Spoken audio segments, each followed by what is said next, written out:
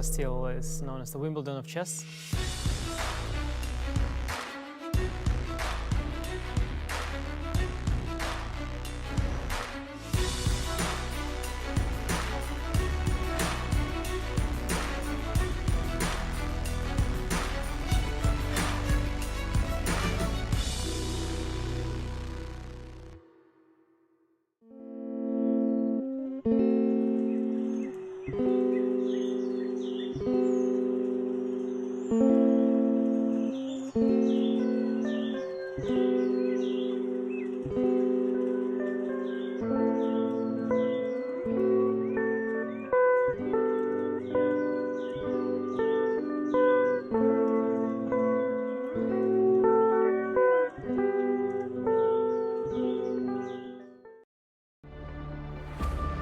Welcome to the 88th edition of the Tata Steel Chess Tournament. The players are ready. The stage is set. Let the games begin.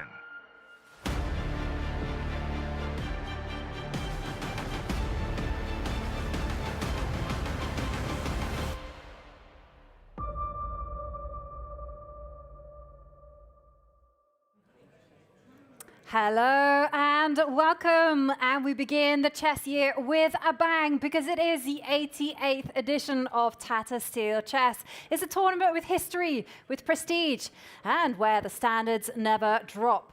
I'm your host, International Master Jovanka Helska, and I'm here with the absolutely amazing Grandmaster Simon Williams, and we come to you live from the Café La Zone with a full house ready to react to every move. So everyone in the audience, can you give us a cheer? Yay!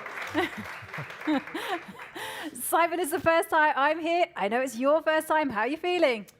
Excited. Yeah, I mean, it's an honor to be here, and I'm so happy it's in a cafe that sells beer with a live crowd, so that is great. And obviously this tournament has been called the Wimbledon of Chess, and what I've seen so far, it really is a great and amazing event. So it's going to be a lot of fun.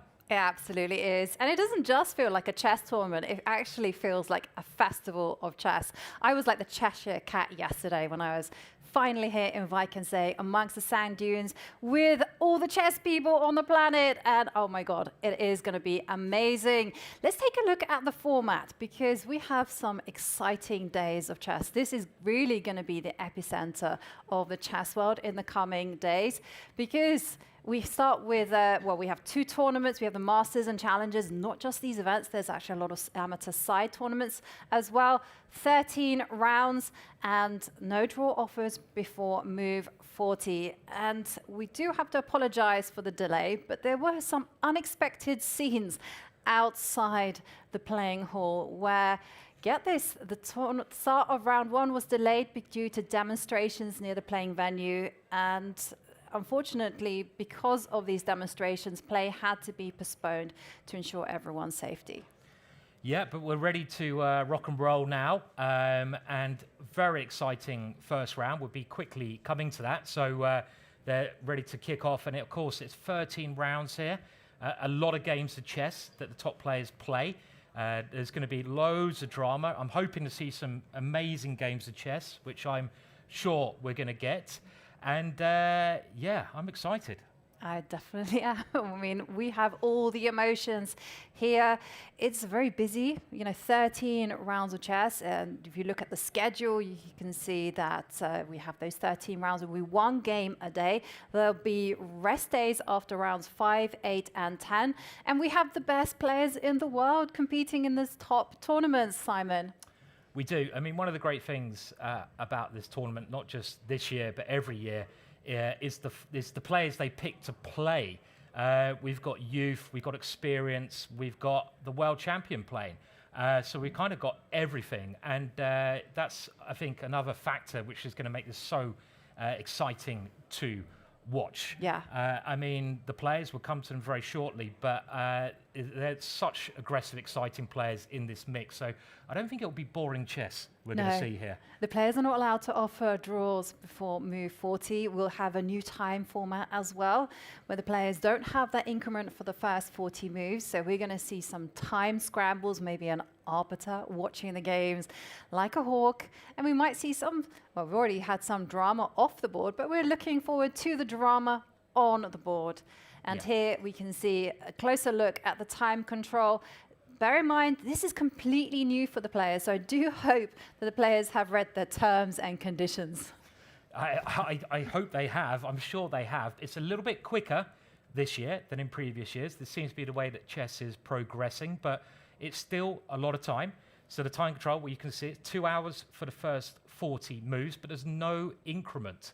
So players can get in time trouble, they can lose in time, and that's going to add another exciting factor to this competition. And then after that, they get 30 minutes plus increment of 30 seconds a move. So it gives the players some time to adjust, you know, and we're going to get to see the very high quality end games that we're really used to in Tata. But there's a new time control for the players, and it's something that they will have to have factored in. It's a different brand of chess, a lot of excitement, and look at the playing hall. Look at all those people getting ready to make the moves. Yeah, I mean, it's amazing, isn't it? I mean, one of the real attractions of this event, and it's our first time here, it's a real honor to be here, is how the mix of amateur players, which you can see in the hall, they're mixing with the professional players. And it is really just absolute heaven for chess players here. This small town gets taken over, and it's a beautiful place as well. It's got a beautiful beach here. And I think they're all ready for battle now, aren't they? Surely. They've got to be raring to go and start playing the chess, as the amateurs are. Yeah, and in fact, this delay might actually be good news for the players, because when you first get into the tournament hall, you're a little bit nervous, you don't quite know what's in front of you. You're just thinking, oh, what about my opening? Do I have the preparation I need? We're waiting for the top players to get there seated. Wow, look at that legend there. I mean, that is one of the greatest legends of chess. Calmly walking with his back to us, that is Chucky Ivanchuk. And thinking about historical games played, one of the most amazing games played was Ivanchuk versus Shirov. And that's a game I recommend you look up. I think it's played early 90s, where Ivanchuk uncorks a marvelous Queen G7 Queen sacrifice. And we're hoping, I love a Queen sacrifice. We're hoping for more of them this event. And some of the best games of chess ever played have been played here, Ivanka. Yeah, and on that subject, I'm going to already ask you, Simon, put you on the spot. How many queen sacrifices do you think we're going to see in this event? Queen sacrifices or queen blunders? Queen sacrifices. I think, well, I'm hoping it's a rare thing nowadays to see a queen sacrifice, because the level of chess is increasing all the time. So normally when I try sacrificing my queen, I just lose. But I'm hoping we'll get at least three. Three. Is that three? I'm going to go for three. What do you reckon, crowd? Are we going to have higher or lower? Do you want to shout higher or lower? Higher. Higher, okay. We're an ambitious lot here in Wijk, and so we're hoping for five queen sacrifices or more. But we'll see what the players produce. And yeah, it's the beginning. It's the opening stage where the mind games already start beginning, because the players will have looked at their opponents. They would have tried to anticipate exactly how they're going to play. They're going to come prepared with those deep opening ideas to unsettle their opponents, and you just don't know what form you're going to be. It's going to be so exciting to see what form the players are in, because even though there's a lot of rounds here, another reason this tournament is great, it's going to really show their class over a long period of time. You want to start well, you want to get into the rhythm, and if you get going with a couple of wins, that gives you a lot of confidence. I'm going to shortly ask Ivanka who she thinks will win it, put her on the spot, as I always do. And it'll be very interesting later on to hear who the crowd is going to favour. Of course, we've got some homebred Dutch players playing here as well. which is great. And they have won this competition before. Yeah, so we in the competition, we have, of course, Anish Giri, 2023 winner, Jordan van Foreest, who won the event in 2021. And also Pragnanandhaa, he's defending champion. You know, he defeated Gukesh in last year's tie breaks. And as you mentioned, there's a nice mix in the event. We have 14-year-old Yazkan Adomush.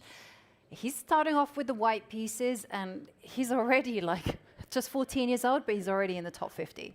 He's incredible. I mean, every player is incredible here, but Magnus said about this kid, he's one of the most talented person he's seen at that age ever. So we're expecting very interesting things from him. Yeah, and the top seed actually is Vincent Keymer, Yeah. who has, get this, a 1-point rating advantage over Arjun Erigaisi. Yeah. And let's have a look. So we're going straight to the venue now because I think they're ready to kick off. And there is Fiona. So maybe we can see the introduction. We move on to the Masters. So first up, we have Marc-André Maurizzi against Daniel Yufa.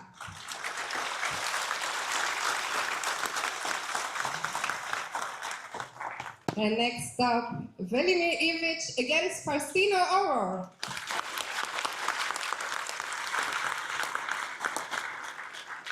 Our local hero, Arvinh Lamy against Aydin Suleimani. And next up, Bibisara Asaubayeva against Andy Woodward.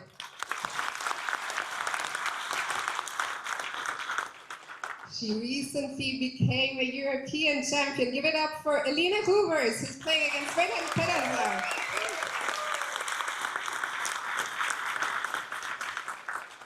And from China, Liu Miyawi, who's playing against Max Barmadam.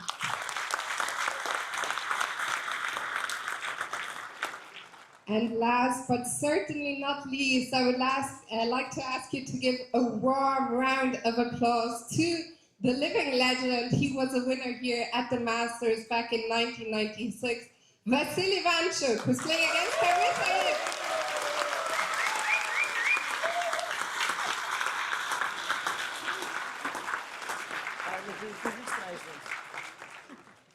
And now we are ready to welcome our masters. We will call them by rating order, starting from the bottom. So first up, from the Czech Republic, please give it up for Tai-Dai van Nguyen.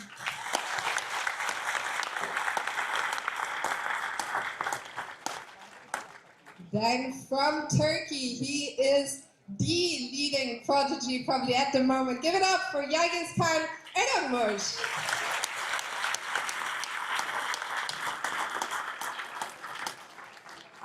Next up, from Germany, he will be playing in the candidates tournament soon. Please welcome Matthias Bluebaum.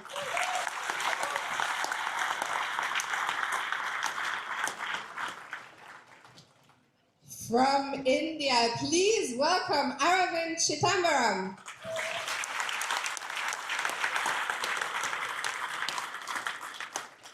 He is from the Netherlands. He is a previous winner here in the Masters. Please welcome Jordan van Foreest.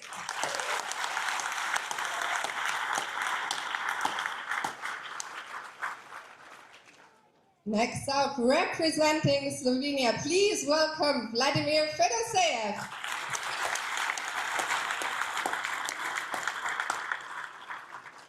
Next up, from the United States of America, give it up for Hans Niemann.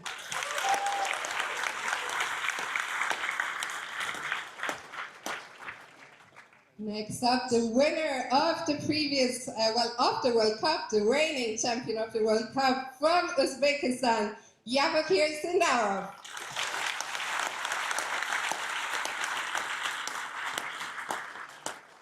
And also from Uzbekistan, please welcome Nodirbek Abdusatorov.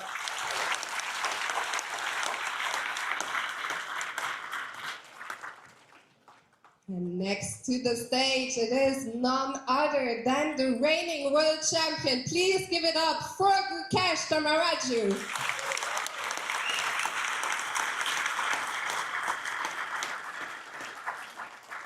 And also from India, he is the defending champion here at Tata Steel Chess. Please welcome Pragnanandhaa.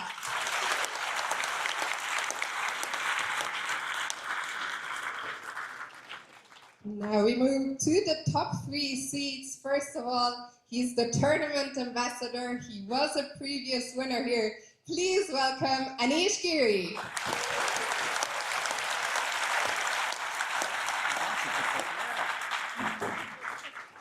Now our second seed from India. Please give it up for Arjun.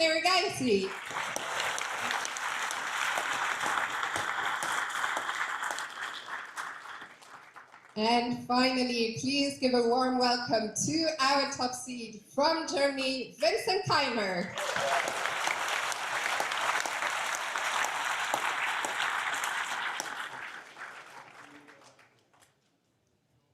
And the masters are gonna do a press photo now. So anyone can try and squeeze in a shot.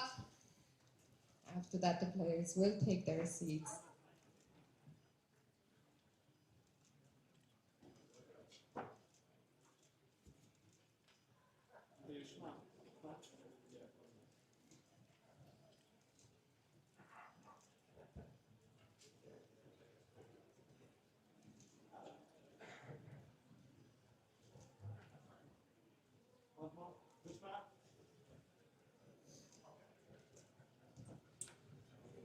Thank you very much, players.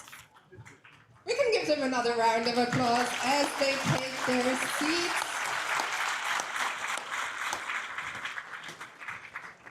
And I would like now to hand the word to the CEO of Tata Steel Netherlands. Please welcome Hans van der Weg. Thank you, Fiona. Thank you very much. Dankjewel. Ja, beste schaakvrienden. Ik ben de CEO van Tata Steel Nederland.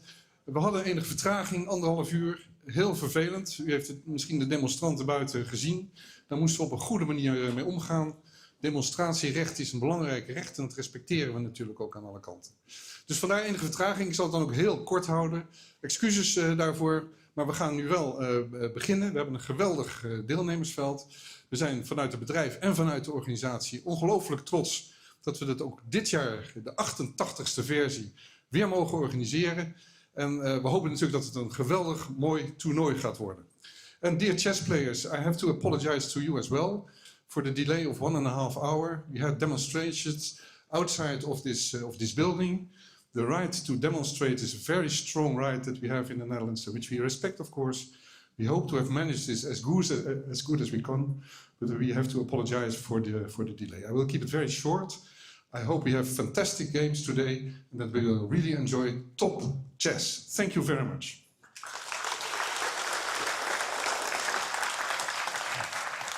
Thank you very much, Hans. And now for the final words before the round gets underway, our tournament director, Jeroen van der Berg. Ja, goedemiddag. Jeroen van der Berg inderdaad, geen broer van Hans, wel dezelfde achternaam. Ik ben toernooidirecteur, ook voor mij en alle amateurschakers excuses voor de vertraging, maar u hebt het al gehoord. Dat kan gebeuren, is ook gebeurd, maar we gaan gelukkig toch beginnen. Commentaar hebben we ook weer, zoals elk jaar. Dat zal niet in het Nederlands zijn dit jaar, maar in het Engels. En dat wordt gegeven door Jovanka Hauska en Simon Williams. En dat begint nu, as we speak. En ze zitten daar ook echt voor alle duidelijkheid. U gaat daar niet naar een scherm kijken, maar gewoon naar de commentatoren zelf. In de pauzes wordt u dan bijgepraat door Tom Bottema, die het in het Nederlands even samenvat. Ga daar even kijken. Dan een belangrijke mededeling, geen telefoons in de speelzaal. Ik zeg het elk jaar, ik zie alweer een paar mensen. Je mag ook geen foto's maken met die telefoon. Als u foto's wil maken, neem dan gewoon een echte camera mee. Telefoons zijn onze grootste vijand. En u wordt er ook keihard op aangesproken door onze arbiters in de zaal. Dus weet dat, het kan gewoon echt niet. No cell phones in the playing hall. Also not for making pictures. Be aware of that. Heb ik nou gezegd? Also to you, dear players, once again, sorry for the delay. It was already said by Hans van den Berg. I'm very happy that you are all here. We can start soon. And we will do this after the gong, and the gong will be hit by the same man who spoke before me, Hans van den Berg, CEO of Tata Steel in the Netherlands. Hans, after your hit on the gong, the games can finally start. Good luck and enjoy.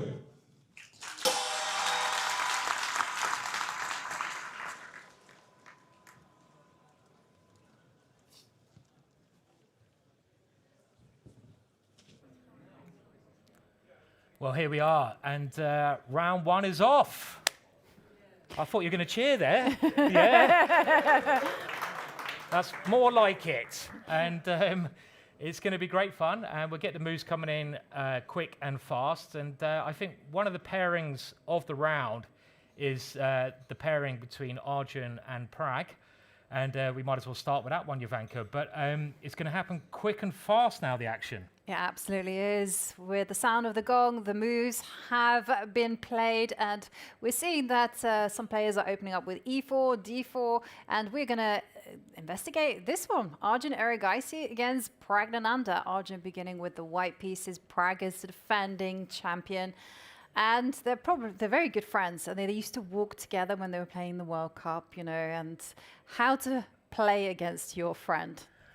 It's very tricky. I mean, I think, you know, it's actually a good test. You've got to put the emotions aside, and you just got to kill them at the chessboard. It's as simple as that. I mean, especially as there's no draws allowed before move 40 in this competition. And going straight to the board, maybe, I was going to say a slight surprise, but we see Pragg has played the Queen's Gambit accepted here, and they're banging out the moves at a real pace here. This response is the most critical, where White puts 2 pawns in the center of the board, gaining the center, and now Pragg has attacked that center with his pawn, and we're following theory so far here, Jovanka, but quite an interesting start to this game. Yep. And it's really aggressive, actually, from White. You know, you can go e3 if you wanted, or knight f3, but e4 taking the center. And I was just going to say, Black does have a choice between taking that pawn on d4 or just throwing in a check on b4 with the bishop. But pawn takes pawn is the most played move, so I'm expecting bishop takes c4 to be played. Yeah, and they, as you know, these two have played before, and they're quite evenly matched on their scores in previous encounters. There's really not much between them. Arjun is one of my favorite players just because he's such an aggressive player. He's sort of a man after my own heart, so I love attacking, and he often goes straight forwards. And this variation, you can see at the moment, well, he was 2 pawns down.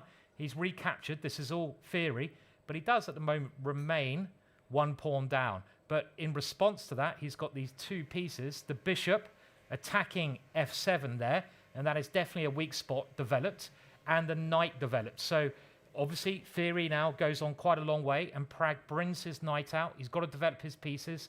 At the same time, he defends that pawn. Arjun was thinking about taking that back with something. And how does White continue here? Well, there's a number of moves. White can just castle, very sensible move. If you wanted to try something a little bit more funky, you could try to target the weak point here with an idea such as Queen b3. I don't know, Jovanka, what do you think of this opening so far? Well, already is pretty sharp, right? Because even if White goes castles, it's not it's not a slow position, because as you mentioned, f7 is the sensitive point, and you always have to be wary of a queen coming to b3, a knight coming out to g5.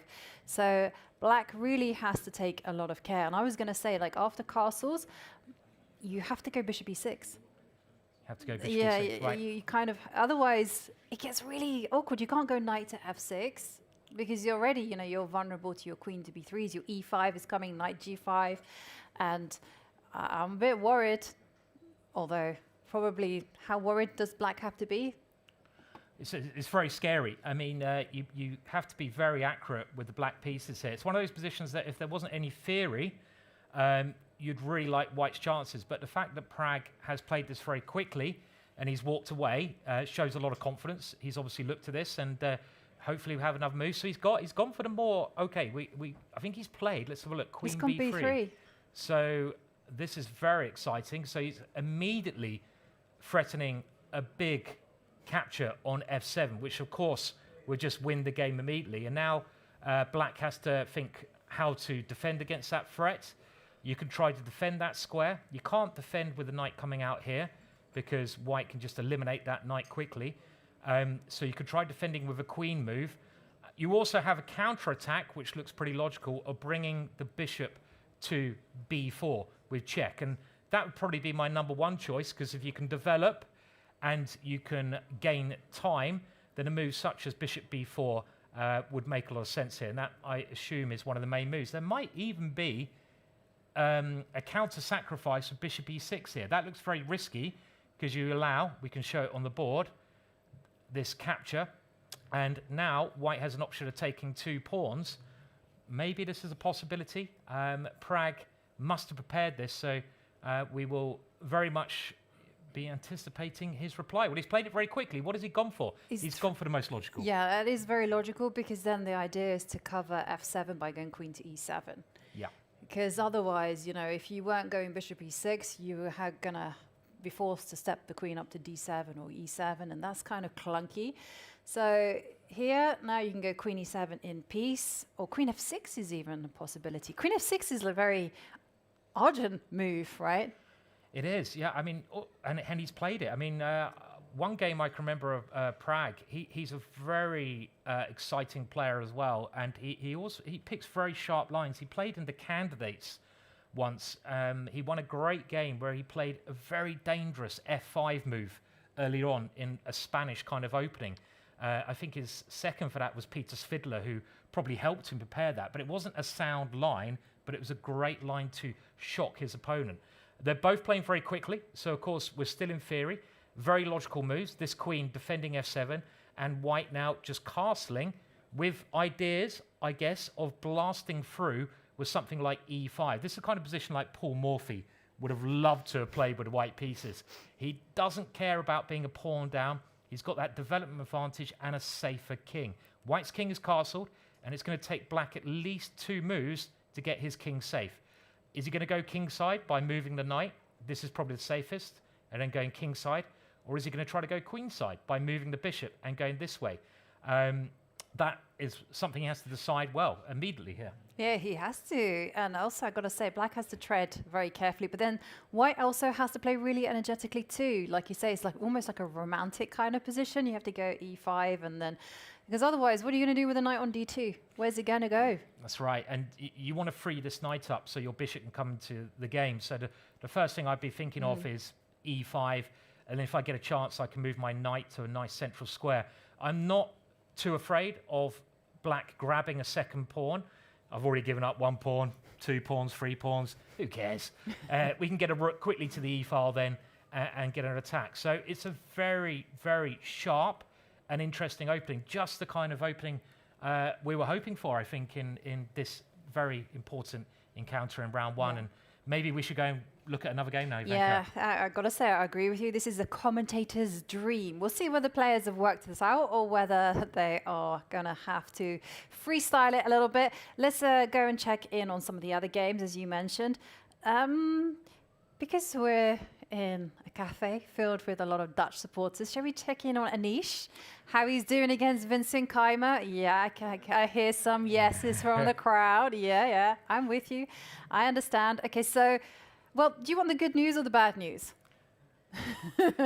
I'll take the bad news. Go on, give me the bad news. The bad news? Yeah. Well, okay, the queens are off. Okay, I mean, that's not necessarily bad, but we like attacking chess. We do like, yeah. It's okay, but... So let's kind of see exactly what happened. So the good news is I think Anish probably has everything worked out. Well, it's amazing. You got the same opening as in the other encounter that we were looking at. Same, but different. Take a look at what's happened. So instead of playing e4, which is probably a bit more critical, this is a more positional approach. And as we're going to see, as Jovanka says, they follow theory for a while. White just tries to win the pawn back on c4. It can't be saved by this move. That's a little bit too weakening because you can attack that pawn structure. It leads to a good position for white. So black has to give the pawn back. Vincent captures it quickly, and we get to the current position. All theory, black trying to do something in the center of the board. And now this is a standard idea in the Queen's Gambit accepted. Black wants to gain space on the queen side, try to find a good diagonal for the pieces. This bishop coming to that diagonal, still theory. Now, this is a little bit rare, as far as I know, putting the rook here, but it has a logical idea. The e-pawn can become a very important attacking unit, especially if it gets to that square. This is something, if we go back as far as Alieki and Alekhine, he loved playing this idea. And now Anish develops, White develops, bishop e7. This would have been a sharper choice there, but also a more risky choice. And we've got to think about the game situation. Vincent is the top seed. Anish is hoping to win this. I think it'll be the second time he's won this event. And with the black pieces, a draw is not a bad start. So he goes for a safer continuation. And now we have that exchange of queens. So we have pawn takes pawn. This was Vincent's choice to exchange queens. The queens come off the board. And Anish recaptures that one. The knight now starts a maneuver, I guess heading for one of these two squares. And do we have any more moves? No. That's where we are. So this may be a move that slightly caught Anish off guard, Jovanka, knight to d2. Yeah, as you mentioned, well, Simon, I was going to ask you, would you be seen playing this type of opening as white? No. No. I had to think about that for a long time. I mean, again, you have to play openings that fit your style. Yeah. And I think this is what a lot of people forget when they're starting off in chess. You don't necessarily have to play openings that the top players play.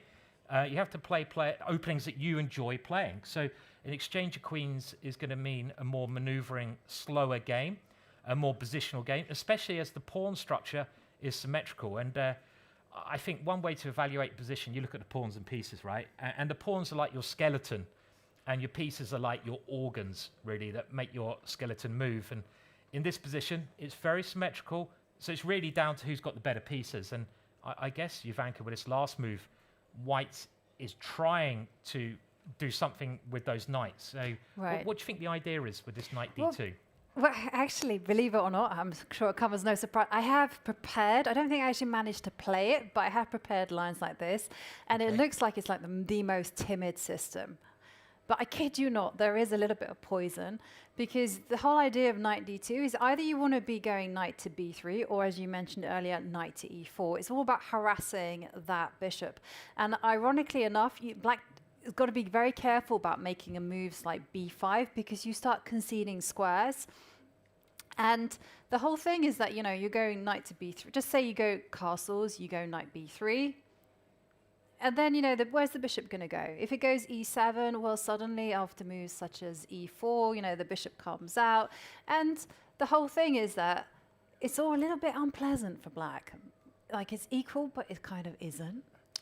It's equal, but it's slightly more equal for White. Yes. Which is, something a lot of top players, they aim for now. They want kind of risk-free ways to push in the game. And I've always found the big difference in these structures, because they look like they should just be completely equal. It often comes down to which side gets their sort of dormant, their dead bishop into the game first. There's two ways of doing that. Obviously, you can fianchetto, or you can try to come this way. And that is the problem piece for White and for Black. If you can get those guys into the game, it should be all right. Jovanka mentioned this b5 move, and I think it's worth just looking at this very briefly. By the way, Anish did castle, but if you do play b5, this is a move to be very tempting, because you'll gain space, and it looks like you're getting your bishop in the game. Well, for a start, there might be knight e4, but I'm going to move the bishop back to this square, and now I'm trying to reroute. And a very important idea in these positions is that this pawn, when you make a pawn move, pawns can't move backwards. They can become weak. They concede squares. And this little move a4 is something that can cause Black a lot of problems structurally. But let's get back to the game, shall we? So we have a couple more moves. Anish plays the very normal-looking castles. And now we're following what you mentioned, Jovanka. The knight comes to b3. Where does Black put the bishop? This is the first little question that Anish, I think, has to answer. Where would you put it, Jovanka? I mean, e7 or, I guess, a7 are the two squares. Yeah, I also checked the database, and Pragg played this against Shak Mamedyarov, so Shak was white, and that game went bishop to b4. So that's actually designed to fight against a very quick e4. And also just threatening to go maybe bishop takes knight at some point just to ruin the position. So bishop to d2 was the response. So that occurred in the game you mentioned. And yeah, this does make sense because one idea, as Ivanka pointed out, is now White wants to move this pawn and develop that dormant bishop. Yeah. And if you can get those moves in whilst you leave your opponent's piece at home, that means these two pieces on the queen side are very bad. So bishop b4 effectively, I guess, stops this idea because now you can get rid of the defender of the pawn and black can most likely take this one. Okay, white's got two bishops, but a pawn is a pawn when the queens are off the board. So Anish now thinking how to continue.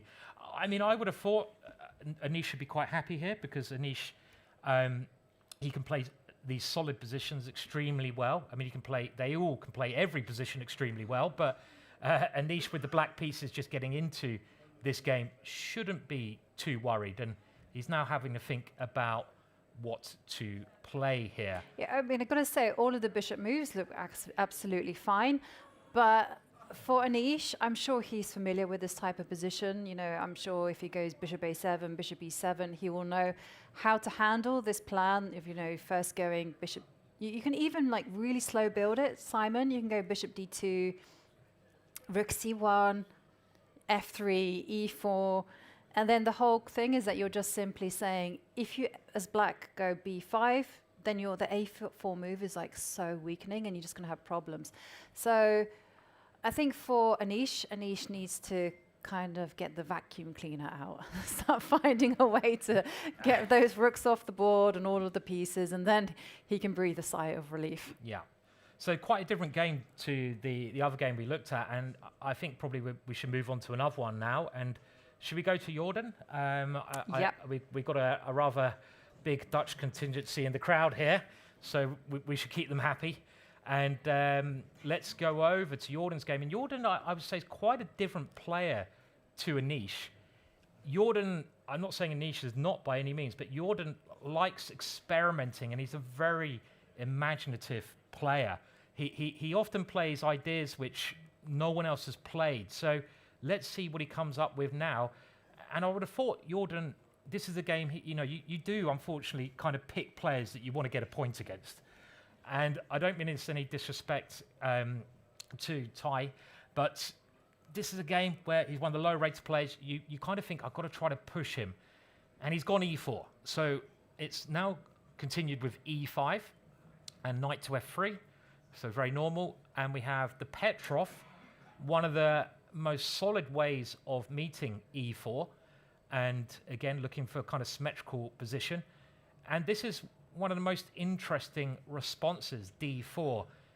Very recently, there was an amazing game played by Hari Krishna.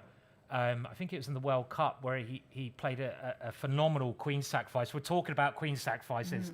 I love to see one today where he played this variation. And this is also a good way to try to avoid the symmetrical nature of the position, because obviously the main line, which I'm sure everyone knows, you take here, and this kind of stuff happens where both pawns get hoovered off the board.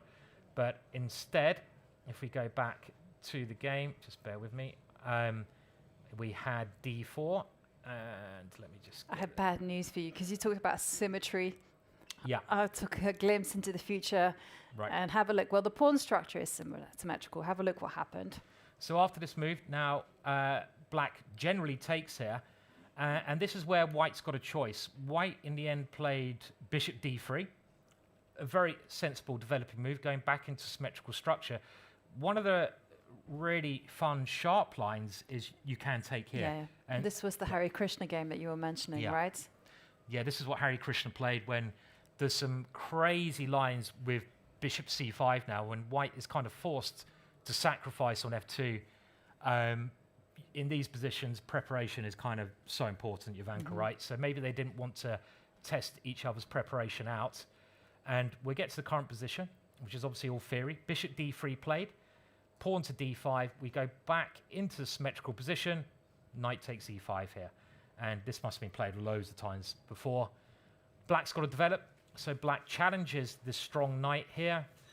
And after castles, well, I'm glad to see now it's not a symmetrical position anymore, because generally you get more dynamic kind of middle games if the position is not symmetrical.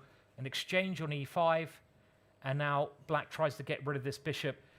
In e4 openings, 1e4 openings, the light square bishop is often a tremendous piece for white.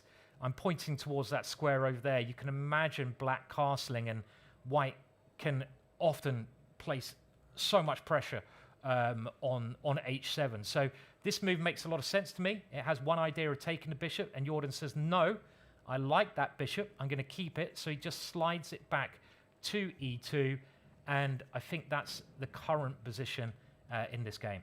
Yeah, it was interesting actually, because white wasn't obliged to waste time with bishop to e2, could have gone bishop e3, because with that pawn structure, with a pawn on e5, you know, as white, you kind of want to start advancing f4 and just taking as much space as possible. But bishop e3 was another candidate move, but instead bishop e2, not the most popular move, Simon. So for Nguyen, he has to now think about how he's going to continue. Is he going to go bishop e7? Is he going to go c6 just to reinforce the center? If he goes bishop e7, I can give you a flavor of how things will develop. So bishop e7, bishop e3 is a kind of nice developing move. If you want to be fancy, you can go b3. But I think bishop e3 is logical and simple. And then after, say, a move like castles, f4. My kind of, you know, I like boring chess, but I also like the possibility of pushing pawns. Well, I've seen some of your games. I've been on the other side where you chased my king up the board and checkmated me on about move 20. So it's not just boring chess you like, I know that. And this would be a very dangerous setup for black. You have to be very careful not to allow the white pawn to get to f6. If you can imagine that pawn getting that far, it would destroy the king side, because black would be pretty much forced to open his king up with something like that. Even if you have to sacrifice the pawn there, it would be worth it to get an open g file against the king. So when you get this kind of f4, black needs to do something. And the two standard ways to meet this that I know is either f5, trying to block it down, or f6. And f6, similar idea.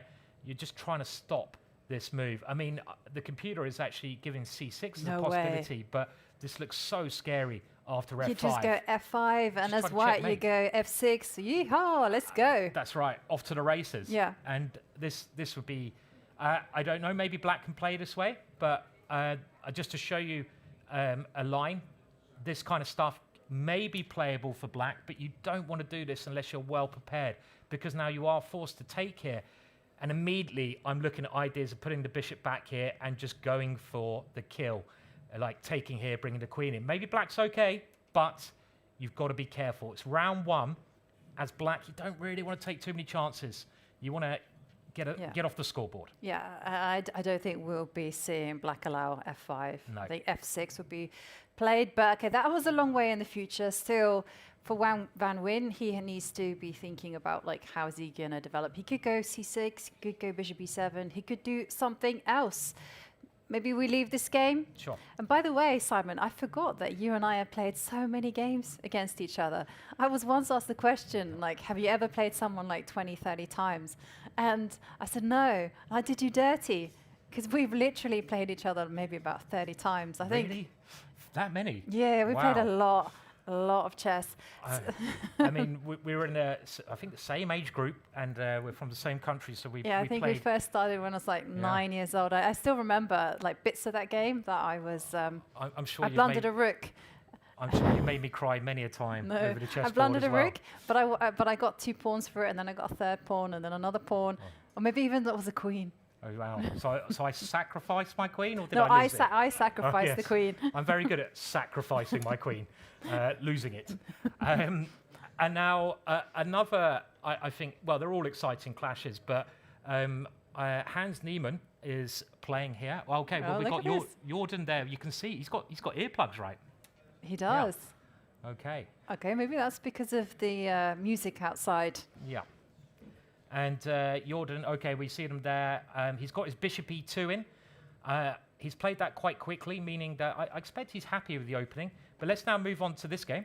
And, of course, Hans Niemann playing with the white pieces.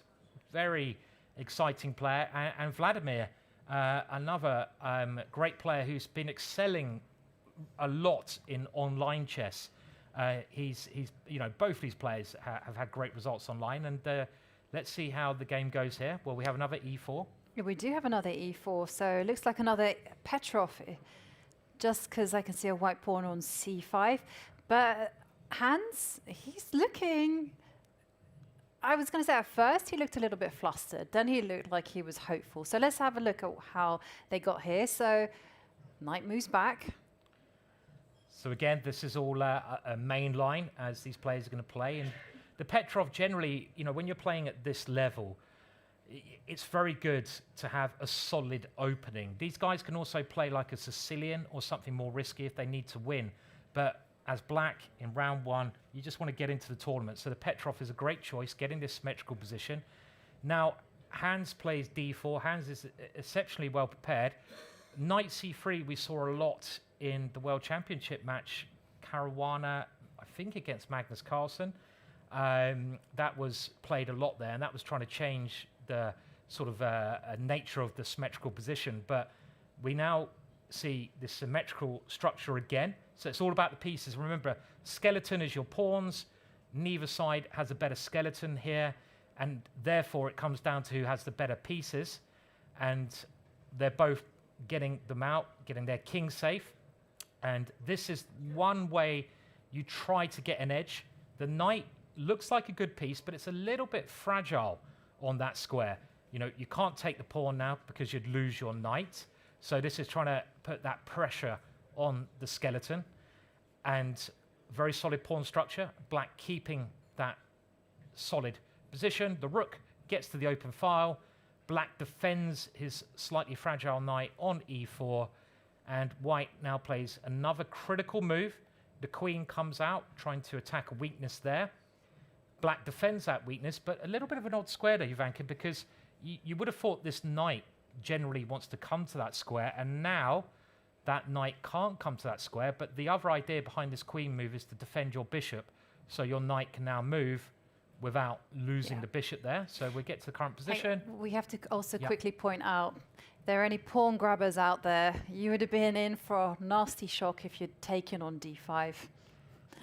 Yes. And gone the whole hog, and you would have found out, oh dear, Yeah. a genuine queen sacrifice.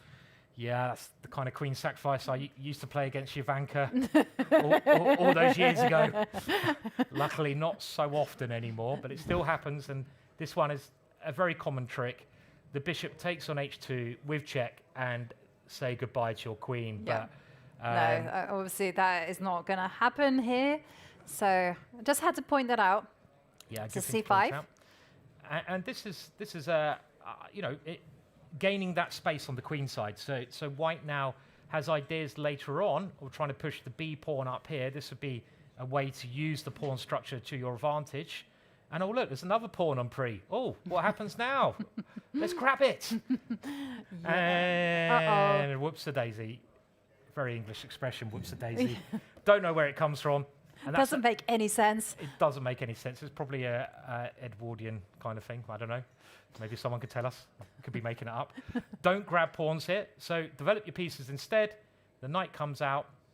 Black really trying to reinforce that knight. Is it a good piece or a bad piece? That could be another battle in the opening. That square there. And here, Hans just develops his bishop. The last piece develops.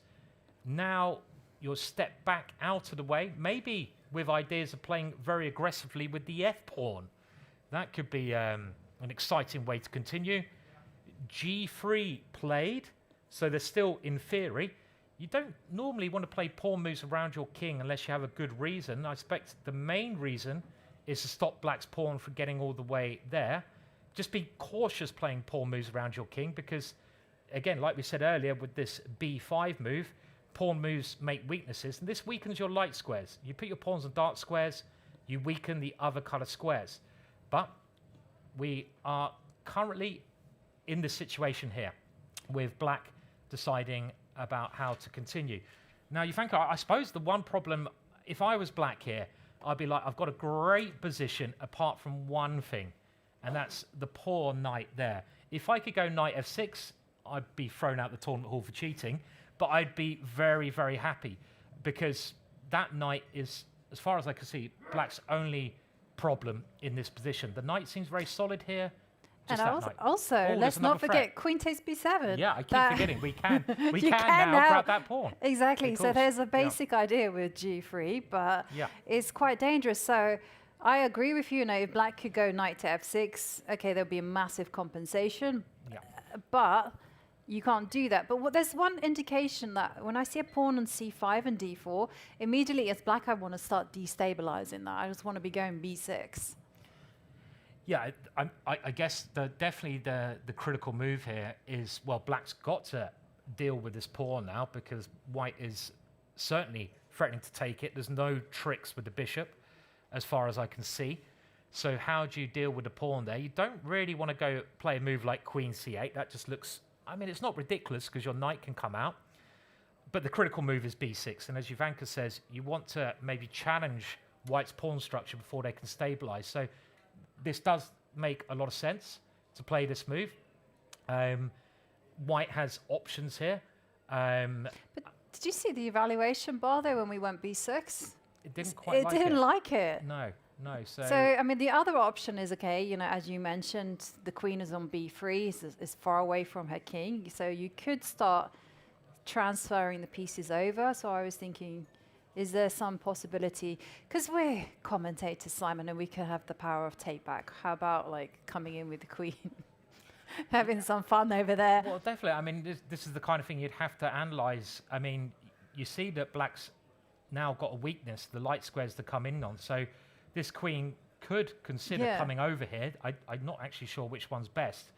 I don't see how queen h3 creates any threats at the moment. I think black needs a bit more firepower. This is the move, of course, you would look at, but you need a good follow-up, and black's pieces are not quite well situated to follow that up. I mean, if you could get the pawn here, obviously I love that kind of idea, that might work, but I don't think queen h3 really helps. Queen g4, well, that creates a threat at least.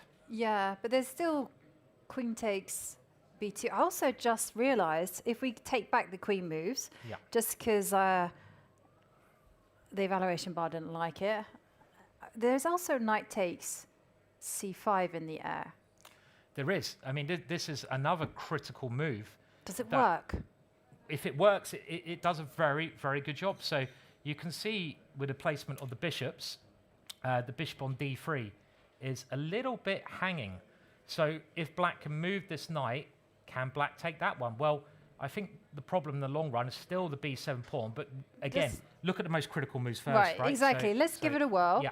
So and take c5. Evaluation bar is telling us immediately, no, it doesn't work. But I guess it's because the pawn takes knight, and then you can just take on b7. Although you do get the light squares, it's not as easy as the evaluation bar makes out. No, I'm pretty sure Hans, just the way he's moving, and the speed he's moving, has prepared this quite deeply, because even this position, okay, the evaluation bar says white's completely winning, but with the open light squares, as you mentioned, and the possibility of a queen trying to get in, it's a little bit, you have to be a little bit, just on guard. Like your knight a6 comes out, and then... And this is, again, critical, because you're threatening rook b8, winning the queen. So what is white's idea if the knight comes here? It's equal material. You've got a lot of benefits with the light square bishop, but Hans clearly prepared this. And I think there might be quite an amazing move here. Should we see if the audience have woken up yet? Are you awake? Okay, let's have some suggestions. So we do have a live audience here, which is fantastic. Well, I think most of them are alive. Then no one's fallen asleep quite yet. So we have the idea of bishop f4 is one suggestion, but how would this stop rook b8? So this is the main threat. So you've got to find a way to stop this. And I don't see now. Well, knight e5, so you've got to continue. But if you're going to play knight e5, could you not play this a move ago? Would that be better when your queen's not on pre? So I think this is actually what the move is. I think it's the right way to play, because you can't take it with a rook, because you drop a8 with check. You can't take it with a bishop, because you drop the queen. and c6 is going to drop next move. But we do actually have some Hang moves. on, what was played? Was this played? No way. It couldn't have been played. This could not have been played. So Have we predicted the future, guys? oh my words! If we have, We have. oh my This words! is actually on the board. I can't believe this. I cannot believe this because We need to play the lottery tonight, Simon. I just assumed this was not possible. And the thing that struck me, Vladimir has played this quite quickly. This is a massive, massive decision because you can play Queen c8. I mean, this is the move I was sort of getting near thinking is the most sensible. The knight's a problem. Defend the pawn, bring the knight out, and just bring the knight over to the king side with a normal game. Vladimir has played knight takes c5. Yeah. So let's have a look. So Hans has now looked like he's fallen into a slumber there. He's trying to recall his theory. You've got to take the knight because what else are you doing? This is going to be forced. And now this is, again, a completely forced variation. Black's got to win the piece back. It's White's move here. There might be other options, but of course you look at the most critical move. Yeah. So you take it. The rook is on pre. Has this actually happened? Look at the evaluation. Look at the evaluation bar. The evaluation bar is saying Vladimir is busted. It is saying it's busted, but okay, let's go knight a6. To me, is like the only other move, unless you are doing some funny business. I just have a look here, because what is Vladimir's idea? Because even though the evaluation bar is saying he's busted, is there anything else you can do? And Like, I mean, you have to deal with your rook. yeah. So that's why I was thinking, well, is this something else? I mean, the only other Is the thing queen coming out to g4? the problem if you go queen g4 is maybe you've got enough compensation if I take it, maybe. But if I defend the knight or move the knight, you put another piece on pre. So, I mean, I don't really believe it. And he's played taken this. it. He's played it. Of course, he's taken on b7. He must have looked this before. But I mean, what I find amazing about this is that clearly Hans has prepared this. Yeah. Vladimir hasn't prepared this, but he hasn't taken much time to play this. So what is Vladimir's idea? Anyone else have an idea in the crowd? I mean, I can't see anything else. I mean, there's nothing with bishop takes here. That's just ridiculous. Well, hang on a second. Let's try it. Just for laughs. Okay. Bishop takes pawn. So bishop takes pawn Queen takes queen. is forcing queen takes queen. I mean, queen takes here, you get your queen trapped with knight a7. That's knight a6. But queen take, I think there's a very simple solution. And you look for the simple solution first. Simple solution, queen takes queen, and I'm going to win this bishop. Yeah. Done, dusted. I mean, you can get 2 pawns for the bishop, but that's clearly not enough, right? No. So you can't do that. So if you can't do that, I honestly can't see anything else. Did he just miss this knight e5? Is knight e5 that strong? Is knight e5 the only move as well? Because I was actually thinking, it's quite funny. I didn't see knight e5. I was thinking knight d4. That's how you rescue the queen from dodge. Although, is this one... Okay, the evaluation bar says okay, but not as convincing. Yeah, I mean, knight d4, as Ivanka said, is very logical because you're just trying to get your queen out and capture a pawn at the same time. I mean, the maybe slight problem with this for white is that black can also take a pawn and we could get lots of exchanges. Let's just show that. Knight takes pawn, threatening the queen. The queen captures here. And, I mean, even this position, I have to admit, is probably preferable for white. But, you know, the real question is about this knight e5, because the difference with knight e5 is that it hits the queen. Okay. So now... And you hit the bishop as well, so you can't just go... You have to play some... You know, Queen this is a forcing line. Yeah, so let's go further. Let's go queen takes... I was going to go rook takes knight, and there's queen f5. And by the way, you can actually look at the bottom of the screen, and you can actually track the evaluation bars on all of the other games. And you can see that there, the third game from the left, that is the game that we are following between Hans Niemann and Fedoseev. So 2 options. So rook takes knight, queen f5. Let's go rook takes knight. Let's go in for the business. This could very much occur, couldn't it, Ivanka? Because I don't... Okay, so we go rook takes knight. This is critical. And now, obviously, queen takes rook. This is a forcing line. Check. So now... Let's go back. Rook e8. Let's Rook say e8. all part of the plan. And now I'll just come back again, and I've won the exchange. Oh, rook b8. Oh, rook d8. Ah, so Rook queen b8, takes what a7. happened? Queen takes a7. That's the one, isn't it?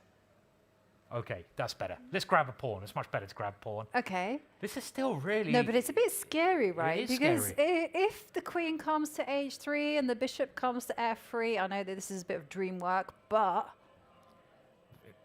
you got issues on the light squares. Okay, so let's go.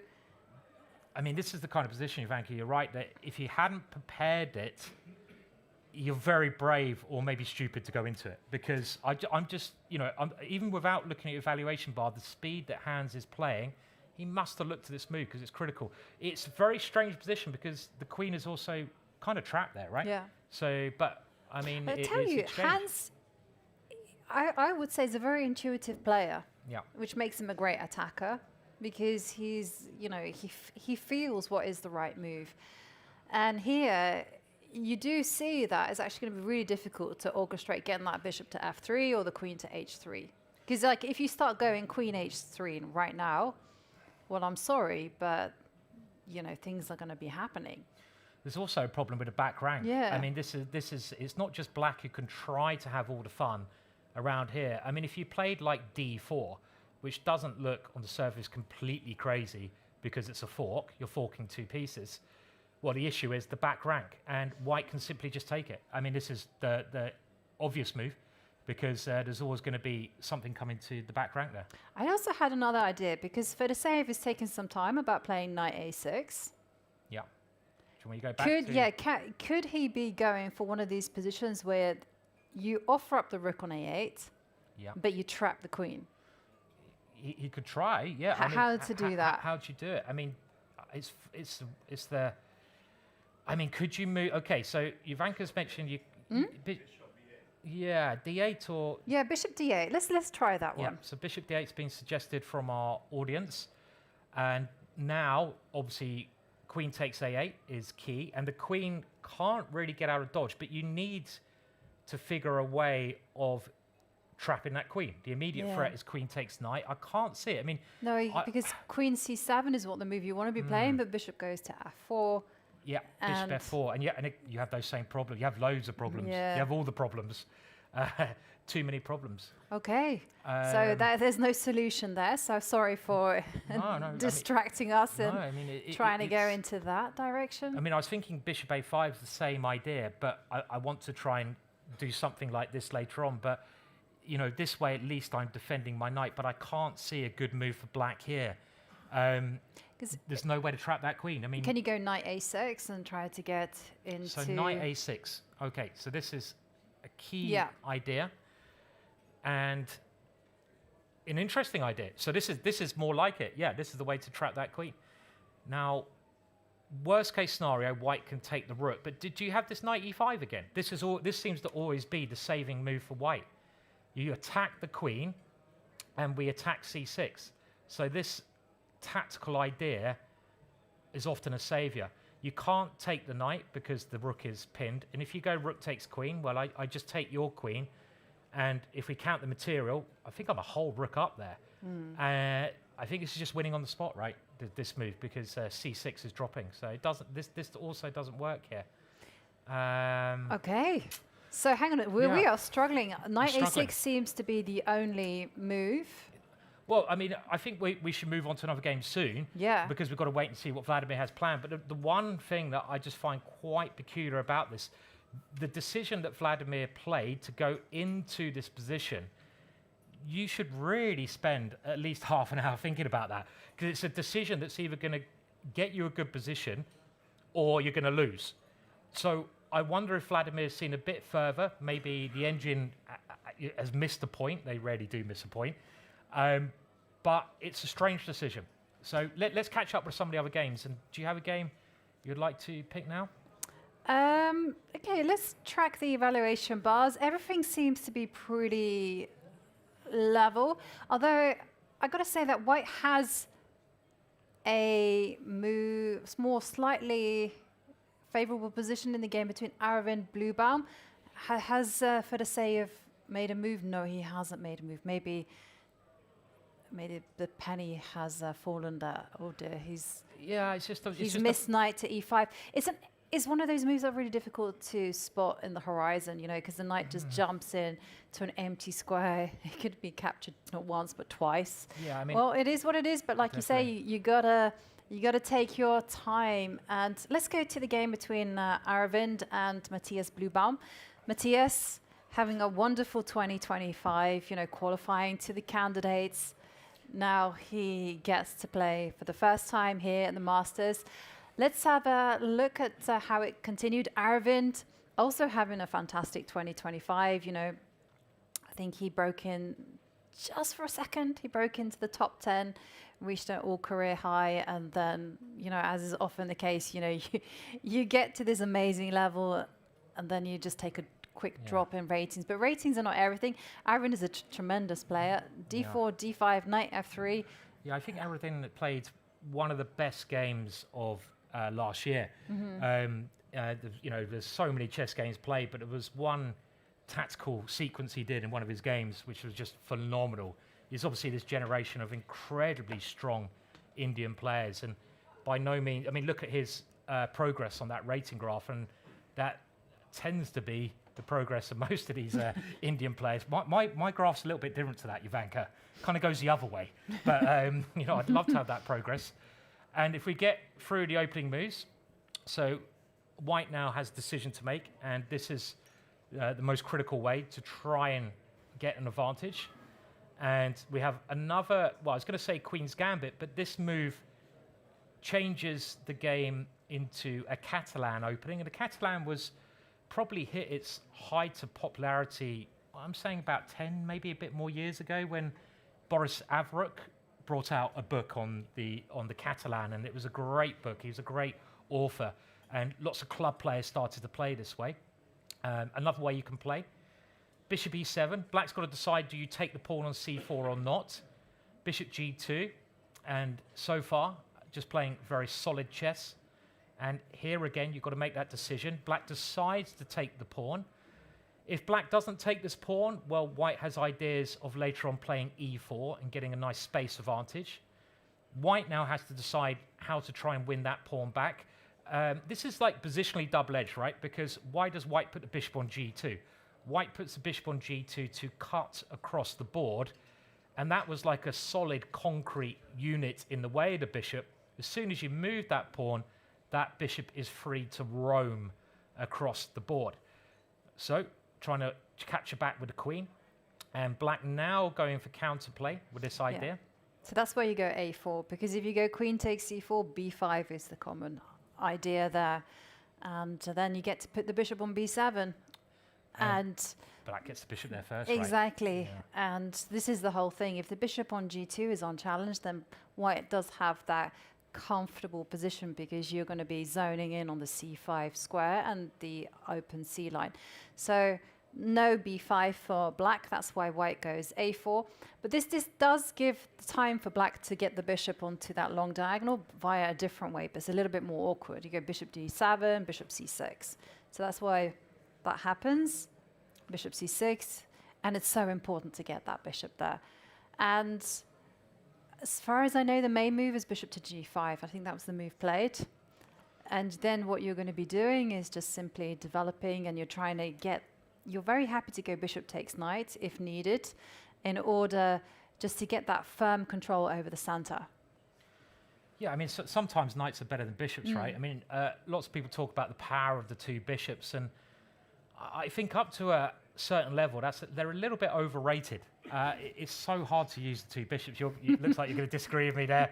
That's the first time I've heard a co-commentator say that. Everyone is like, oh, the bishops, the bishops. Well, I'm a weak grandmaster, so I can get away with it. And but knights are tricky pieces, right? Yeah. And the bishops are great. But you know, this knight on F6, so you think about its function here, it's controlling two very important central squares. So if Black had played, for example, H6 here, you take it. After you take it, yeah, I mean, you gain more control over the center, and the center is the most important part of the board. And I can now start preparing to place my pawns on those squares. So this would be really nice. You're a Catalan player, aren't you, Ivanka? Is that right? Or sometimes? Well, I kind of consider myself a positional player, but the irony is I could not handle the Catalan. Okay. Why can't you handle it? I just couldn't do it.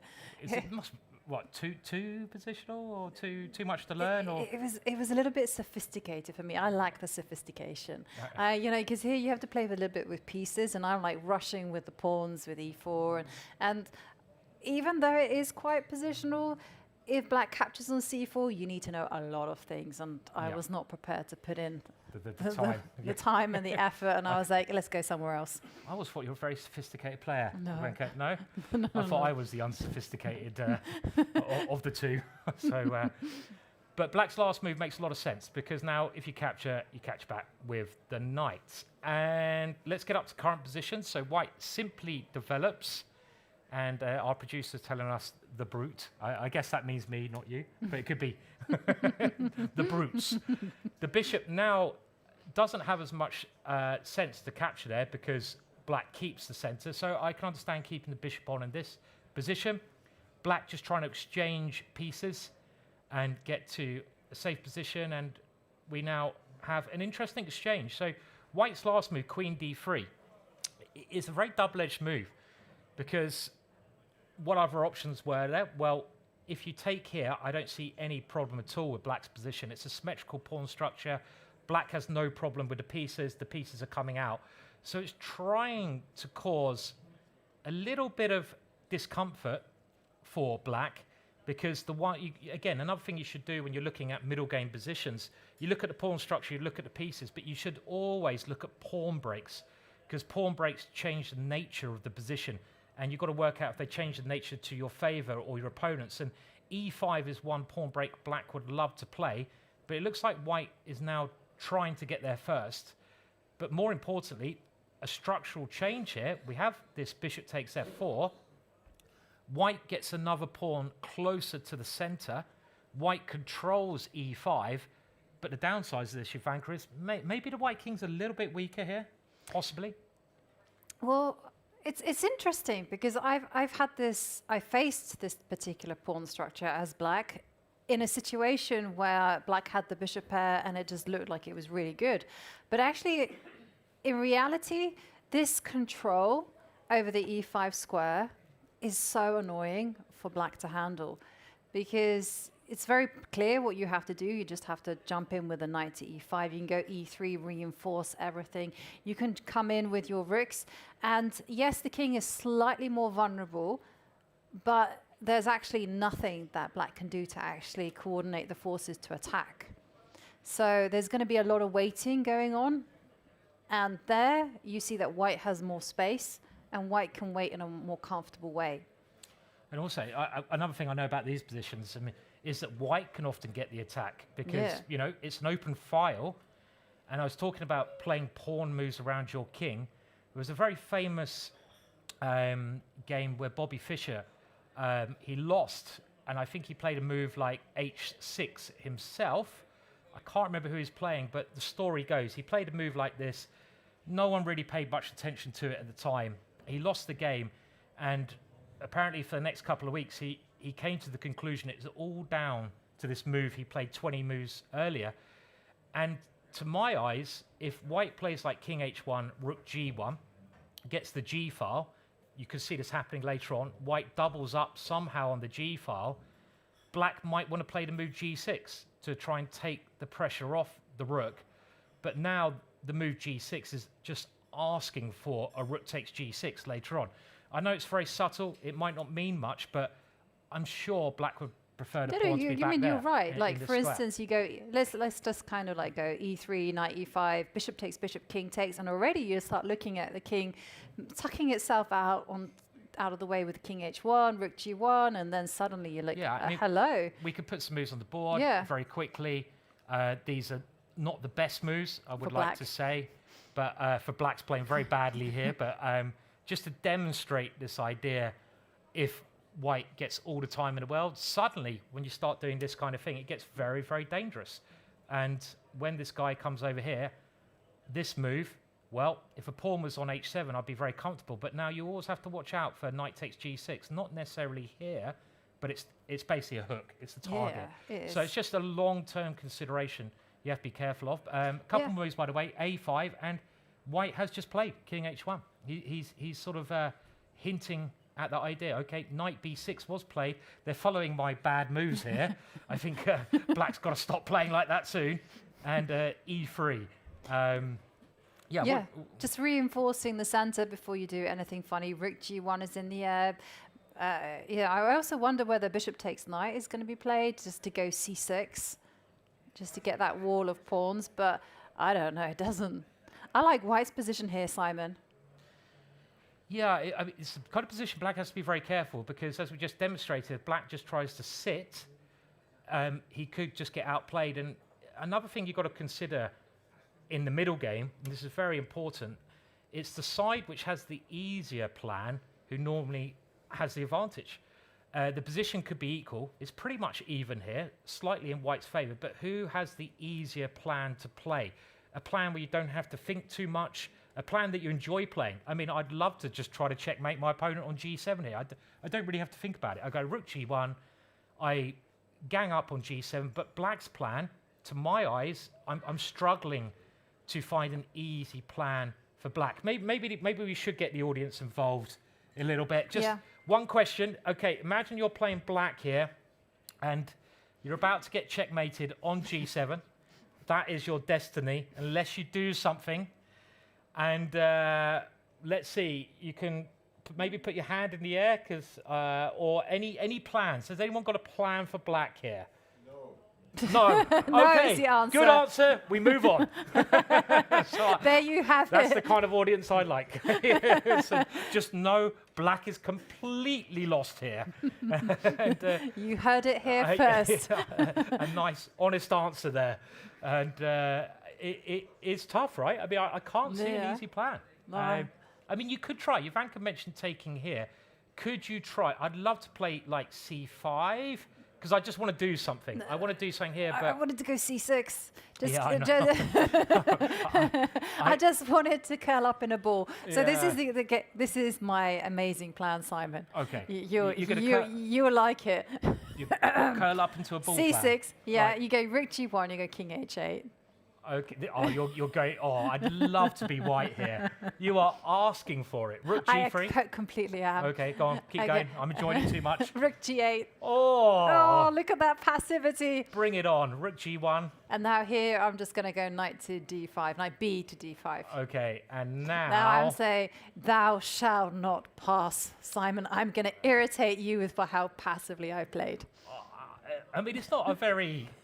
No, this is Scary not. way to play, This is but- not to be recommended. This is not inspiring chess. No, but you're right. I mean, it's hard to break through. It is, yeah. Wow. Okay, what It's- about it's what about miserable, what about right? this one? I'm going for what's called the Alekine's gun. I'm just bringing them all over. Yeah, that's okay because I can go Queen F8. I mean, but you can. You're so calmly recommending Queen F8. It's No, fine. it's- Nothing to worry about here. No, Nothing to report. I was just gonna say, look, I'm It is. It is. It's ugly. I can't believe the computer thinks Black's better. no way. It does. So What did you do, Simon? I thought I was going to checkmate you, but no. It actually. So crawling up into a ball. That's the best way to. I like it. This Well, is. okay, here, you know. Yeah, no. There's actually a nice maneuver the computer gives, which is Oh, bringing okay. this knight around to F5. So. Yes. Obviously not completely clear, and maybe a very clever idea then. This idea. No, this is not a clever idea. This is just yeah, I mean, unpleasant defensiveness. well, it kind of makes sense, right? Because what could be White's most dangerous piece, and again, we're talking about changing bishops for knights, which a lot of players don't like doing. But in this case, you can imagine that knight getting there, and that is what we call an octopus. You know, it's spreading its tentacles everywhere, or is it a spider? I don't know what it is, but it's a massive piece. A spider with tentacles. It's been through a nuclear attack and survived. And that knight coming there, it could be great, yeah? Yeah, yeah. So you're getting Yeah. rid of my most dangerous piece. So I kind of like the idea. Yeah. Let's go to another game. So Yeah, I was gonna Yeah. actually say that we've been tweeting to a lot of exciting games, but there's one game that's looking like it's headed into equality. Okay, so let's kind of whiz through the moves because okay. they played a lot of moves. And Nodirbek has barely used any time on the clock. Remember, the players are not getting any increment here. And this Queen F6, yeah. Okay. It's a common idea. You can go bishop d6 to defend e5. Queen f6 is pretty standard with the idea of going bishop g4. And if you go h3, you go h5. The And fishing hook, they call it, right? Is that what it's called? I think it's called the fishing hook. So if white plays a slow move here, let's say knight here, you go bishop g4. Well, already black's doing very well here. I mean, let's play a more sensible move like d3. I play the bishop to g4, and now white says, I don't want you to double my pawn, so I'll go like knight here. Black plays, I'm just going to put it on the board, castles. You go, right, I'm going to kick that bishop away. And now they think they call this the fishing hook. Okay, from the book. It kind of looks like a fishing hook, right? Hang on a second. I know which book it originated from. Chess and Fishing. Chess and Fishing, that famous book. for those that don't know, Simon once played a practical joke when we were covering the Champions Chess Tour. So he was doing another stream, and he was doing with Erwin Lamy. And at the end of the show, we would call in, and Simon would give his thoughts. And he called in, and he said, there was a nice trap. The knight was in its stable from the book Chess and Fishing.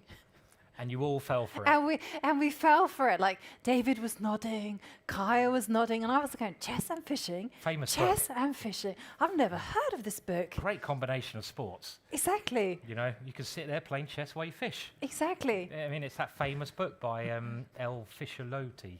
Yeah, okay. But I mean, this fishing hook, I think it's called the fishing hook. I'm pretty sure it is. Okay. And the idea, it's supposed to resemble the bait.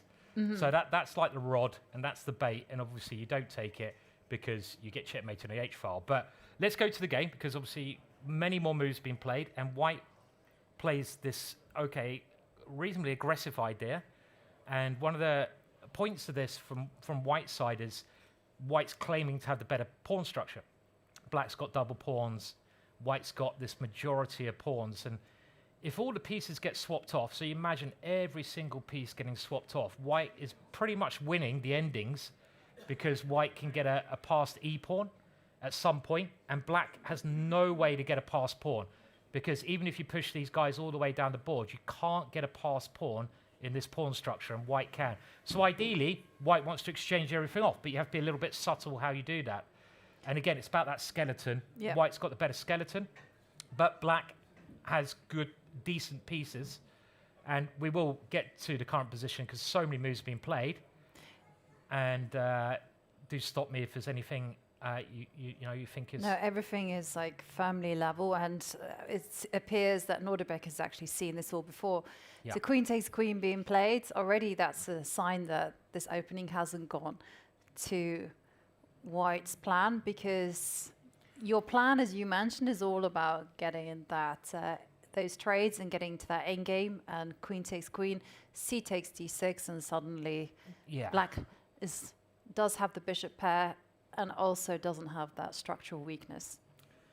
That's right. I mean, black shouldn't take the piece here, because then again you've got those problems with the pawn structure. But with this move, black is most likely going to play d5, getting rid of the backwards pawn. If this pawn has to remain there, it could be weak. But as soon as you play this move, you've got rid of most of your problems. So is he able to play that move? Well, he's got to play it now. One more move from white, and white would just be better, because at the moment, white's got 1, 2, 3 pieces controlling d5, and black's got 3 pieces defending. So white needs to get one more piece on it. And then this would be a very nice position for white, because this is a real problem pawn. So black has to try to advance now. We're going to get many exchanges, which we do. And the little question I'd be thinking here if I was white is the only way I can try to maybe get an advantage is by changing the pawn structure, because it's symmetrical again. What would happen if I took here? And there's 2 things that black could try. Black could think about taking the bishop, but I think black's knight is just too strong here. Exactly. In this situation. And you don't want to be going knight takes knight, because suddenly, look at that, e takes d5, and suddenly d4 is coming. The bishop can reroute itself to f6, and it's just, you don't want to be doing this. In fact, more moves have been playing. They're already racing to that 40 move mark. Remember, the players cannot offer a draw until they have passed move 40, and that's when they'll actually start receiving that 30-second increment. So what happened was bishop f4, bishop takes b2, knight b6, checkmate. Done. Done. That was over. I don't know why they're still sitting there. There's a bit of a delay. An amazing checkmate on the board. Let's move on to the next game. Funnily enough, that did not happen. Okay, but it is getting a little bit interesting now because there's some possibility of exchanges. So let's see. Okay, well, white now grabbed the pawn. Black hits the knight. Could all still be theory. I would not be surprised. And we now have the dreaded opposite coloured bishop position, which is very often a draw. Now, white's a pawn up, but it's not a very good pawn. Black now attacks the rook. It looks very safe for black with the 2 open lines. The only way white can do anything really is by trying to come in on the A file, but that's... You can't do that just yet. So bishop goes back to d4. I mean, the thing is with this bishop move is that now a4 really isn't that attractive because you can meet that even with moves like b4 as well. Yeah. And even then, you don't need to be doing that. But what's the priority for black is just to swap off all the rooks.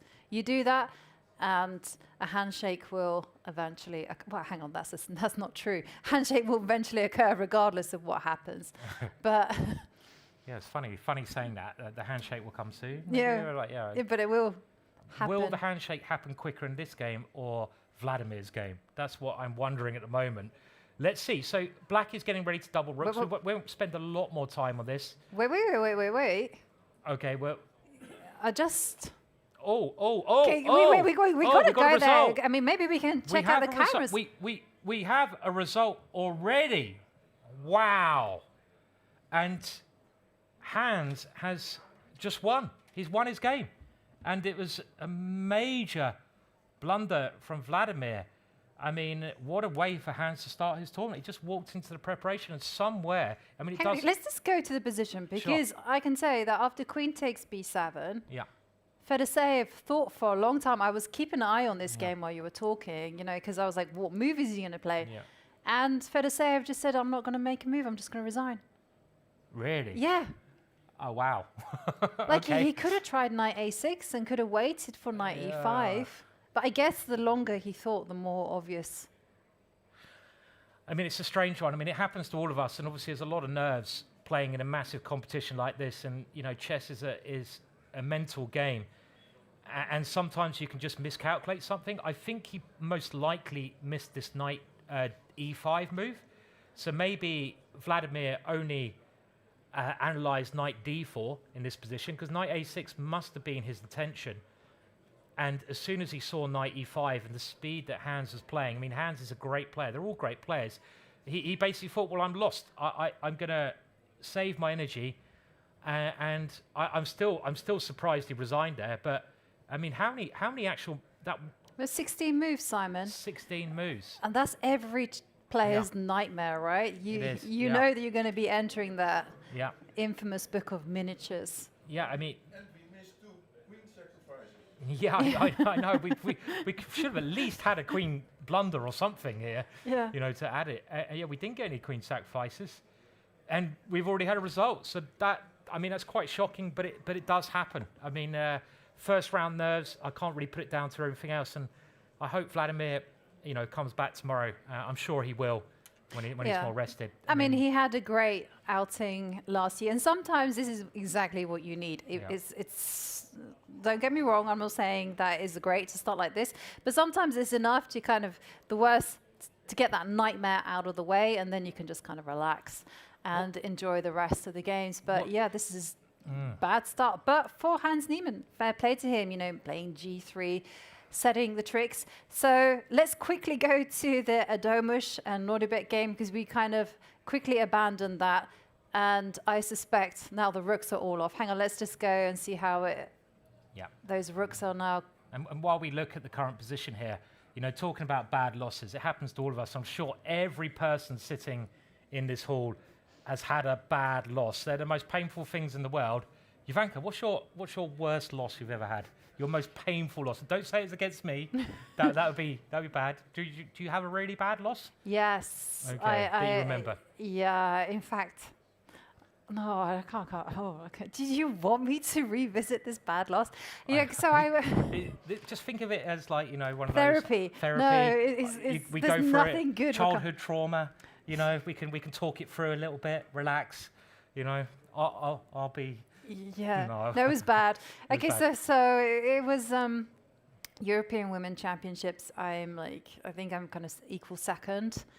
If I draw, I'm going to get maybe top 5 at least, which is kind of healthy prize money, and also qualify for the Women's World Championship. And I got nervous in a stupid way, and I just played the most ridiculous Caro-Kann I've ever played in my life, and I lost like a baby. And I was like, Yeah. why? And I thought that was it. That I didn't even qualify for the Women's World Championship. As luck would have it, I did, because I had such a fantastic event. I did qualify, but gosh, I'm ashamed to say, but I left the playing hall crying, and I was not a child. Nothing shameful about that at all. I mean, yeah, bad losses in chess. I was having this discussion. You have great wins in chess. You have bad losses, and the bad losses are somehow they overpower the good wins a lot. They're more powerful, and that for obviously Vladimir is going to be one of those bad losses. So I don't think there's much more to talk about in this game, except they're probably going to offer a draw. Yeah. Well, they can't offer a draw, Simon. They're on move 33. Yeah. They have to somehow find that dance where they make the eye contact and go, "Oh, we're going to repeat." Yeah. And once they've made eye contact, we've seen thousands of games as commentators where once players just look each other, they know that all they have to do is keep making that same move. So nothing's going to be happening here. It's opposite color bishops. What's going to be, it's simply the bishops are simply going to be standing their ground on their territories, and the black king moves will to go, isn't there, as well? block it out. Yeah, exactly. This is going to be finishing in a draw. Otherwise, Simon's. I suppose the only thing that you could think of doing, which is never going to work, but maybe we can mention it, is that White has the slightly better position, but with opposite coloured bishops, it doesn't really matter, because there's no way that this white pawn's going to go that far, because it's always going to be blockaded on this F5 square. Like, for instance, every time the white king is going to try to run to c5, it's going to be blocked by his fellow monarch. Yeah. And every time, as you mentioned, white tries to make some inroads with the f-pawn, it's going to be blocked on f5. So the kings are just going to be fending each other off. I think the best expression I heard about opposite coloured bishops, I think it was Spassky. Spassky, yeah. I don't know, does anyone know the Boris Spassky quote? And Boris Spassky I think he just got divorced from his wife, and a journalist asked him, well, you got divorced, what happened? And he said, well, we were just like opposite coloured bishops floating on different squares. And that was the way he described his divorce, I think. So I thought that was a nice one. Yeah, it's And okay, so we'll move on, because I'm pretty sure this will be a draw. They're playing quickly. There's not really much more to say here. Is there any games we haven't looked at? Well, we haven't looked at Gukesh's game. We haven't looked at Gukesh's game, but I think it's time. We've had our first result of the day. It was absolutely sensational. Hans Niemann winning. And I think with the opening scenes being set, I think it's the perfect time for us to go on a break. And when we come back, of course, we're going to dive into the Gukesh game, and we'll be seeing how all of the other games have developed. So see you in a few minutes. Caro-Kann? We went for e5, bishop f5, and here he opts for c4, which was a little bit surprise for me, because I was expecting h4 or knight f3. Considered to be like main line, knight f3, 6 bishop e2, and there are a lot of theory. So he went c4, e6, knight c3, and bishop. I kind of knew bishop b4, but I was hesitating because black has a lot of options here, like to play knight e7 or h6. I opted for the most, I think, sharp line with bishop b4, but I think he was prepared very well, and he blitzed out knight e2, knight e7, a3, bishop a5, very logical, bishop b4, bishop c7, knight g3. And here, yeah, I played bishop g6. I want to save my bishop, but it was not practical decision. It turned out that castle is much more safe and more practical option. Just castling and later developing his knight with knight d7. Just if white takes bishop, just take, and black puts pressure on d4 pawn, so it's not a problem. But I like the bishops, so I try whenever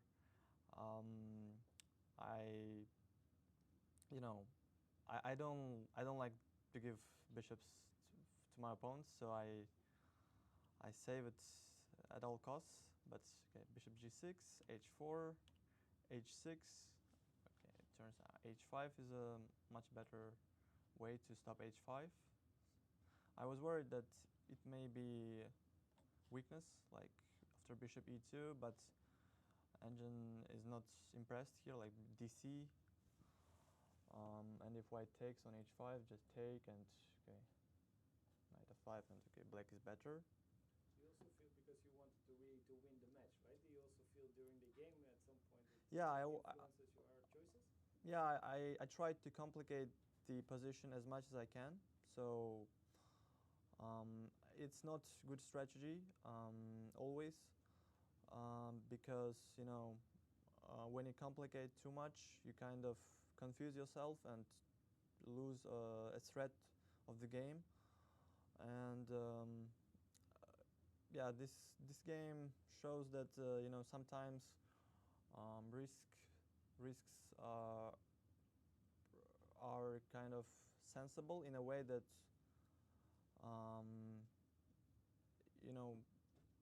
he handled the complications. He was not ready to punish me,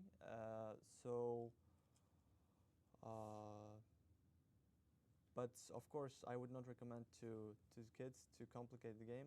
First, you need to get a sound, good position out of the opening, and then try to outplay your opponents in the middle game.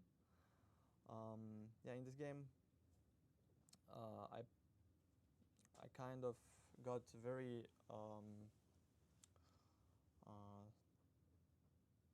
kind of a very passive position, but with some perspective, with like knight d7, and later I can play for f5 or a5 at some point, so I have some breakthroughs. But in general, white is of course better, thanks to his massive space advantage, like pawn on h5, pawn on e5 just limits my bishop here, and yeah, he can play on the king side, he can play on the queen side, so he has space.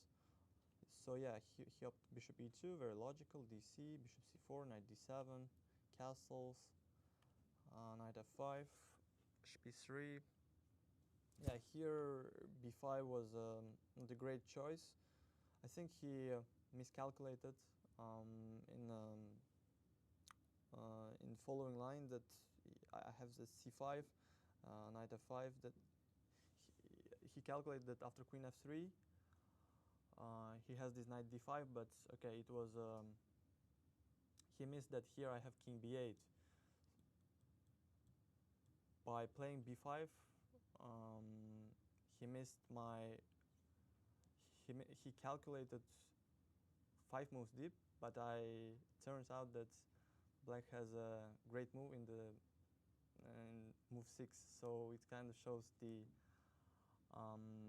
how deep a chess game can be. So instead of b5, any move would be like better, like take and queen back, and then maybe playing for b5. Of course, white is better, and because whenever I castle long, white gets huge initiative on the queen side, like playing b5, a4. So white is just better. But okay, he played b5, c5, and as I showed, here he missed, like I have this king b8 move, and after queen f5. Black has this knight e5, very nice tactical response, and getting back the pawn and also initiative, and now my king is much safer, and I start to play for his king, and I have better pawn structure, so Black gets, you know, huge initiative here. d5, f4, rook d8. I have d file, and you know I have this passed pawn on c file, so Black is doing great. And yeah, later here I want to show this moment. You know, it's the main point why I chose to show this game. Here I calculated 11 or 12 moves deep, and I was very happy to, you know, to calculate all those lines, and it proved to be very correct according to the engine, and I was very happy after the game, you know, sharing all the lines, and it turned out to be everything was correct, so I was very proud at the moment. Queen e2, rook f4. The point being, like here, if white goes rook f a4, check. This is line that I calculated. Here c4, check, g4. These are the only moves for both sides, like b5, king b5. Like if Black takes the queen, then it's mate. So the point being, like, I have this queen g5 check, and if white plays king c6, like again, if Black takes, there's mate. I have this only move, queen f6 check, and then now I collect the queen, so white can't mate. So all those lines were calculated during the game. So yeah, it was amazing moment. And the game, he went to queen a2.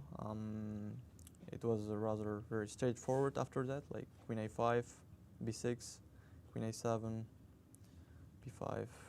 Yeah, king gets c4 and rook d5, centralization, and Black is just 2 pawns up, and it was a it was a very nice game.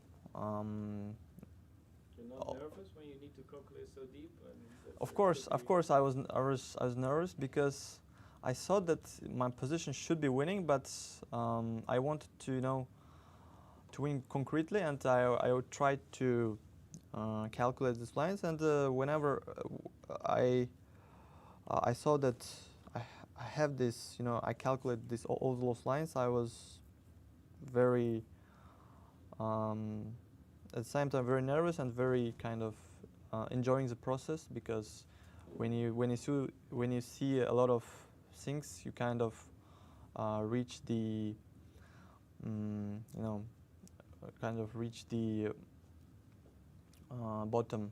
You kind of reach the truth of the position. So yeah, so everything is correct. So yeah, here I was very happy to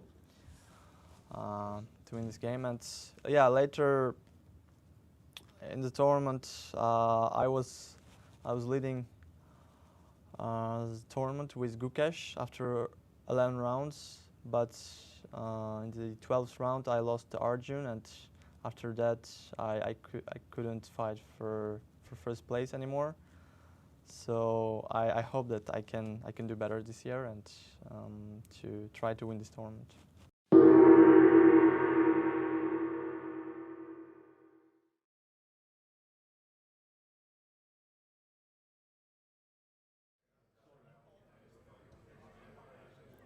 Hello and welcome back, and we are live with round 1 of the 88th edition of Tata Steel. We're live from the Café La Zone, and I'm here with Simon and our amazing crowd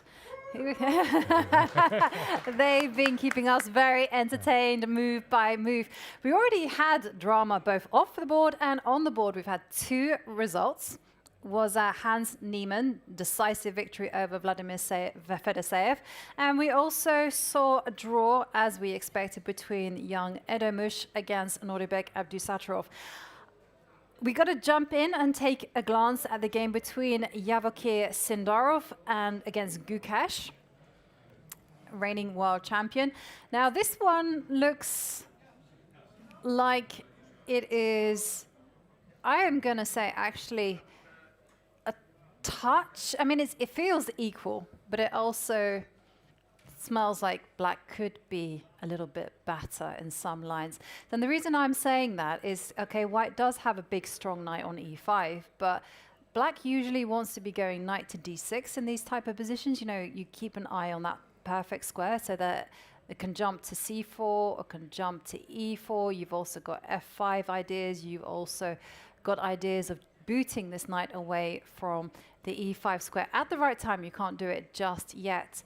And also, what's white doing? You know, there's no minority attack. You go b4, and the knight on d6 protects b7, and a4 is simply becoming the target.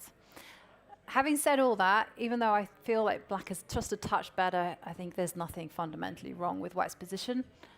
Still, a lot of play left.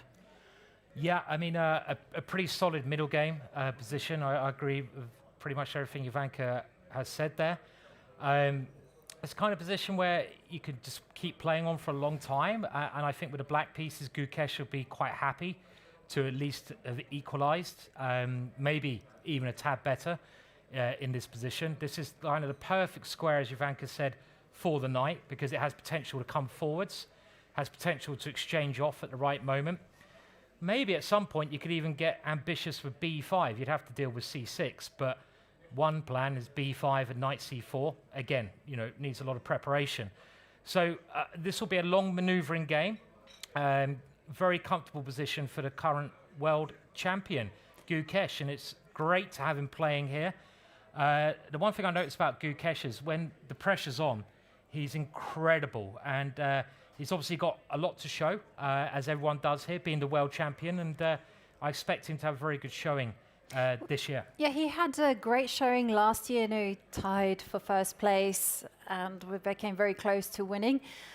But I just want to say, if you look at the bottom, you can track the evaluation bars in the other games. And the thing that catches my eye is in the bottom right corner between Arjun against Pragnanandhaa. Let's go over and check exactly why the evaluation bar is in white's favor. And then, of course, we're going to have to take a glance over at the challengers and see what's happening there. The winner of the challengers will get an invite into the Masters next year. And there's a lot at play there. We'll dive into that when we get there. But why is white doing so well? Well, we last looked at this position, and Pragg with the black pieces have been playing incredibly fast, incredibly confidently, but this position is extremely dangerous for black. Black is a pawn up. Yes, it's quite a nice pawn, but on the other hand, look at the king position. White is nicely castled. White has this solid foundation around there. Black's king is in the middle, and it's going to take a couple of moves for black to get castled. White has this powerful idea of playing e5, and I think that is precisely what happened. So the game continued, knight e7, as expected. Black now just that one square, one move away from being safe. So a very important thing in chess is timing.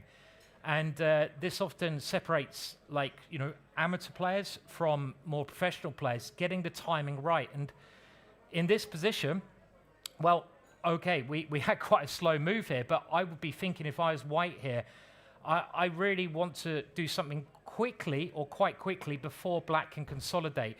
The next move, though, very interesting. I wouldn't have thought of this. I would have played e5 without thinking, just to try to blast the position opening. But oh no, e5 was played. Okay, good. I was right. I saw h3. e5, very logical move. And now black has to be, he has to be so careful. First of all, if black takes this pawn, Well, we will take that knight and simply just take the bishop. So you can't even take the pawn there. So after e5, the queen went to g6. Some ideas of playing bishop h3, but it's White's move here. And White's got to keep up the pressure. It's all about the timing. Again, if White plays something slow, then Black will get the king safe and be a lot more comfortable. So White keeps creating threats. And this is the kind of position Arjun is just so good in. Arjun loves attacking. He loves the initiative. And he plays knight to h4. The obvious threat is to take the queen, but the question remains, what happens after queen to h5? Queen to h5, attacking the knight here. And now Arjun moved his other knight around. So an interesting concept, because it looks to me that this knight at the moment is very much offside. What would now happen, because I'm sure Pragg wanted to play this move, what would happen if White faced castling from Black? And it becomes clearer in this position that the issue is actually Black's queen. Black's queen doesn't really have any squares. The only square it does have is g4. And I'm assuming Arjun can just go h3 and maybe play g4 next. Yes, you have to think about bishop takes g4, but I don't think that's a major concern. It's only one check. And when you move the king, you might even have rook g1. We've seen that concept before. So around here, something I feel has gone a little bit wrong with Pragg's position. Because if you can't castle here, you've got to be very accurate. And the next move, I'm not sure about the timing. He now plays bishop to a5, and that's a little bit of a luxury. The idea is that the knight can move without queen takes bishop, but it's a very slow move. And of course, h3 was now played. G4 is incoming. Okay, so castles is going to be, let's just put that up on the board so everyone can see. Castles, g4. Woohoo! Give me the bishop. You have to play bishop takes g4. Yeah, you got to save the queen. No other option, so we will calmly take that one. And queen takes king h2 was the move that I wanted to do, so just not allow any queen h3. Definitely, so we'll cover that square. It kind of looks like the white king's open, but it's actually the opposite, because all of Black's pieces are set for the queen are very passively placed. You can't bring them in. Yeah, and could you try knight takes e5? You can try it. You have to do something, because rook g1, right? Yep. So knight takes e5 is critical. And I suppose the key idea is now knight takes e5, so Black gets this check in. And let's put the king, for example, on g1. Because you can always use the queen on b3 to block everything. You also have queen h3 as well. Yeah, and then you're just simples. You're just saying... I mean, Black has got 4 pawns, but they're not very good pawns here. This is the problem. The pieces the are pieces so strong. And also, when you have that imbalance between pieces and the pawns, the point is that there's pressure against f7 as well. Yeah. So you have that target to attack. It's very hard for Black to find, again, a plan or a move here, because White can build up with rook g1, as we discussed, maybe bringing the bishop in. Yeah. Black's pieces can't really find good squares here. This would be very hard defense. Even though Black's material up, it's a tough position, this. So going back to the game, Pragg, I think, realized his position's critical, and he decides that he's got to play something a bit drastic. So he now plays d3 with some ideas at some point of maybe playing d2. So he's trying to complicate the position. And he's fighting against this whole concept of g4, right? Because now if you go g4, well, hang on a second. There's d2 in the air. You can see the evaluation bar's like, no, bad move. Queen takes, and now you got d2, but I'm sure you got something else. Maybe knight takes e5 now. Yeah, I mean... Now the queen can't swing over. Yep, knight takes e5, definitely...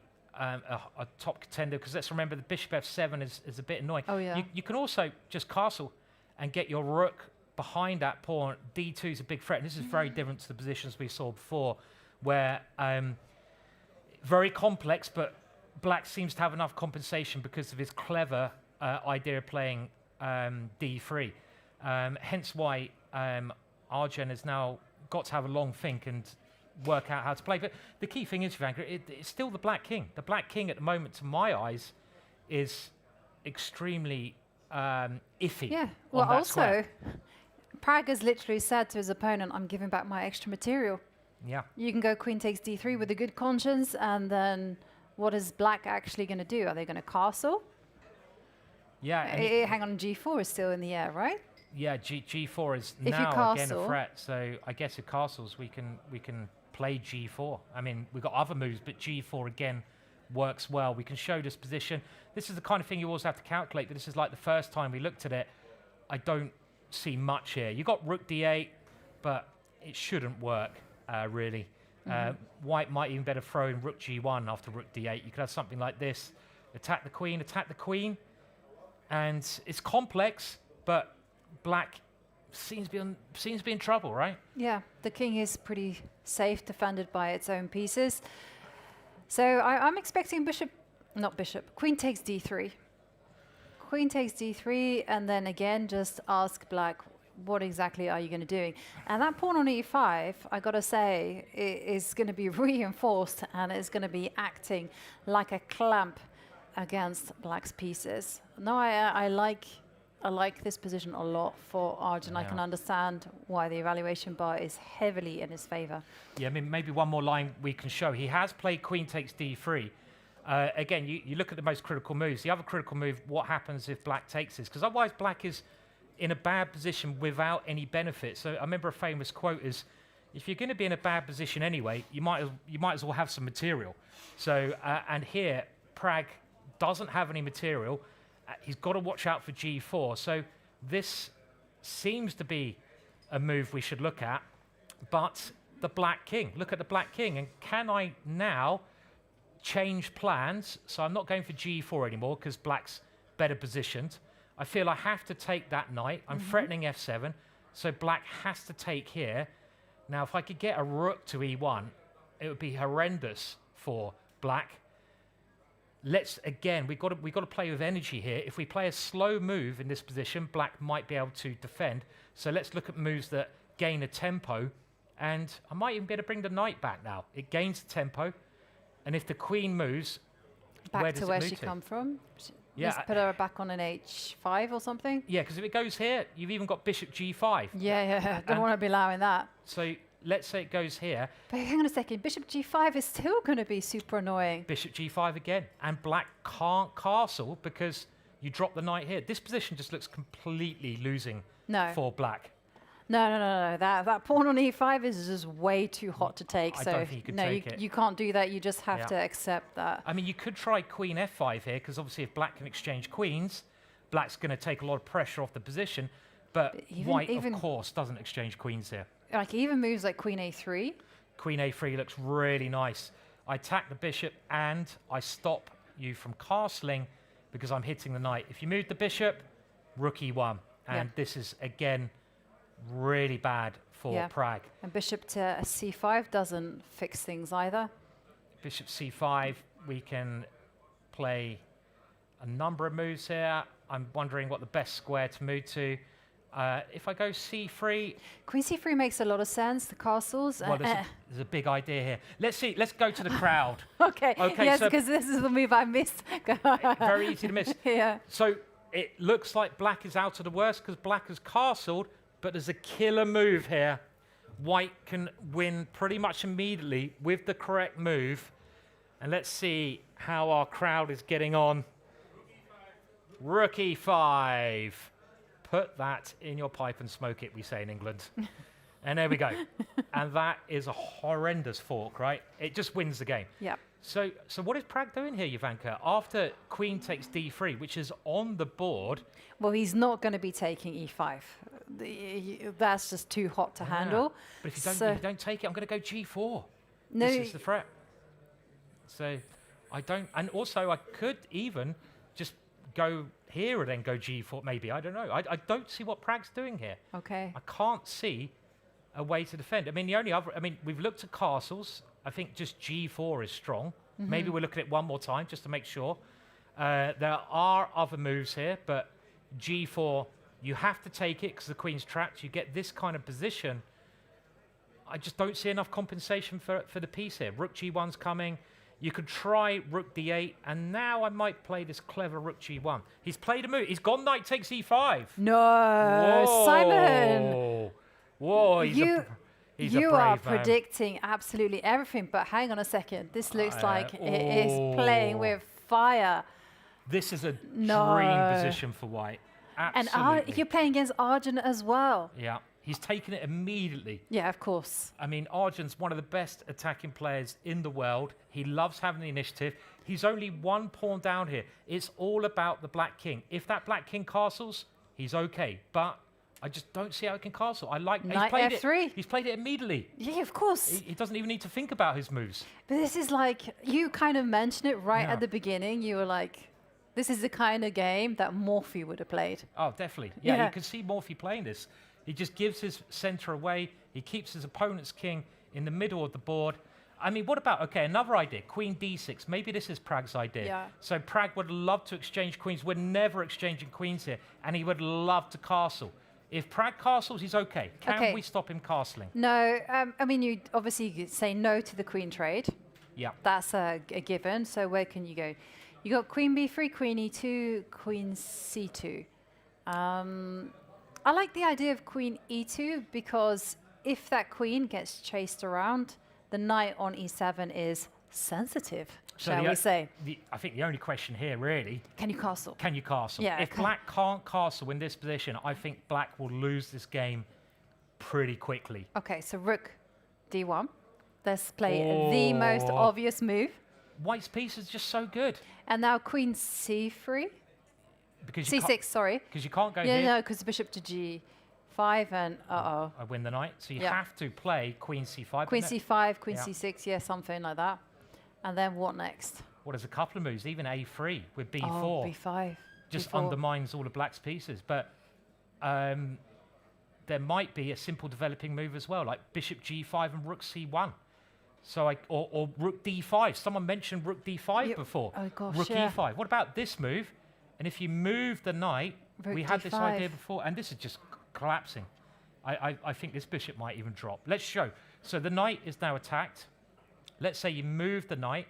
Now you lose control of d5. So I throw this move in. Your queen is lacking oxygen, and now I just play here. Oh dear. Mic drop. And no, I could go here. I can go here. I don't believe it. I think you'll find that isn't there bishop b3 or it's the something? kind of position where this nearly works, but bishop b3, and you can't hold on to your bishop, No. right? So it's game over. This is shocking stuff. Well, I mean, the preparation's gone horribly wrong for Pragg because Pragg prepared this line. He banged out his moves very quickly, and then he had apparently a 30-minute think on playing bishop a5, and that move was just too slow. It was too slow, and White so far has played brilliantly. He's played absolutely brilliantly, and I can't see a move for black here. We've looked at queen d6. I mean, the only other thing you could try to do in this position is bishop e6. And this is most likely the best chance because you've got to block this file. Maybe he can play this. Okay. Maybe this is not the end of the world. Because I really want to get castled. I mean, there's even ideas of bishop takes bishop and queen b5 check. Let's show that on the board. You're right. If you go, hang on a second, you do that, queen b5. Thank you. Queen b5, and if you go here... Knight d4. Oh. It's all about the king. If the king was castled, black would be absolutely fine. But that king is not castled. So what if you take, for example, with the pawn here? Can I defend like this? I just need to get my king safe. Yeah. So if we go rook d1. That queen is losing so much time here. Okay, I want to get the queens off. I don't care about my pawn structure. I'm still worse, but I want to get the queens off. I'm a pawn up. Yeah, this is... Gonna win the ending. Maybe he's hanging on. Well, hang on a second. You still got moves like queen e4, and after castles, is there... There's something scary here. I mean, knight g5 is scary. It is scary, but it might not be the end of the world, right? knight Yeah. g5, knight g6 is what I thought, and then you just go. Let's show that. So I'm threatening checkmate, but now black can move the knight to one of these two squares to block the queen. Knight g6. Yes, I can always win my pawn back, but then I've lost a lot of my advantage. Exactly, that's cashing in the chips too early, and even knight takes pawn, you're going to set yourself up for a pin. Yeah. So here it feels like Just about okay. There is a killer move here, though. There is, and it's all to do with that bishop. That bishop over there is really, in a lot of these tactical lines, a problematic piece for black. oh, you go b4. And I think you can just attack the bishop because the queen is the only piece defending the pawn on e6. So if I play b4, where do you move the bishop? Yeah, you have to go bishop b6, and oh dear, my friend. And now there's and now queen the- takes e6. And yeah, Yeah. this is horrendous. You can't go rook here because my knight now comes in. I'll tell you what you do though, Simon. Yeah, you're a smother mate, yeah? No. I was going to say as black. That is, you go king h. Oh, crafty. King h8. You just quickly move the king. You could gamble here. You could go rook f7 and Wijk could be Yeah. like, what is this all about? Knight e5, winning, which I might play in a game. This is the queen sacrifice variation. And now black goes check, and you've sacrificed your queen unsuccessfully. Yeah. So you have to be a little bit careful here, right? Yeah. And Okay. if knight g5, then I take on f2 again, yeah? Yeah, exactly. So actually, it's a long variation, but Yeah. it's Yeah. Okay. So here you just have to, I guess, retrieve the queen, just keep that pin, yeah. and quick- then you resume your threats of knight e5, knight g5. it's game over still. It's still. So I think we're expecting Well, we could be seeing another quick result. definitely a miniature, yeah. Yeah. Yeah. Well, Right. but there are some traps for Pragg and Arjun Erigaisi to navigate. Now we have a lot of Dutch people in the crowd, don't We we? do. We have for to some check reason. out the for some reason. So Okay, so well, let's go check out the challenges. Now, I've had a special request to have a look at the game between Elina Röbers and Vedant Panesar. whoa.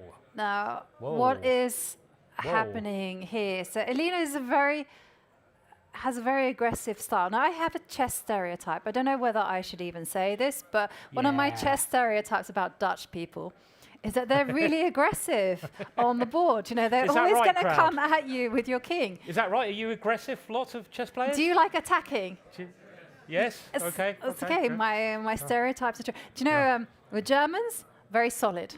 You're going to get in so much trouble. The French always play the French.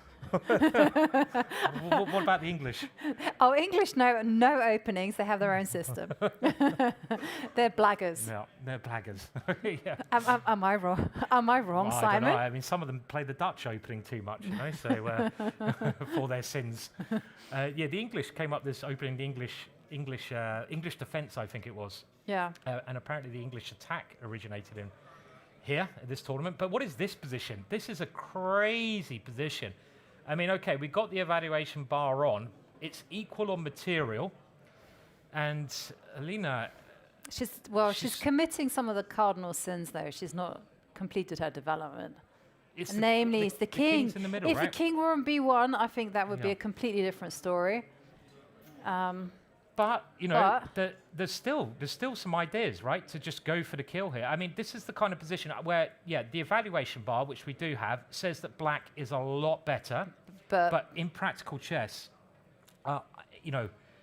Yeah. Okay. So let's play this out. So Sure. so whose move is it? So it is okay. Well, White just played a3, and yeah, if you're starting to play moves like a3, maybe something's gone wrong. okay, it's not without purpose, though. And it's prevented the Yeah. knight coming to b4. Maybe. It's a very slow move, though, isn't it? Yeah, Very- it is. What if I just come through the center and use my extra pawn now? This would be a natural Yeah. way to play. I just try to Queen e3. queen e3. Yeah. Do you know? I can't handle these type of positions as white because I'm constantly looking like where can I put my king? I'm not comfortable No, with you having don't- on you never e1. worry about your king here. Okay. You basically leave your king here and you try to checkmate first. That's all you got to do, and you just pray. Okay. I mean, Words of advice there from. well, yeah, it doesn't always Simon. work. Yeah, don't take my advice. Okay, so what happens after Queen e3? So let's just say you. You just play normal chess, right? So we had a suggestion in the crowd then. I think it's a very good suggestion of Queen A5, and that move scares me because now you're threatening because of the pin on the knight here. It's actually black who's getting a lot of activity. Knight B3, Queen takes bishop. Bishop takes knight, I think, is forced then. Yeah, bishop takes knight looks forced. I don't think you can take here because you can't open up this file. We've seen that in the game. This is just between Arjun and Pragg. Yeah. Don't do that. Don't do that. So you've got to play through. You've got to take this one. Yeah, let's not lose time. And now. Okay, and this is where the chicken in me is like, King F1, King G2, King H2, and resign. Well, wouldn't go that far, but we have some fun. I must say, I made a mistake. I actually thought the black was a pawn up. Black's not a pawn up, right? It's actually equal material. I forgot that it was equal material, but it's this D pawn that is the real problem, right? It's scary, right? But like first up, and this bishop. Yeah. They're decisions, right? Because if you go bishop takes bishop, maybe you have to calculate the consequences of b4. Yep. There's always that in the air, whether that works or not. I think one shouldn't allow it and go queen takes bishop. Yeah, queen takes bishop. And now I just don't like this king being on e1. So king just F1. not in my nature. And king goes to f1, getting ready to tuck itself in the corner. Yeah. And just to give you some details on Panasai, he actually won the qualifiers last year. I think he started the year with 2,400 and he gained 60 plus points. I think if you were to look at the trajectory, he would also be just like the Indian talents, gaining masses of rating. So one thing I got to say about the Indian school of chess is that it's very heavy on calculation, but it's also seeking activity over everything. Yeah, I mean, one of the great things, another great thing about this tournament is the chance that you can keep qualifying, right? So the idea that you win the group, you get a chance to play in the next group, and that is such a great thing and such a motivation for the players. I mean, you know, getting in the top section here is, well, you've made it. Yes. So, you know, what is at stake? It's not just a prize money. It's not just winning the tournament. It's like, I might get a chance to play the world champion next year. I might get a chance to, really excel in something. And I mean, even this position. I mean, okay, this might be a variation that occurs, but if we just look at the position, there's one which I can see just real big problem. I know the bishop pair. I was dismissing it earlier, but this bishop is so powerful on this diagonal, and there's this pressure against e4. You can imagine if that pawn's ever removed, look at that bishop. It's always going to strike down. Combine that with the strong d pawn, which is really, really not in any trouble whatsoever. I mean, I might try to break with some f5 later. I mean, I might even try to blast the position open with some move like this even. E5 is quite a nice move because if you take it with the... Yeah. Hang on, it's bishop takes. Well, what is... I was thinking that you can go queen e6 and do double attack, but actually... I mean, stuff like this is still very dangerous. It's murky. I mean, it's a murky position. And after a3, black is now having a long think. Black must be better here, but because of the... it is complex. If black's not careful, white still has chances, If white gets a couple of moves in, there's some potential. You need to somehow get rid of this pawn or something. Right. I wouldn't say it's kind of like... I think that you're right. It's all about timing, right? Because if white just gets the king to f1, ready to position itself on g2, it doesn't actually need to go to g2. It just needs to have that escape square.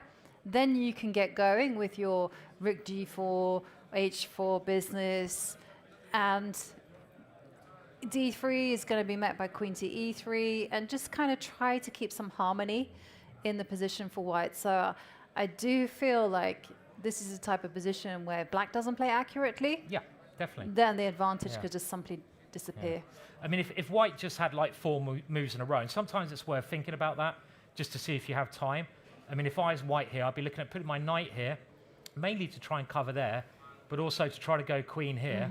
So I'd be looking at going knight here. Then I'd try to get my queen over here, and I would just go full steam ahead and try to do this. I mean, Yeah. 4 moves, Yeah. it's going to be checkmate. Black is checkmated. So this is what I ideally want to play. Get the queen over. If you go g6, my queen comes here. And also, if I go knight there and I go queen there's another attacking plan. That knight can come to g4. So here, then I set up knight f6 tricks. I mean, it's very unlikely because it's such a sharp position. Black can't play slowly here. And more things are going to happen before that occurs. But, okay, I'm a bit worried about White's position. Let's see how it develops. Maybe we could go back to the Dutch players in the top section now. Do you think, or do you want to have a look at a couple of games here? Just quick check in on a game between Velimir Ivic and Faustino Oro, because Faustino, just 12 years old, if he gets his GM norm, I think he's breaking records. He might be the youngest person to ever be a grandmaster if he gets his GM norm here. I don't think he has that much time because he's 12 years old, and now it's a question of days, right, whether he breaks the Abhimanyu Mishra record. What were you doing when you were 12, Ivanka? Getting grandmaster titles? I was playing Tetris. Tetris, wow. And chess. Showing our age. Yeah. Tetris is a great game. It is a good game. Yeah. Helps with packing. Yeah. I've never heard that before, but I'll give you that. So it's a big game, a big tournament, should we say, for Stino, and he's got a great chance of becoming the world's youngest ever grandmaster, if he can get a grandmaster norm. Very strong player with white pieces, and this position, it looks quite balanced, but I would rather be white here. We got this pawn structure we saw that Hans had with this 2 pawns. Gives me a little bit more space on the queen side, and I think it's easier to have more space because you can maneuver behind your space. It's one of these positions where it's a little bit misleading, right? Because I think white does have this extra space on the queen side, but the tension in the center isn't there anymore, which means that black can basically go f5, g5, knight f6.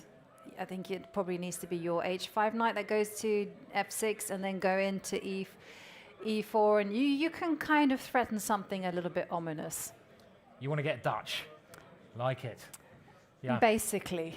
Yeah, this I think this is quite a decent plan, f5, because also if you can get that pawn to f4, you start to generate a little bit of play on that side of the board. Maybe not the right idea because this hole here, but I like f5. It's a good idea. And also this e5 push at some point becomes a possibility. So it is probably just well balanced. The time situation, a bit worrying for Stino because he spent a lot of time, so probably out of his preparation, and maybe is not as comfortable in a position as he could be.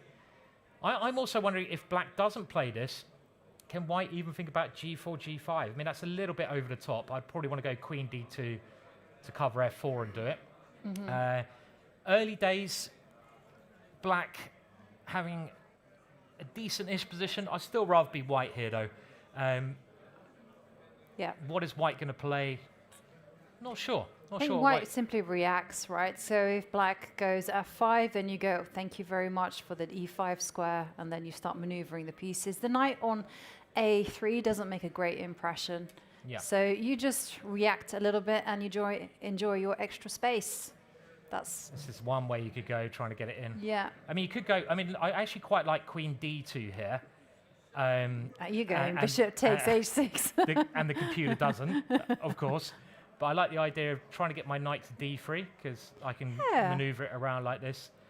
And you're selling me on it. I like looking at that idea. Yeah, exactly. And you also got g4 ideas with h3, you know. Okay, so it's a lot of play. Early days, yeah. Early days. Let's move on to another one. Okay, so I have a few contenders for you. Maybe let's take a look at Vincent Keymer against Anish Giri. I would also take a look at Jordan van Foreest against a Thai van Nguyen, because that one's looking super sharp. But first, let's take the endgame and see whether white has made a progress. We'll go through it very quickly. So when we left it after knight b3, and it was decision time where to go with the bishop. There were 3 good choices. And which one did he go for? Bishop a7? Yeah. So kind of fighting against this e4 you know, White has to slow play it with bishop d2. So let's see. So did he do that? Or he went Yeah, bishop bishop e2, Yeah, okay. same kind of ideas. You're just clearing the path for the rooks. You're stepping out the way of any b5. I mean, Yeah. this is the move we discussed earlier quite a lot, which black should probably avoid because a4 only works out well for white, opening up that side of the board. So after bishop e2, a nice move. We had rook d8, trying to make some exchanges, but now you're right there, bishop d2. It's nice. You love the grinds. I Grinding do. away, I do. nice I and always slowly. call this type of chess baseline chess. You know, Baseline, because everything happens from the back row. Yeah. And you just start annoying your opponent because they haven't fully equalized. So no one is venturing into the middle of the board here. Exactly. But still, everyone is fighting beneath a service. You know, you've got rook c1 coming with a knight potentially jumping to c5. You know, white starts like slowly uncoiling, like a jack in the box, but a little less violent. It still seems very equal at the moment. I mean, like, this is hardly a move. If I was black here and my opponent played that, I'm not going to be trembling in fear. Oh, king f1, no! I have to resign. I'm just going to play. So, however, I mean, more pieces get exchanged off, so this still looks fine for black to me. I mean, right. But it does change. Rook c1. But you can see like the skeleton of like knight coming to c5, knight to a4. Something is in the air. Everything is overprotected. What is black going to be doing? Yep. So let's keep going. So another move. I mean, I guess Anish might want to expand with g5, but that move, okay, it's not going to scare white either. So white now plays this plan that Ivanka mentioned, and this is a really nice idea to attack this pawn structure that Ivanka pointed out. And okay, so it's starting to look a little bit, whoa, knight d4. Okay, so Anish prepared this move to try and exchange more pieces. But you know what I said about the jack in the box, and our rook is going to come into c7. Okay, let's do something about that one. Yeah. Okay, so white does give himself a bit of a weak I thought pawn. he was going to take with a knight, to be honest. And it might. Okay, the rook comes in, so active rook on the 7th rank, and we just get up to date. That's a very passive move. Maybe he needs to go on the front foot now. Well, look at the evaluation. I mean, if you look at the evaluation bar, I mean, in these kind of positions, if you start defending, things can change very quickly. I mean, I don't know what a better move I can is. understand, though, because if you were to go, say, like bishop takes knight on b3. Yeah. Okay. Pawn takes. Yeah, and you can, you know, bishop takes pawn, then this pawn on a6 is going to hang, and, you know, white has the bishop pair. It is and two bishops now. Outside pass pawn.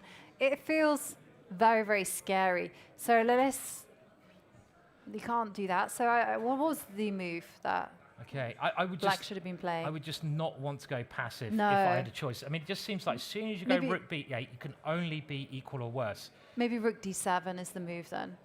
Yeah, I mean, it's this pressure here. Okay, so let's try rook d7 to defend, as you say. That The might be a better evaluation try. bar goes, it's equal. It's equal, but yeah.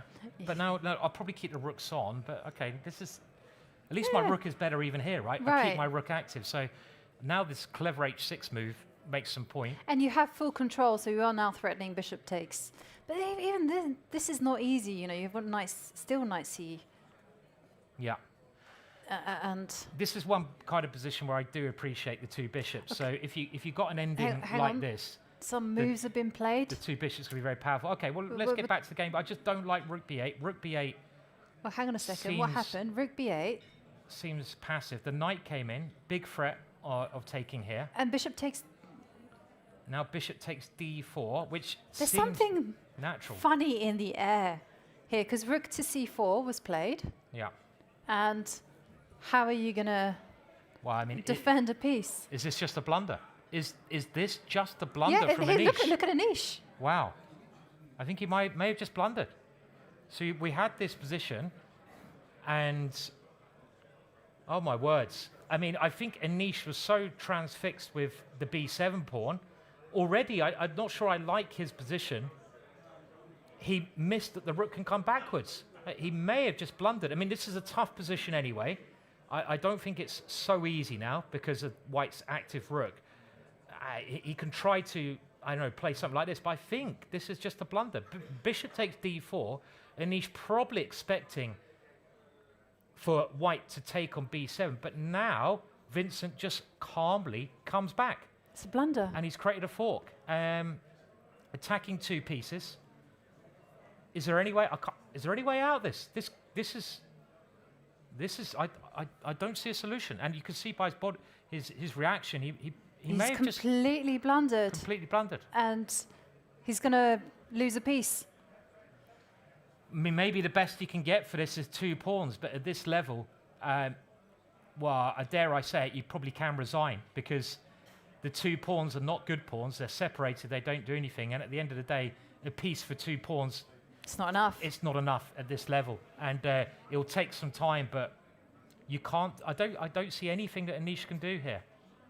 I mean, I think this is probably game. And of course, we can see the evaluation bar. It also confirms that Anish is completely lost. How strange. Yeah, just where a blunder. we've seen the world's best make big terrible blunders. Well, at least it gives us all a bit of hope. I mean, you know, if the best players in the world can blunder pieces, and it does happen, and this is just a blunder of a piece. I think it's as simple as that. Rook c4, and there's nothing to be done. Is Anish going to resign now? Is he actually just thinking of resigning? Yes. Yes, he is. He's resigned. He's resigned. Yeah. And rook to c4 wins a piece. And Vincent Keymer also begins with a win. What a strange turn of events. Yeah, I mean, he did have a bit of pressure. He played a very reserved game. And maybe this rook b8 is where things started to turn. But you can still play this position in many ways. You just can't take this pawn yet. I mean, let's say you try to force the issue, like knight d5, because I want to get rid of this rook. Okay, this is still going to be very tough because I'm taking this pawn. Dropping. But what happens if I take here now? Because you go b3, this is a fight. But no, yeah, but B3. still b3 is happening. B3, why? I mean, I'm worse here, but it's still game on, yeah, right? Yeah, I mean, for sure. It's still game on. It's equal material. I would say that black is groveling here because bishop takes bishop. Yeah. And then what you do is you start just going knight d6, you force b4, then the king starts coming in, king e2, and it starts very clear, simple plan of putting the king on c4, just corralling that pawn on b4. And okay, this is unpleasant, but just a complete oversight there from Anish. Well, it's round 1, and you know it does happen.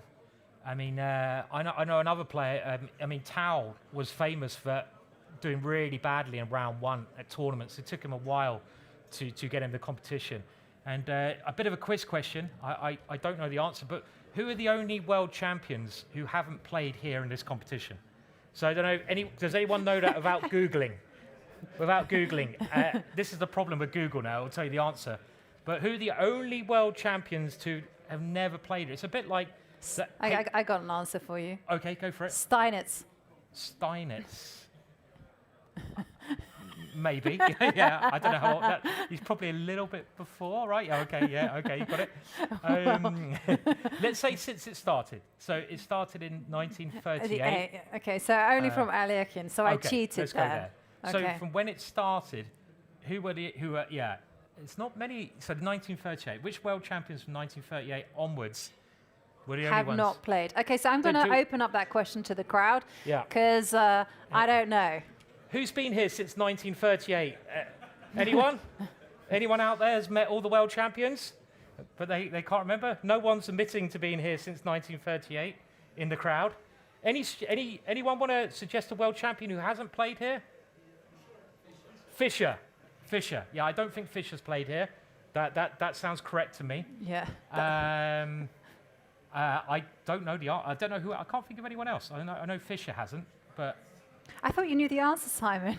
Not without Googling. Okay. I know Fischer's one, but I don't think there's many. Is Fischer maybe one or two others? So maybe. Kasparov played 3 times, right? Yeah, Karpov has played. Yeah. Kasparov. Oh no, yeah. Kasparov played 3 times and won every time. Is that correct? I think that's correct, but I'm not 100% sure. Ivanchuk never world champion. He's never been world champion, so. Oh, okay, his game. Yeah, okay. Yeah. I thought you knew something I didn't know there. When was he world champion? I was like, he kind of deserves to be world champion.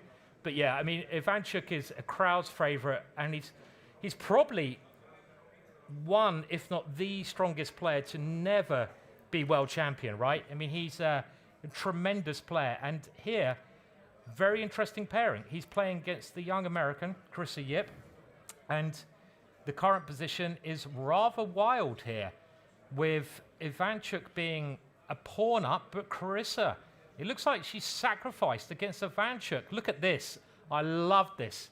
You're playing a legend of chess, and you could play very calmly here. I think actually one normal idea is to put the king on c7. That might look a bit weird, but it's nicely protected in this. I think this is probably the Spassky variation of the Nimzo. That's what I'm guessing. But now, I love the way Carissa's played this. She could have played solid, but she's gone b5. I love that. I love that attitude. It's like, I'm going to sacrifice. I don't care who I'm playing for the win. So Ivanchuk takes it, and now a6, just trying to open up lines. Benko style. Exactly. I mean, really brave chess, that. And I think she had to do it, let's face it, because if she didn't break out, then she just consigned herself to like passive defense. Although I did like of your plan of going king c7, but there was no active plan, so she might as well open up lines. Very interesting. Yeah, it's activity over everything. Yeah, I mean, I love this way of playing as well. You know, you're going for the win. You're not trying to, play, slow game. Your opponent's king is on this side of the board, so you open up lines towards it, and you're freeing up as well with that move, possibly the knight coming here. There could even be a double sacrifice with the knight coming this way. So it's extremely interesting. Completely, and you also have ideas, since you're going to go all out for the king, of going g5, knight takes pawn on d5. If white goes b takes a6, well then you're just simply opening up even more pawn lines. Like as you mentioned, there's bishop takes a6. c4 is coming. Yeah. Black can simply castle kingside with good faith and then just pile up. No, I love the way that Carissa's playing, and it's exactly what is needed to unsettle white, because white is all about establishing control, and Carissa's like, no, you ain't gonna get an easy game with me. No, I think it's a really brave decision. I mean, forget about the computer valuation a bit, because it's a pawn. Computers love pawns. Practically speaking, it's a way to try and win the game. Yeah. And I think we can rule out pawn takes pawn already, because black's going to get tremendous play. So what does white play here? I mean, if you tried a4... But a4 is such a weird move, right? Because you're going to... okay, so your whole idea is that if you go a takes b5, you're going to capture with the bishop and cement everything together. Yeah, I mean, I could consider taking with a pawn if I can get my king quickly here and a rook here, but I think bishop takes is the most sensible, as you say. So I want to keep my queen side closed, because I've got to stop the rooks coming in. But even this one, are you castle king side? Yeah, I mean, I think black's got great play. The knight's coming to b6, the bishop's coming to d7 to fight against this sort of... this is basically what's holding white's position, these two. Could you even do as black c4? I know it's going the whole hot, but not right now. I'd kind of like... I would have probably played... I would have considered, after a4, which looks like a good move, I would seriously consider making it a double pawn sacrifice. I mean, again, like I say, you're giving up one. Why not? Why not give up a second one? And, this gives me now... Knight c5 and then bishop d7. Yeah, I mean, why not? It's not crazy. So bishop takes... Pawn takes. You take here. And it's the same kind of thing, but after castles... Now you've got knight c5, you've got bishop d7. White isn't able to kind of cement the control over the light squares. I really like this type of play for black. So this is a really double-edged position that we're seeing, and we're going to keep our eyes on this one. But Simon, I really have to take us back to the game between Arjun and Pragg, because that one felt like it was really teetering on the edge for Pragg. Because when we left it, I mean, knight f3, of course, got played, and what was the response? Queen So black did play queen d6. Yeah, this is what we looked at, right? And Yeah. then And now this queen was... b3, because Okay, we were looking at well. queen e2, right? So in this position, yeah, I think you suggested queen e2, which looked very dangerous. Yeah, because I just wanted to go rook d1. This stops black from castling, because after castling, the move that black wants to play, as you said, rook d1 was a killer, because Yeah. there's no way the queen can easily keep on the knight, because if it goes to c5, just a3 at some point is horrible. Yeah. So was that stronger? Let's go. So after queen d6, instead, queen b3 played. Also looks good, Yeah. because of this big idea. Exactly, and you've got ideas of going queen to b5 check or queen a4 check as well. So I'm amazed that black didn't. Can black castle? can here? black castle? So black did not castle. I'd be so happy to get castled. I'd be like, oh my words, just let me castle, please. I'd just give anything to castle. I would just even if I lost here, I'd just castle. I'd be like, I don't care anymore. Yeah. I'm gonna try to get the queens off next move. Just want to get castle. Why did Pragg not castle here? This is a big question. Yeah, well, Whoa, maybe there's an rook idea. d1. Or could you play this even? This nearly works. Nearly works. It probably doesn't work, but I want to back rank you. There's only one or two defenses. well, you have bishop e6. Yeah, bishop e6 is a nice Go on the counter. But you could do that the other way around, right? So this is maybe why Pragg did not castle. So you go rook d1 first, and you take this next move. Yeah. So if I go queen b4, trying to get the queens off. Well, you now I'll bishop take takes f7. And you can't take that because rook d8 is checkmate. Yeah, but I still think this is worth a punt, because after Yeah. king h8, Yeah, black yeah. was a pawn up. Yep, I got castled. Exactly. So, I mean, it's still a bit tough for black, but it looks better than it was. Okay, So that was an option. Maybe Pragg could have gone for that. but in the end, he went for bishop e6. Okay, this was the other way to try and take some pressure off. You've got to eliminate some pieces. Yeah. So Bishop takes e6, quickly played by Arjun, Yeah. I gotta say. And now, next move's forced, as you pointed out, Ivanka. yeah, because there's queen takes b7, there's queen a, yeah, this is the move. And then now you can probably go knight. We looked at this one, knight d4. Yeah, knight d4 is just winning, I think.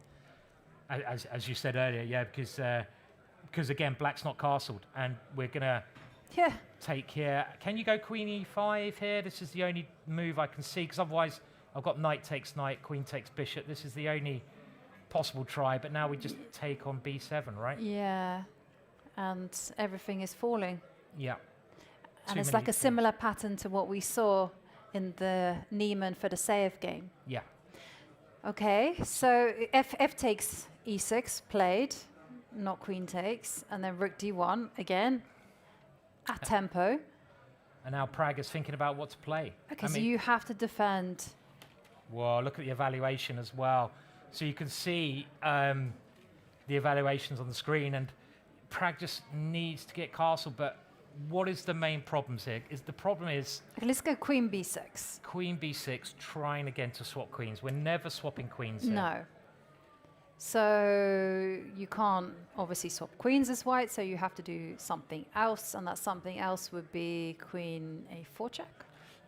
As always, we look for the moves that are forcing, because it's one of those positions where every tempo counts like triple, because black wants the castle. So this is the forcing move, and you have to block that somehow. But there's not an easy way. I mean, okay, so if you block, you can block with the knight. You can block with the. Let's block with the knight.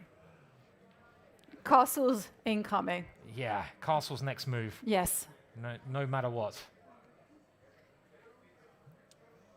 Now I could try a3 again. That is maybe a problem with your queen on b6. Okay, you can castle, but I'm just going to win a piece of b4.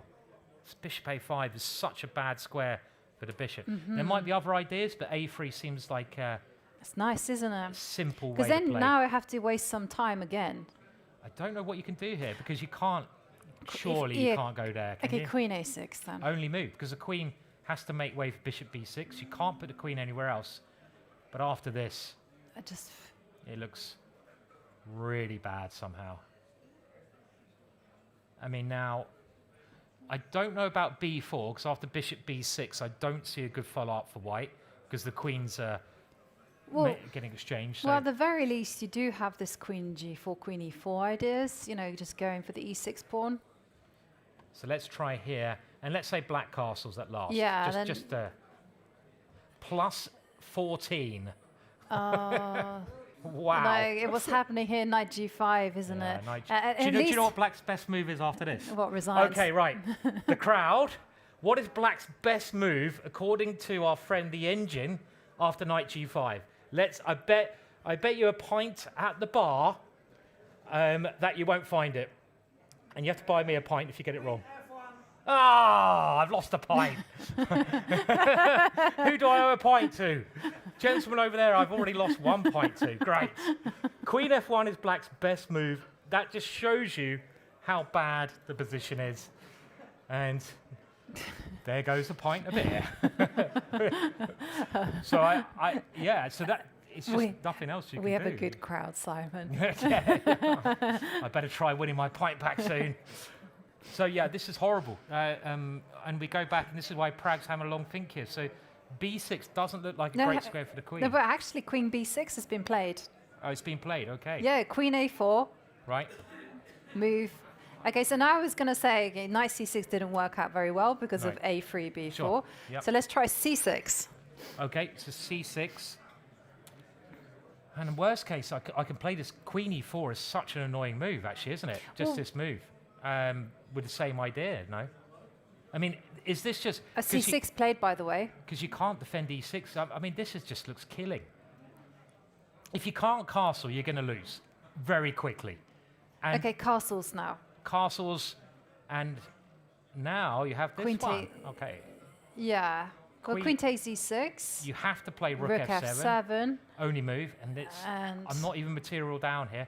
I can't move the knight now, probably. I don't know, because the queen takes f2. Well, could you have some funny business with bishop b3 and try to do it that way? Yeah. No, bishop b3, you got queen b5. Maybe I'm going c5. Ah, yeah, c5. Maybe, but I've got rook d6 even. Still looks horrible for black, but is there something even easier here? Bishop b3 is a good move, Bishop b3? Yeah, okay, let's go. Bishop b3. If it can win, you got knight g5 coming. Next move. So I defend f2, so now my knight is ready to hop. Yes. So c5. c5 only move. Rook d6. Rook d6. And queen takes b2. And now the fun rook d1, right? Yeah, every white Next move is going to be knight e5, knight g5, queen f6. Queen f6. Aha, I'm living life on the edge, but I'm still living. But not for long. I mean, White's pieces are so well positioned, aren't they? I mean, we just avoid exchange of queens. So I can go maybe queen b3. I attack your queen. You have to keep trying to exchange queens, I feel. Queen takes b7. I mean, rook d8 now. This is a nasty move. Let's put that on the board. Rook d8, beautiful move. Bishop takes rook. Because your bishop's defending here. Yeah. And at some point now, your bishop has to... yeah, that's a slam dunk. Move away, yeah. Okay. So let's go back to the current position. It is after c6, and Arjun has enough time. Look at Arjun's time. He has over an hour, and he's got a couple of options here. The only problem he's probably got too many good moves. Sometimes it's actually better just to have one or two good moves. He's probably thinking, do I go queen here? Do I go queen here? Do I go a3? Do I go bishop e3? Do I go bishop g5? Do I go knight g5? They probably all win. a3 is really tempting, right? a3 is really tempting, just to go b4. Queen e4 is also, queen g4 is also forcing, right? Because you're threatening queen takes g7 and queen takes e6. There's too many good moves here.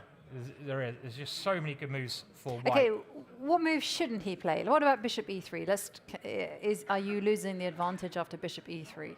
Bishop e3. Queen b5 is the move. Queen b5, and black is now his holding on. Now his queen. If I go queen e4, now the queen can at least come over here.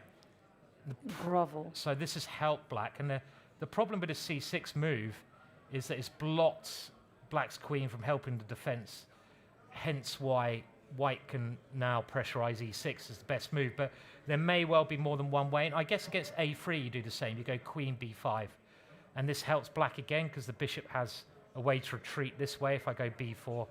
But the killer move, Arjun's just got to find the queen coming to one of these two squares, I think. If he plays his queen to e4 or g4, it must be game over. Okay, so let's go queen. Let's try queen g4. Is there any subtle difference? Well, you can't castle. That's what we've established. If you castle, I just take on e6. It's game over. And that's it. I mean, you could try knight f5. Yeah. In this line, and then so you're still holding on. You're holding on, so maybe queen e4. Is more precise. Yeah, because if you go queen e4, I can't block the queen. But can you go c5? Okay, but now you can't castle. And I've got so many tempting moves. Something to g5, like knight or bishop. My first thought would be bishop, but then your knight can move, and then you could try castling. I can even go knight e5 and knight d7 ideas. Yeah. Go, let's try it. Knight e5. So knight e5, and you castle, and I go knight d7. Bada bing, bada boom. Done. I mean, that's good enough, right? You're just going to win the exchange. It's good enough at this level, yeah. I mean, it's an exchange. You're going to win the exchange with a good position. Exactly. Because e6 is also very weak here. Yeah, so I just think this is. I think we should move on. I think Pragg's in a lot of trouble. Well, yeah. It's okay. We're going to keep our eyes on this game, definitely. And if there's any big updates, we'll definitely come back. But let's go to Arvinh against Matthias Bluebaum, because Simon, you put in a request to the universe. This is literally the position we had. Exactly. Wow. You asked, they delivered. What more could you want? Wait. And isn't this what? This is unbelievable. Isn't this exactly like what I was advocating for? Black grovels. You are defending Bluebaum, and we had this position after King H1 earlier, and we very much liked White's chances on the G file. But the game went pretty much how we thought, with now Queen E7 first, Rook G1, and you have to get rid of this knight before it comes to E5. We felt the knight's too strong, so Jovanka was suggesting this move. And then C6. What was C6? To boost, to stop that bishop. I can't believe what we predicted has come to pass. It has, and you've got to be able to go Rook G8. So Black is defending, and now Rook G8 played, and very calm move from White. White's not in a rush. White has this long-term pressure. I was thinking maybe White could try bringing the queen around this way when we looked. So the knight now comes into a good square, and Jovanka was suggesting this from Black, and it's a very good defensive idea. White simply took. Now, there were other options here. I really don't know what the best way to capture is. I mean, it kind of makes sense to my eyes to try and get the E4 square for the knight. I would have been very tempted to take this way, just so I can get try to get a piece into the middle of the board. So that was another option. That wasn't played. Knight takes d5 was played. And now White is trying to get his queen, I think, maybe even around this way somehow. So queen comes to f6. And I don't want to swap queens as White, because I want to keep the pressure on your king. So rook here. All right, I don't think there's any threats yet, but maybe White's just building. I'd also be looking at bringing my bishop this way. That's nice, because this is the only piece that's not really doing much for White. But Black's solid here. Black is actually quite solid. So that's why the rook came to h5, because then you can transfer the bishop to set up the battery. So this is a big plan. Yeah. So Black now strikes out with c5. Okay, now can you go all in and do your idea, or is that no? Maybe you can't, because knight c3 is always going to be the response. Okay, so this is a good answer. Yeah. So now you can't afford for your pawns to be broken up. Yeah. So this is a good way for Black to defend in these positions. So that's why dc5 probably is the only move instead of bishop to d1. Yeah, because you just can't afford.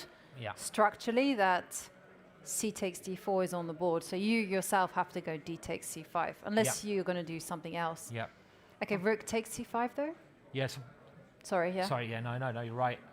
So this is very likely to occur. We're very likely to get this position, and I think Black's okay here, right?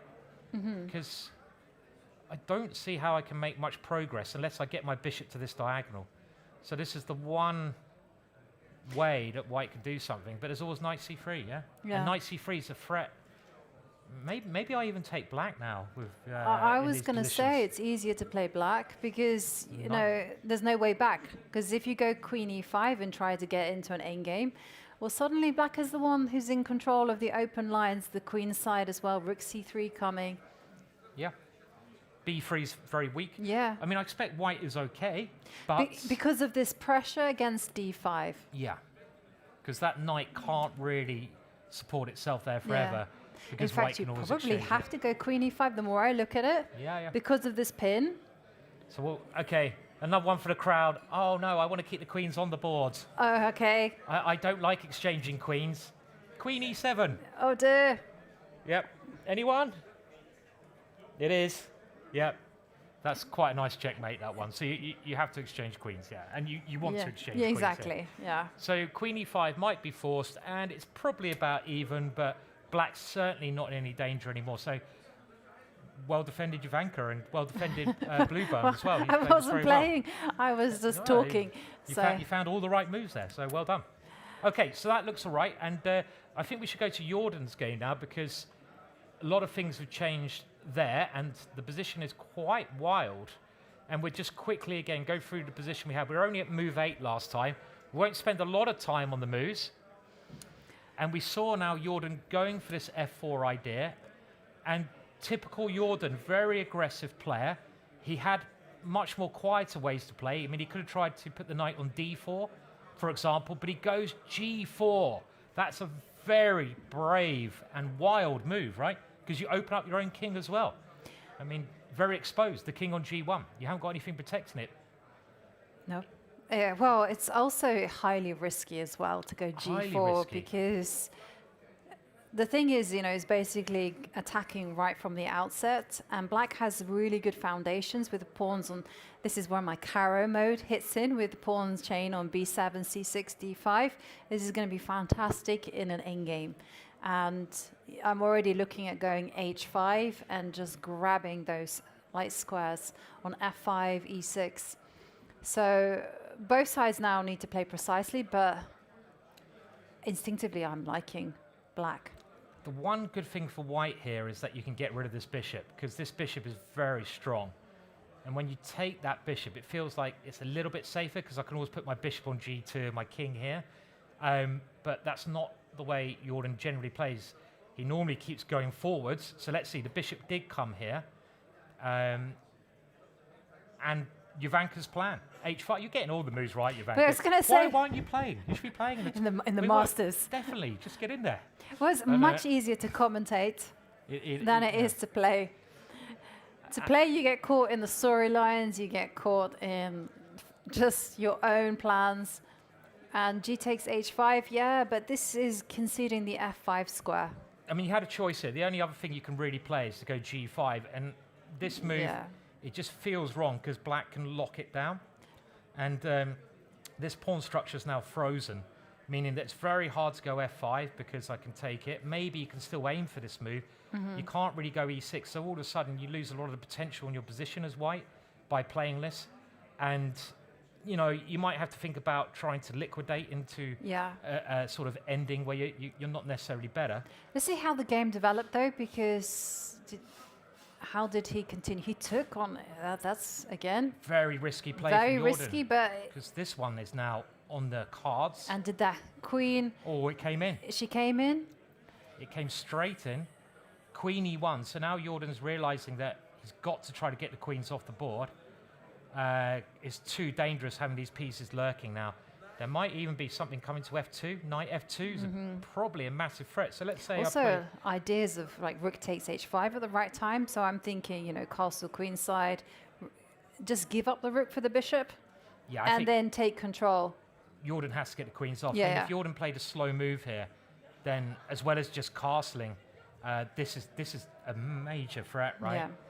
Your queen moves, and now I've given myself this square, and it's just game over now with this kind of thing happening. Yeah. Yeah, okay, so okay. So queen e1, Jordan wanting to get the queens off the board. Rook takes h5. This move you mentioned, Jovanka. Yeah, but this is the thing, you know, you go bishop takes h5 and suddenly queen takes bishop.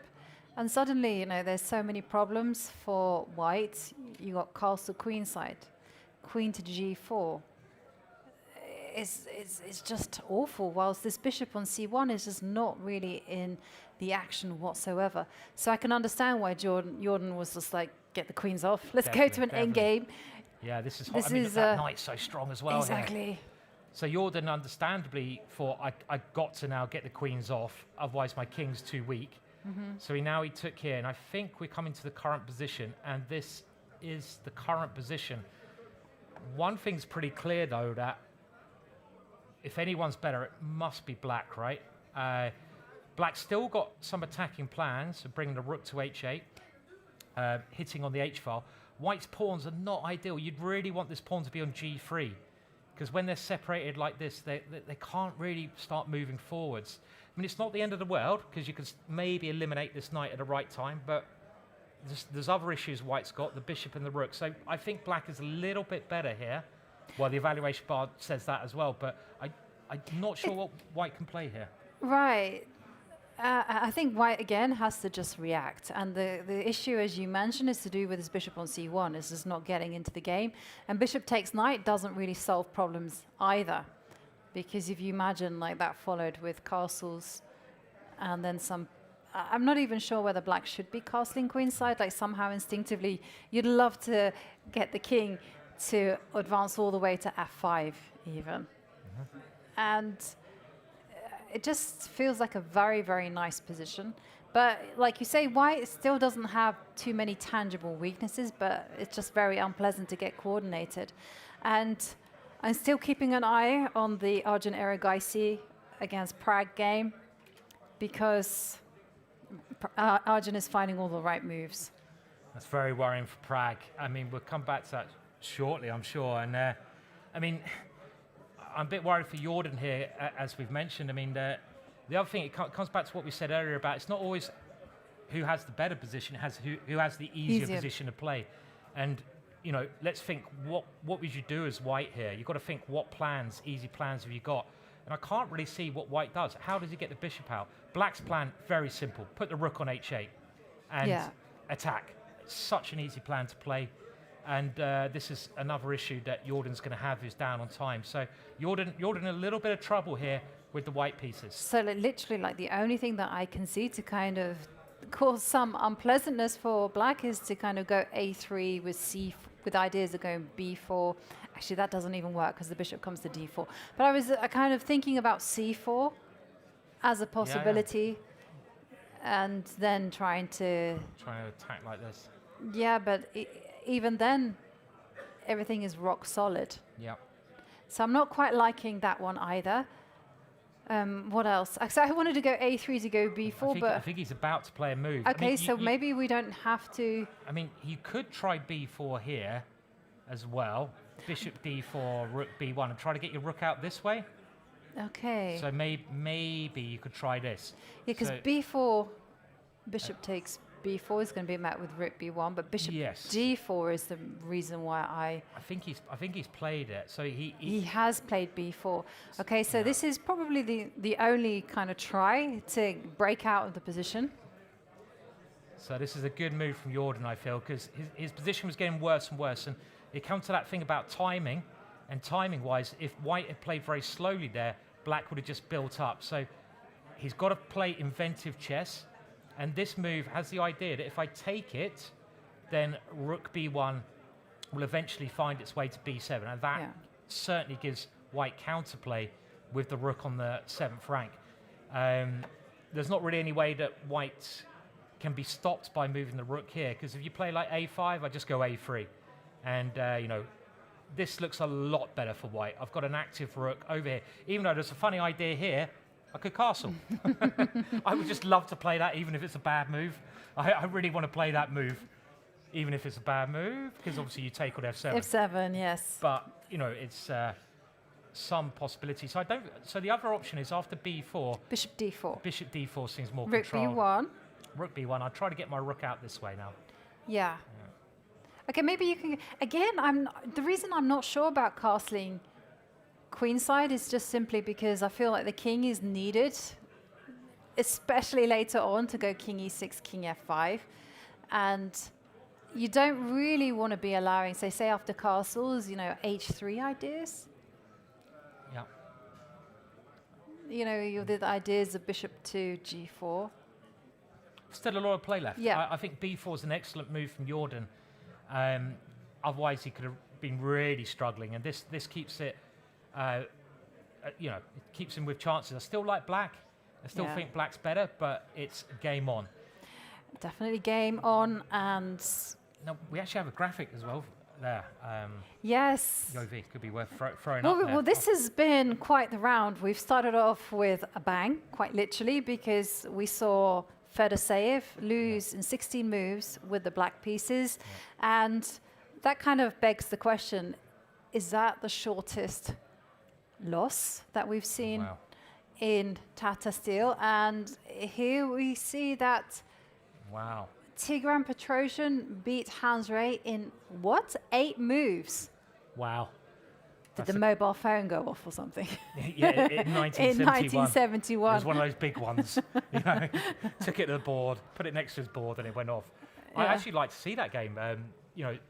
I thought Anand lost a very quick game with some Petrov line, but that must have not been here. So Tigran, I don't know how that game went, but 8 moves is very quick, but Vladimir nearly made the leaderboard of shortest losses today, which is, would have been quite painful. Okay, now lots of games still going on. We can see a bit of an overview of all the boards there at the moment, and maybe we could go to Gukesh's game. It looks like Arjun's game is developed a little bit, so we'll come back to that after Gukesh's game. But let's see how the world champion is getting on here. You kind of piqued my interest on this. I do want to see. Move. Okay, let's see. Let's see the quickest. Let's do a quick detour. Okay, so this is. So this is Tigran Petrosian against Hans Rey, and you don't have to. It's not going to be a long game. Let's put it that way. C4. How can you win with 8 moves with the English opening? I mean, that's just C3. unheard of. A very positional long game. Okay, so knight c3, knight f6. Sorry, c4, e5. Knight c3, knight c3, knight f6. Knight f3, knight c6. You win another 4 moves from here. Yeah, g3. Okay. Bishop b4. Yeah, very normal position. Knight d5. Knight d5. Okay. Can you see what's happening next? Knight takes knight. Knight takes knight. Pawn takes knight. Oh, is he going to go d6? He went e4. He went e4 here. Yeah. dc6. dc6. E takes f3. Yeah. Queen b3. 1-0. Ah, because of this, yeah? Oh dear. Okay. Not so obvious. Not completely obvious. Oh dear. And black just resigned here. Because there's no way. If you go a5, a3. It's similar to that sort of idea we looked at with Jordan's rook coming down here, wasn't it? Just you're trying to get into b7, and this is the quickest ever loss. Wow, yes, that must in just 8 moves. He could have prolonged it to 9 moves with a5, a3. He could have, to be fair, he could have prolonged. I'd at least gone on for another 5 moves, just so I don't make the. I think I made the record books of the losses. I think the quickest loss on New Year's Day at Hastings once was Williams against Pert. I was an international. I'll show it very quickly. Okay. I think I was an international master at the time. And I was playing a 2200, and the game, I should not be remembering this game, went d4. I may have still been a little bit worse for wear. My opponent played bishop b4. I wasn't really paying attention to what he played. And I played e3. Oh no! And the weird thing was, like, any other game in a tournament, we didn't have any spectators. Yeah. But somehow they can smell. The spectators can smell when you play a blunder. Yeah. So from nowhere, I suddenly had 50 people looking at my game. Yeah. And my opponent just took the knight, and I was like, oh my God. And I kind of resigned. Yeah. And that was quite embarrassing. Well, I can, on that subject, I can show everyone one of the stupidest wins I ever got, but it was like ridiculous. It went d4, d5. My opponent went bishop g5, and I went, in my mind, I went, don't go e6, don't go e6, don't go a6, so I went c6. He went c4, and the hand just went e6. Oh, wow. Oh dear. Yes. Oh, wow. And then all my teammates gathered round and they're looking at me like, "What have you done?" And I was thinking, I can't. How can I get compensation for the queen? Can I ask how old? You must have been very young. No, I wasn't. No? I was actually one of my best ever Gibraltar performances. But this was this was a blitz event. Yeah. But then my opponent went knight c3. I really? Oh, yeah, oh, wow. and I was so shocked. So you took the bishop? Yes.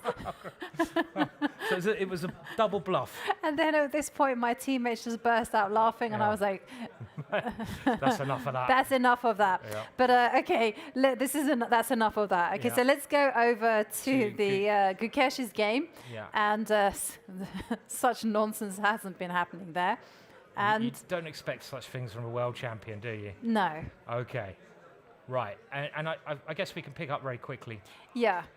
So I mean, we mentioned here that we thought that black had the edge here with a beautiful knight sitting there on d6. It really wasn't very clear how white was going to break through, because even if you did get the desirable b2, b4, there wasn't any pressure against b7. And in fact, black would now have a target against a4.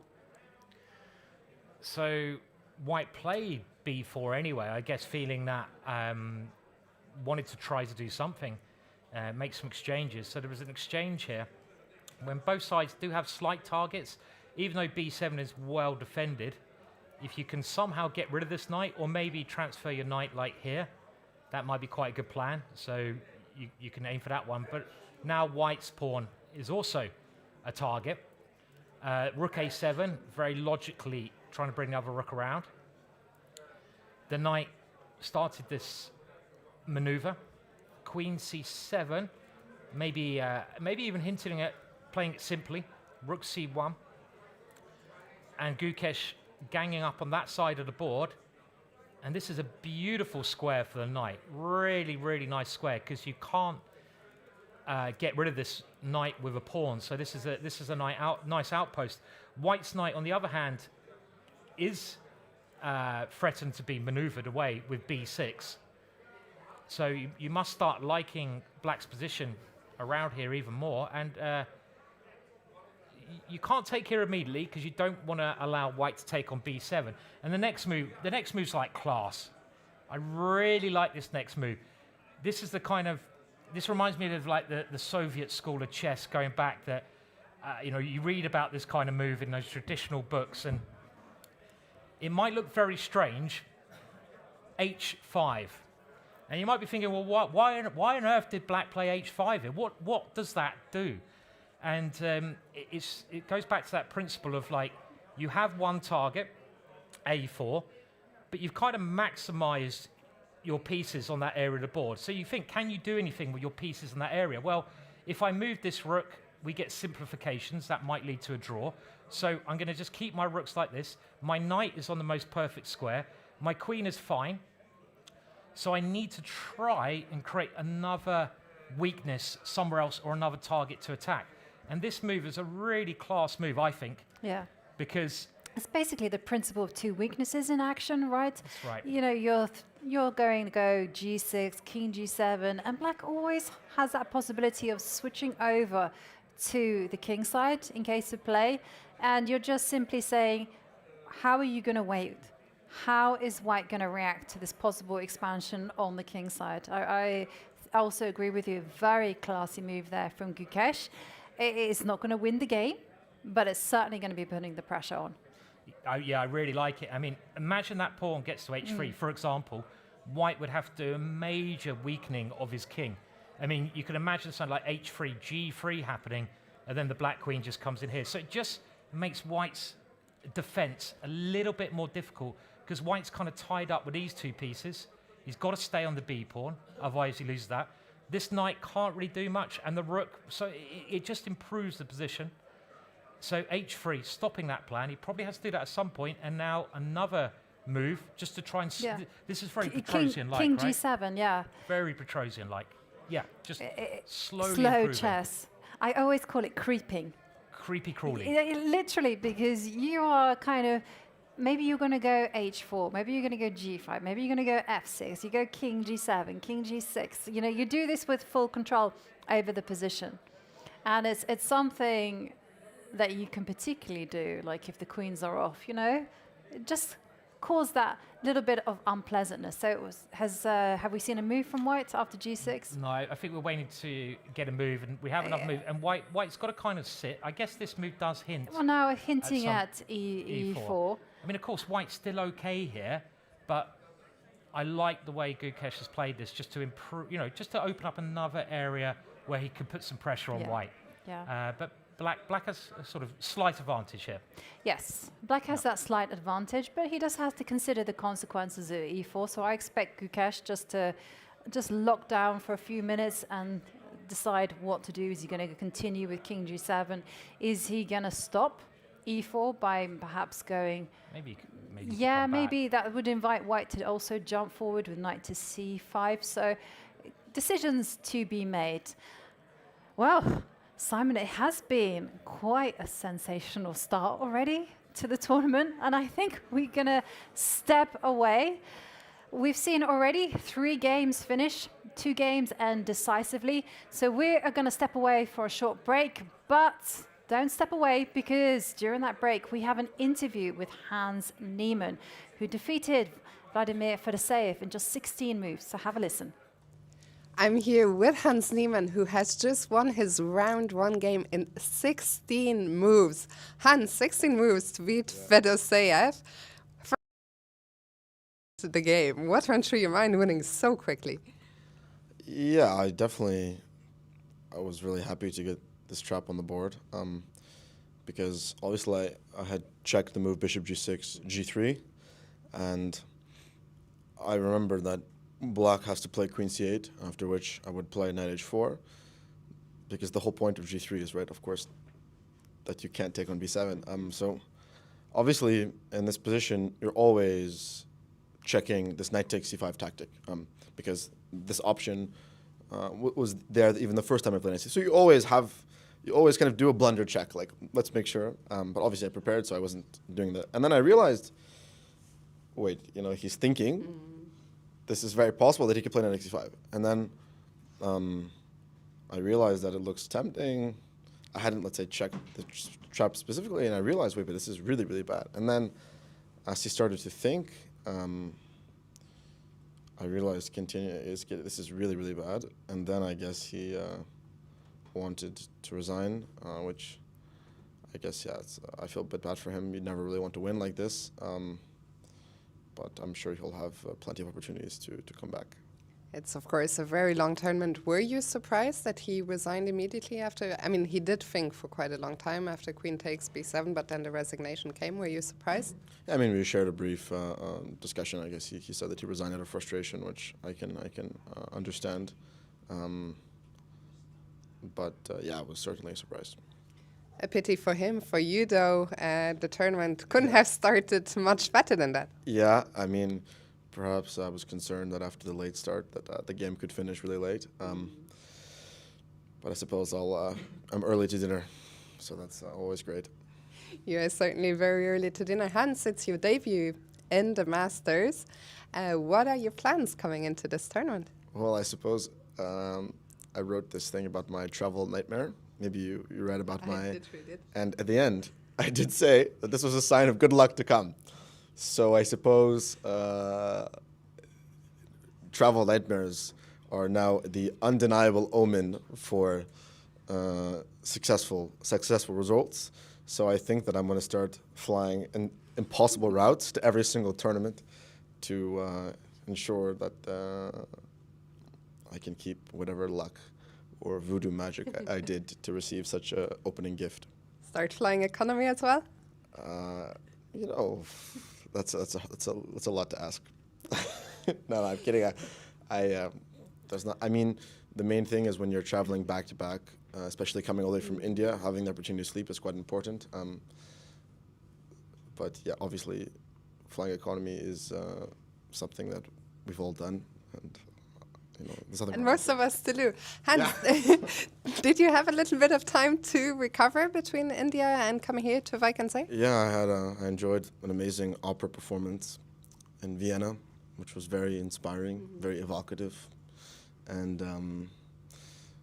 I guess I got my first taste of winter, because I have most of the fall and winter I've spent in incredibly warm places. I think I was in Cape Town for 3 weeks, and then in Istanbul, which was relatively warm, and then I went to Doha, which was warm, and then Kolkata, which was, I guess, the coldest, as you can imagine. It can be, Kolkata is usually a very hot city, so I got to reacclimate to cold weather, which I hope will not be that difficult to adjust to. And finally, as I mentioned, your debut in the Masters, but you have played here before, so how is it back to be?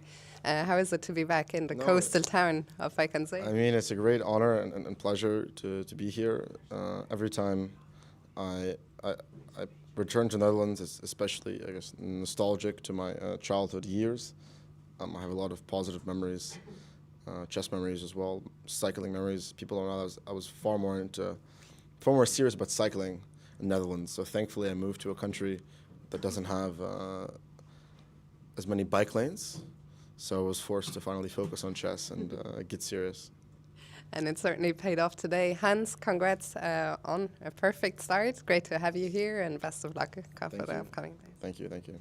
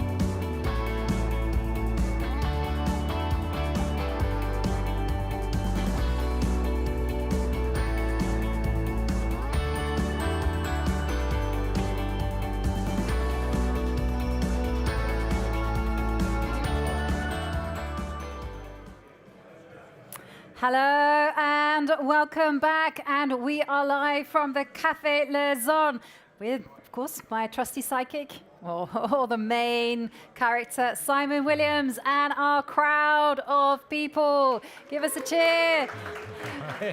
You guys have brought in all the drama with you, because we saw already 2 decisive games in just a space of what feels like a few minutes. You know, I talk about like Hans Niemann winning in 16 moves, Vincent Keymer winning against Anish after that terrible blunder from Anish, and a quick draw between Yaz Khan Edomush against Nodirbek Abdusattorov. Now I say a quick draw, it was played quickly as opposed to in terms of moves.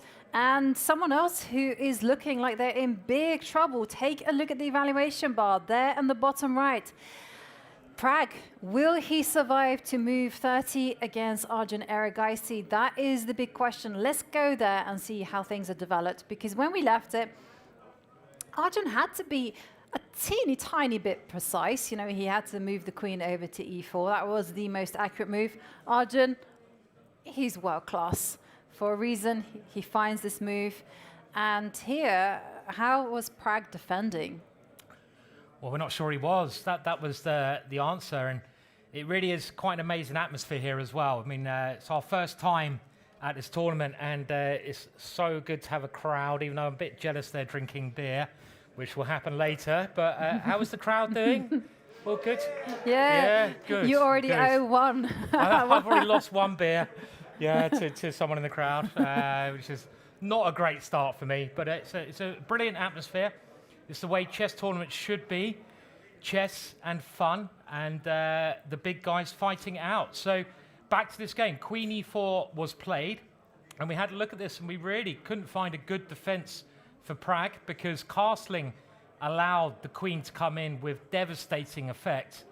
So Black tries to get his queen in a position to defend. But this is obviously a very slow plan. And Arjun simply captures on e6, trapping Black's king in the middle of the board. How on earth is the Black king ever going to find safety now? Because the pin on Black's knight is horrendous. Even if Black was able to castle, he would drop the knight. So Pragg tries to exchange queens. If the queens come off, he'd be fine. We never exchange queens with our opponent's king being so weak. So Arjun just keeps the pin on the knight, with ideas of bringing the bishop in, threatening checkmate on e7, threatening queen takes e7. Looks really bad. The rook comes to f8, with maybe an idea going rook f7, king f8, king g8, trying to get castle, we call it by hand. Some logical sense to that, but this can't work. Arjun having a long think now, and we're waiting to see how he's going to continue this quite nasty attack. Yeah. So what's the move here? I mean, the logical idea would be bishop g5. Let's go bishop to g5, and then, you know, really what you want to be doing is you want to be transferring the rook to the e line. So rook e1 would be a natural kind of move, but obviously the bishop on a5 is there, guarding that square. So I'm thinking after rook f7. What is he playing? I was going to say rook d3. Has he played it? We're waiting to see. Has he played it? So this is one very promising looking idea. I mean, White doesn't have an automatic follow-up here. He's just played rook d3. Okay, so he didn't go for this line. He's played another idea, rook to d3. And Jovanka said it, the rook wants to come to e3. And also on e3, we saw the idea of rook e5 in a lot of positions, which would win the bishop. So a strong idea. Potentially even, you can still go bishop g5, get the rook here, and it would be wonderful if White could get the other rook over.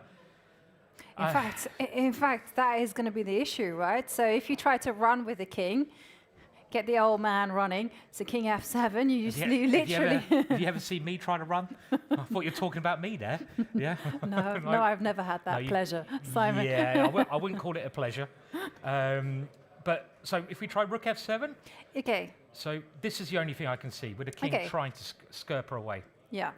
Okay. So we got well, we have either bishop g5 or rook e3 candidate moves, but there's other options. You could even look at putting the knight into e6. There's so many tempting moves here. It's just got to be quite accurate the way you do it. Like, I'm tempted also, because I've been inspired by some of the other games, to go b4. So my first vibe was to go rook e3, rook e5. But I kind of... Can you get creative with b4? b4 is very interesting. Also, there's knight g5 is very... Yeah. But b4. Okay, and now black would have to take this, because you've got to, I think, keep on this square. I mean, if you move the bishop back, the problem that black would have is something like bishop g5, increasing the pressure. Yeah. Let's say the king moves. In you come. In you come. And this is, I don't know, black's just about, he's got knight d5 all of a sudden here. And this would be we're letting black a little bit out of trouble there, aren't we? So we got to be a bit careful how we continue this. The one thing we've got to stop is king here and knight here. And actually, instead of your b4, sorry, I gave you credit for my bad move. But okay, I was thinking knight to g5. Yeah, I like your knight g5. I think this is the simplest. Yeah. Because the rook is defending here. Yeah. We got to move the rook away. The rook has to move again. Let's say it goes to f6. Okay, now you can say hello to the knight. And now this one is really, so really increasing you can't problems. really... And you've got rook e5 as well. Yeah, so...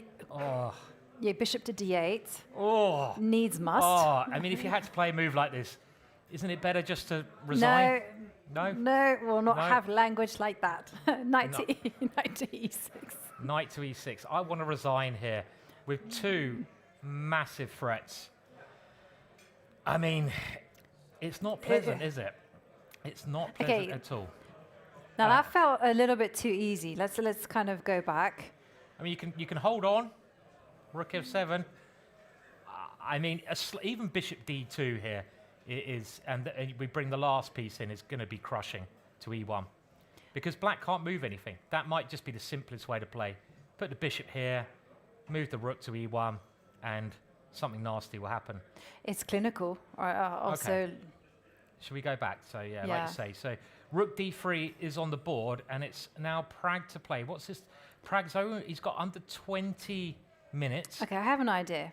He's got to play 17 moves. And I know the evaluation bar says it's hopeless, but who knows? Bishop to b4. Bishop b4, trying to defend the knight this way. And I am dreaming about castling queenside. It's not going to happen. That's a big dream. That's a big dream.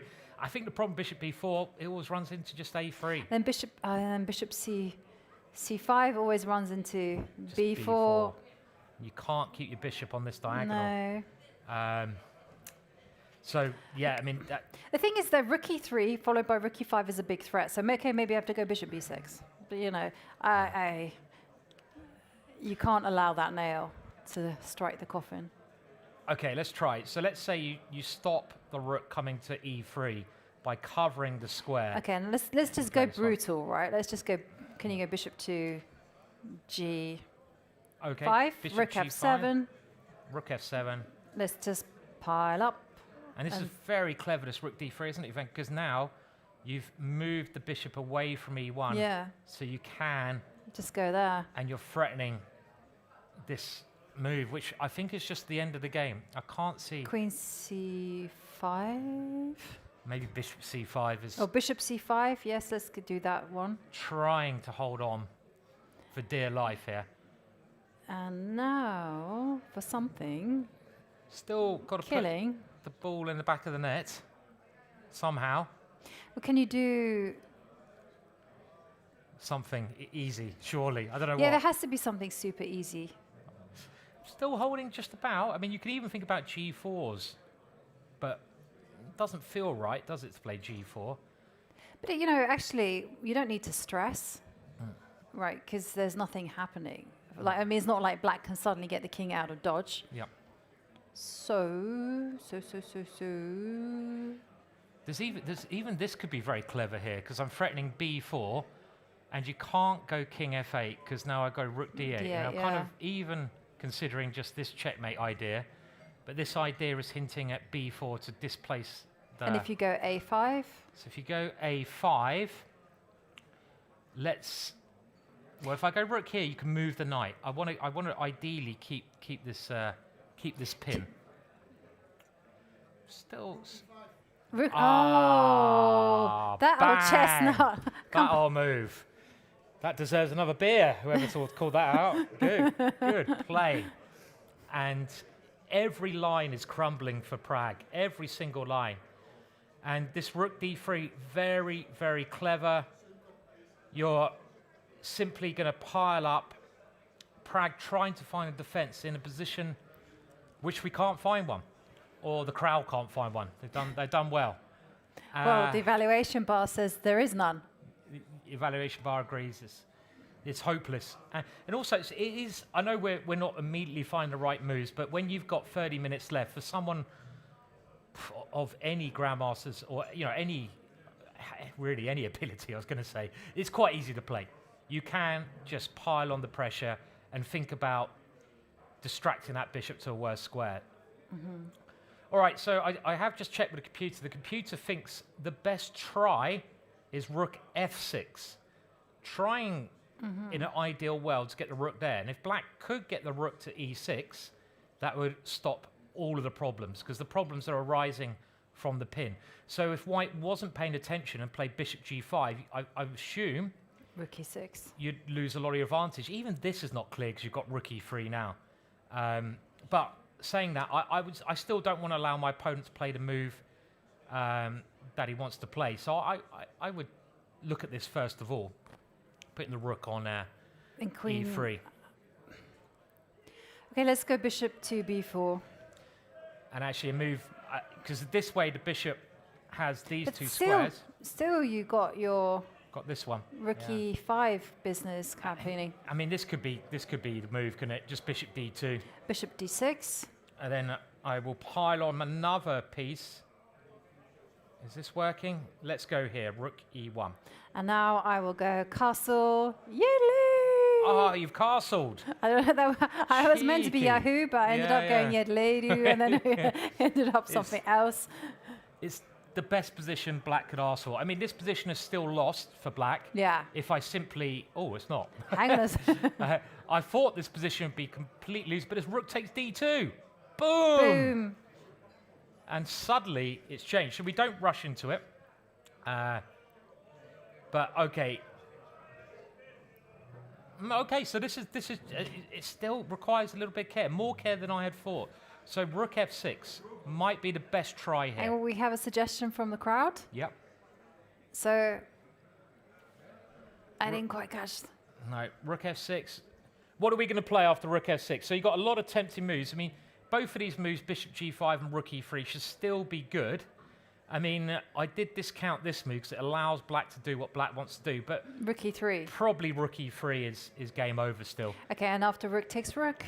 So rook Forced, takes rook, queen takes, and now queen moves to d7 or f7. Yeah, because you can't castle this time because it's a whole piece, so you've got to defend this one. Bishop b4 seems very dodgy, so queen to d7.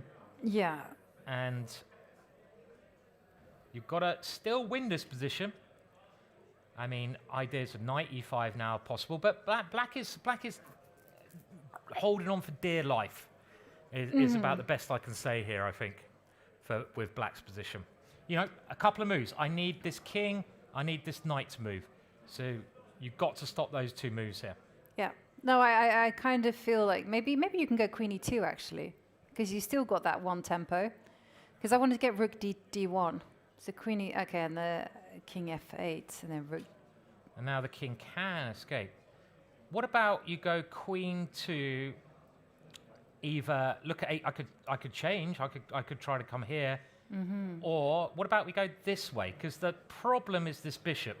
That's a sneaky move. So I want to play b4, but okay, bishop to. So if the bishop goes back.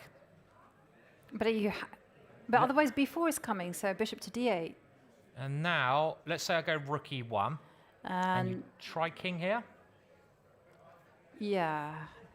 everything is holding on to this knight, and you're still in the pin. You can't go king f7 because of knight e5, so it must be losing, but there's not an obvious killing blow here, is there? Maybe it's knight e5, I don't know, at some point.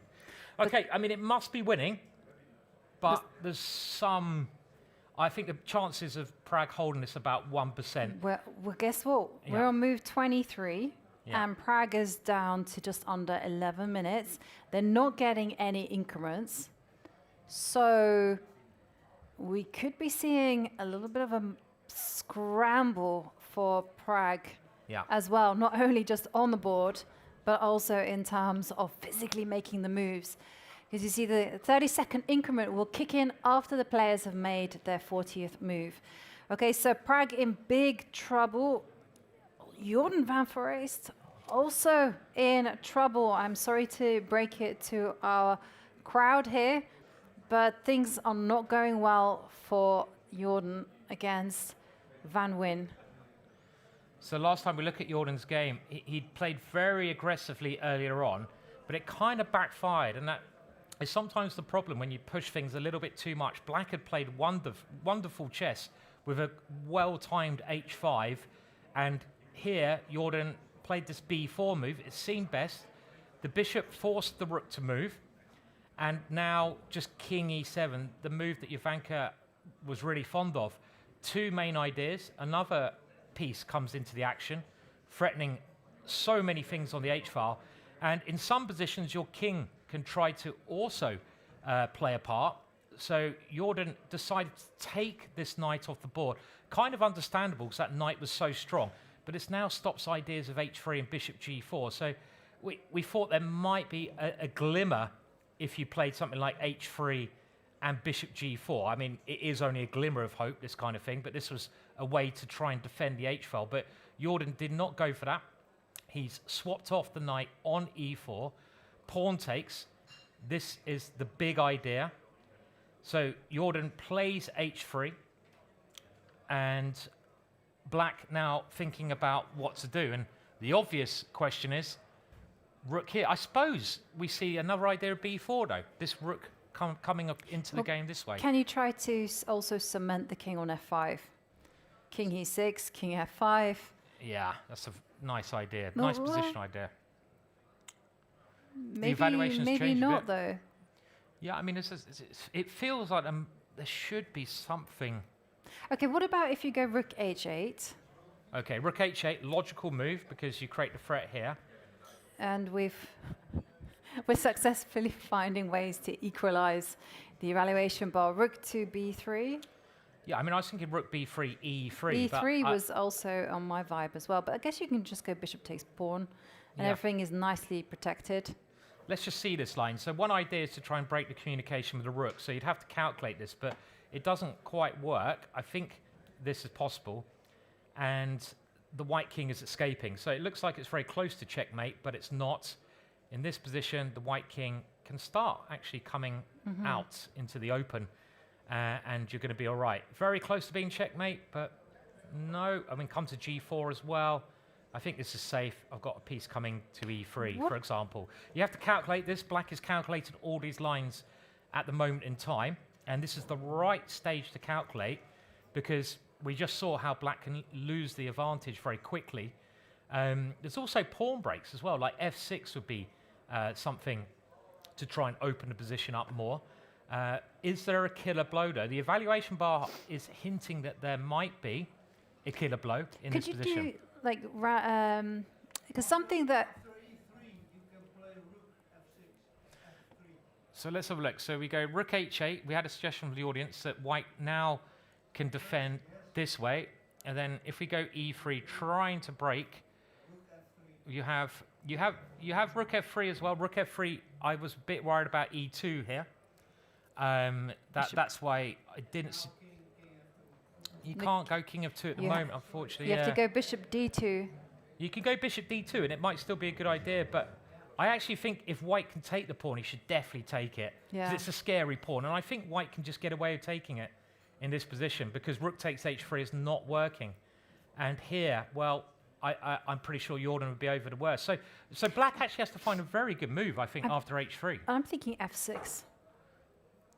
Yeah, I like f6. I like the idea, like some break to increase the pressure. Just one of these accelerate the play, right? So yeah. f6, and if you take on f6, now, then pawn takes. And we have... And we've got rook g8. Hello, yeah. king. And then you've got f5, cementing a pass pawn. Okay. I think this one would be winning, but... Yeah, this is a nice positional way to play, because even if you can't win a pawn or checkmate white, the danger is if you get this pawn structure with these two pawns, it should always be a very good ending for black. And the reason that is you've got a protected pass pawn, so that's going to be a big danger. The pawn on h3 is going to be tied down, and well, you might not even want to. You might want to put your king there in this type of position as well. So this looks like a good idea. f6. Also, there's g5 here. What about g5? Also nice. Pawn takes. Yeah. So pawn takes, and maybe I can just now think about doing this at the right time. Or okay, what's he just made a play. He's just played. He's gone f6. f6. Okay. So here we saw that white must not take on f6. That would just improve black's position no end. So I guess you have to... You're properly defending here, aren't you? Yeah. You're trying to somehow survive this uncomfortable position. I mean, I would be looking at trying to do this now, trying to get my rook near my king. I was looking at that as well, because you can use tactical ideas to hold on to the pawn on e5. So say, for instance, rook b3. If you go f takes e5, you can actually just capture, because you have bishop to g5 check at the end of it. Ah, that is a nasty trick. That's Yes. just the kind of thing I'd fall into, you know, after a long game. And yeah, this is a good idea. And also, if black doesn't recapture, white's improving his position, because white can get the rook here with threats, but also just covering the king, and you have chances to put the rook on g4. So a good move, f6, but if Jordan finds rook b3, he's still fighting hard here. Maybe this is not so easy for black even. Because this bishop g5, he points out, Ivanka, is a nice resource. I assume he has to go rook b3 here, though. Everything else looks very bad. Chances. There's chances for Jordan to hold this position. Right. Most certainly. Yeah, because otherwise you do have rook h8 coming, and then this whole idea of going e3. And let's not forget that black can also solidify with f5. And I think the pawn on e4 is going to be ultimately stronger than the pawn on e5. But yeah, we'll see. Still chances for Jordan. Can we just go over to the game between Arvinh and Matthias Bluebaum? Because I was going to say that there's rook takes f2 in the air. Okay, I mean, we'll very quickly update after I think queen e5 was played, because this is the last position we had. It looked like Bluebaum had played very nicely to take the sting out of white's pressure on the king side. And as soon as the queens come off, which is going to happen, Bluebaum must have had a sigh of relief there, because these rooks could even be misplaced for white. So we had a number of captures into the ending, which I assume is comfortable for black, but white does grab the pawn there. White's a pawn up, but black getting active now. Can white consolidate his pawn? If he can somehow get his bishop here, maybe that would help, but first of all, he's got to defend f2, and all of a sudden, black has the initiative, black threatening f2 again. King f3, you can't go rook f1, because knight e3 check is winning, so this is a forced move, king f3, and you're kind of hoping that knight takes happens, because now rook g2 looks very strong. Actually, black can still fight with this clever move now, maybe. I think the knight's... The knight's trapped. Well... No, it's just a problem that the white king is just so active. Coming this way, yeah. This would be a lost ending. You could get this, and as Ivanka points out, yes, black wins the piece back, but you're going to lose the pawn on a5. White's king, such a strong piece here. So king f3 played, and now f5. Yeah, so a big threat of rook takes f2. There's still ideas of rook b2, rook c3 in the air. But it is a pawn. And the other thing is, with f5, positionally, white's now made black commit his pawns to light like squares. h3. So these are a bit weak. He has played h3. Yeah. Yeah, so the whole idea is that rook takes f2, simply met with king g3. And look at that. One of those pieces are going to fall off. And, okay, so that's not possible. So if knight takes pawn, then you've got your rook g2 idea in the air. Now, did he play knight takes pawn? He's played a move. He has played knight takes. So how does this work? Okay, so before it wasn't working, and now it is. Okay, so rook g2. So let's have a look. So rook g2 was the problem before. Sorry? g5. Well, I take your knight Take there. the knight. The knight is falling. And I can always go to g3 or g2. Ah, you go on the counter. Sorry, rook c7. Rook c7. Okay. This is the only way to defend. Yeah, we just showed us ending. So this might look like a clever move, but this is completely lost, I think. I think maybe Let's have a look. Now, what are we missing here? So check. Yeah, okay. Yeah, this is just losing, isn't it? Yeah. King comes in, you get this ending, but the white king just comes. Yeah, and this bishop on b7 is a fantastic long-range defender. Will cover any passed pawns that black makes on the king's side. So after this, if rook g2 is played, Ivanka has found the only defense, rook c7, a counter-attack in getting out of the pin. So next move, the black knight can actually move. It's equal in material, and he has... Okay, so white didn't go for this. In the end, white decided that this position is fine for black, and it does seem fine for black. This kind of ending is most likely to be a draw. Equal material, rook ending. So the rook moved all the way into g6. A new target has come about. So, yeah, quite a nice move, actually, putting the pressure on black. I think black still has to be accurate here. I mean, black should be okay, but you have to be quite careful. It's not some... I'm just wondering if you can get perpetual. So my first thought is, what happens if you go here, allowing this, and I now check you here, and I force this one? Do I have any perpetual? I don't think so, because I'm running out of checks. The only check I have is here, and then when the king moves, there's nothing more that black can do. And white has a nice ending here with the bishop and rook. Bishop and rook work really well together. They coordinate much better than knight and rook generally, and I can see this bishop coming into the center, f5 very weak. I mean, it's still not game over this by any means, but you'd want to be white slightly there. So after rook g6, is there a better way that black can defend? So black has to find a series of accurate moves here. And the bishop does such a good job defending e4, because you want to go knight e4, but then, of course, bishop takes e4. Well, can you be a bit funny about things? Like, could you go rook to... I was thinking rook to b2 and then take on... I know. I'm thinking of rook b2, and if rook takes e6, I'm thinking of knight takes h. There's an amazing idea here, Ivanka. Yeah, no, yes. What? So I think someone shouted out an amazing idea. It doesn't quite work here, but it's an amazing idea.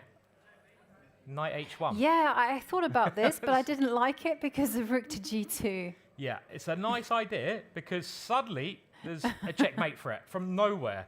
So rook takes e6, bang. But Ivanka has pointed out that rook g2 and your knight is looking very stupid there. But can you improve on this? Let's say I go king h7 first.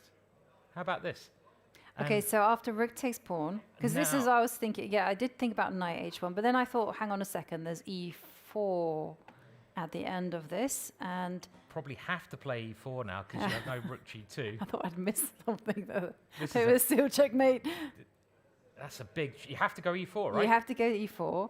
Yes, and now what? This is where I gave up in my calculations. Do you still go... I would give up calculations as well, because... Or maybe you can take... No, you go rook c3 first. Okay, so rook c3. Now, king g2, and that knight is looking... Now you come out with your knight. I have to go to g3, right? And now there's questions about this pawn on e4 and the pawn on b3 is on pre. It's amazing how what looks like a relatively simple ending is so complex, right? And if black has to find moves like king h7 and knight h1, and we only know this because the evaluation bar is sort of on the side telling us there's something for black. But this is still, I don't know, very, very complex. I mean, I don't know how comfortable I'd even be here with the black pieces. No, I wouldn't be comfortable at all because after pawn takes f5, like even then I'd be thinking. Even e5 is very interesting, but pawn takes must be critical, yeah. Yeah. And then you can't really take, or maybe you can take on f5. You can be cool about it. Bishop here. Yeah, then you just go g6. And black's over the worst. Yeah, and you've got rook takes b3 still in the air. Yeah, it's black is active. Okay. Yeah, just about okay. I mean, isn't it? That's a really special resource, though, to put the knight on h1. What happens if you were to do something like rook b2? So my idea is that after, obviously you're threatening the pawn on b3. Okay, so this might be similar. So if I take on e6, yes, well, you again have this knight h1 well, I was basing it more on like knight takes pawn ideas. Knight takes pawn. Let's try that. Oh no. So it's still okay, maybe. Yes. Just the knight. The knight isn't on a great circuit. I understand that, but it still has an escape square on g1. Can still get out this way and then this way, right? Well, maybe it can't get out. Maybe that's the whole thing. Yeah, I kind of want to play bishop d5 and then. I just wonder whether you could go rook to g6 and just go, ha ha. That's the end. Wow, rook g back to g6 again. And then. Oh, there's a very funny line. King h7 and now rook g2 again, yeah? Yes. And you're trying to trap the knight in a very strange way because if you swap off here, then the knight is trapped. There's a lot to think about here for what looks like a relatively there's not many pieces on the board.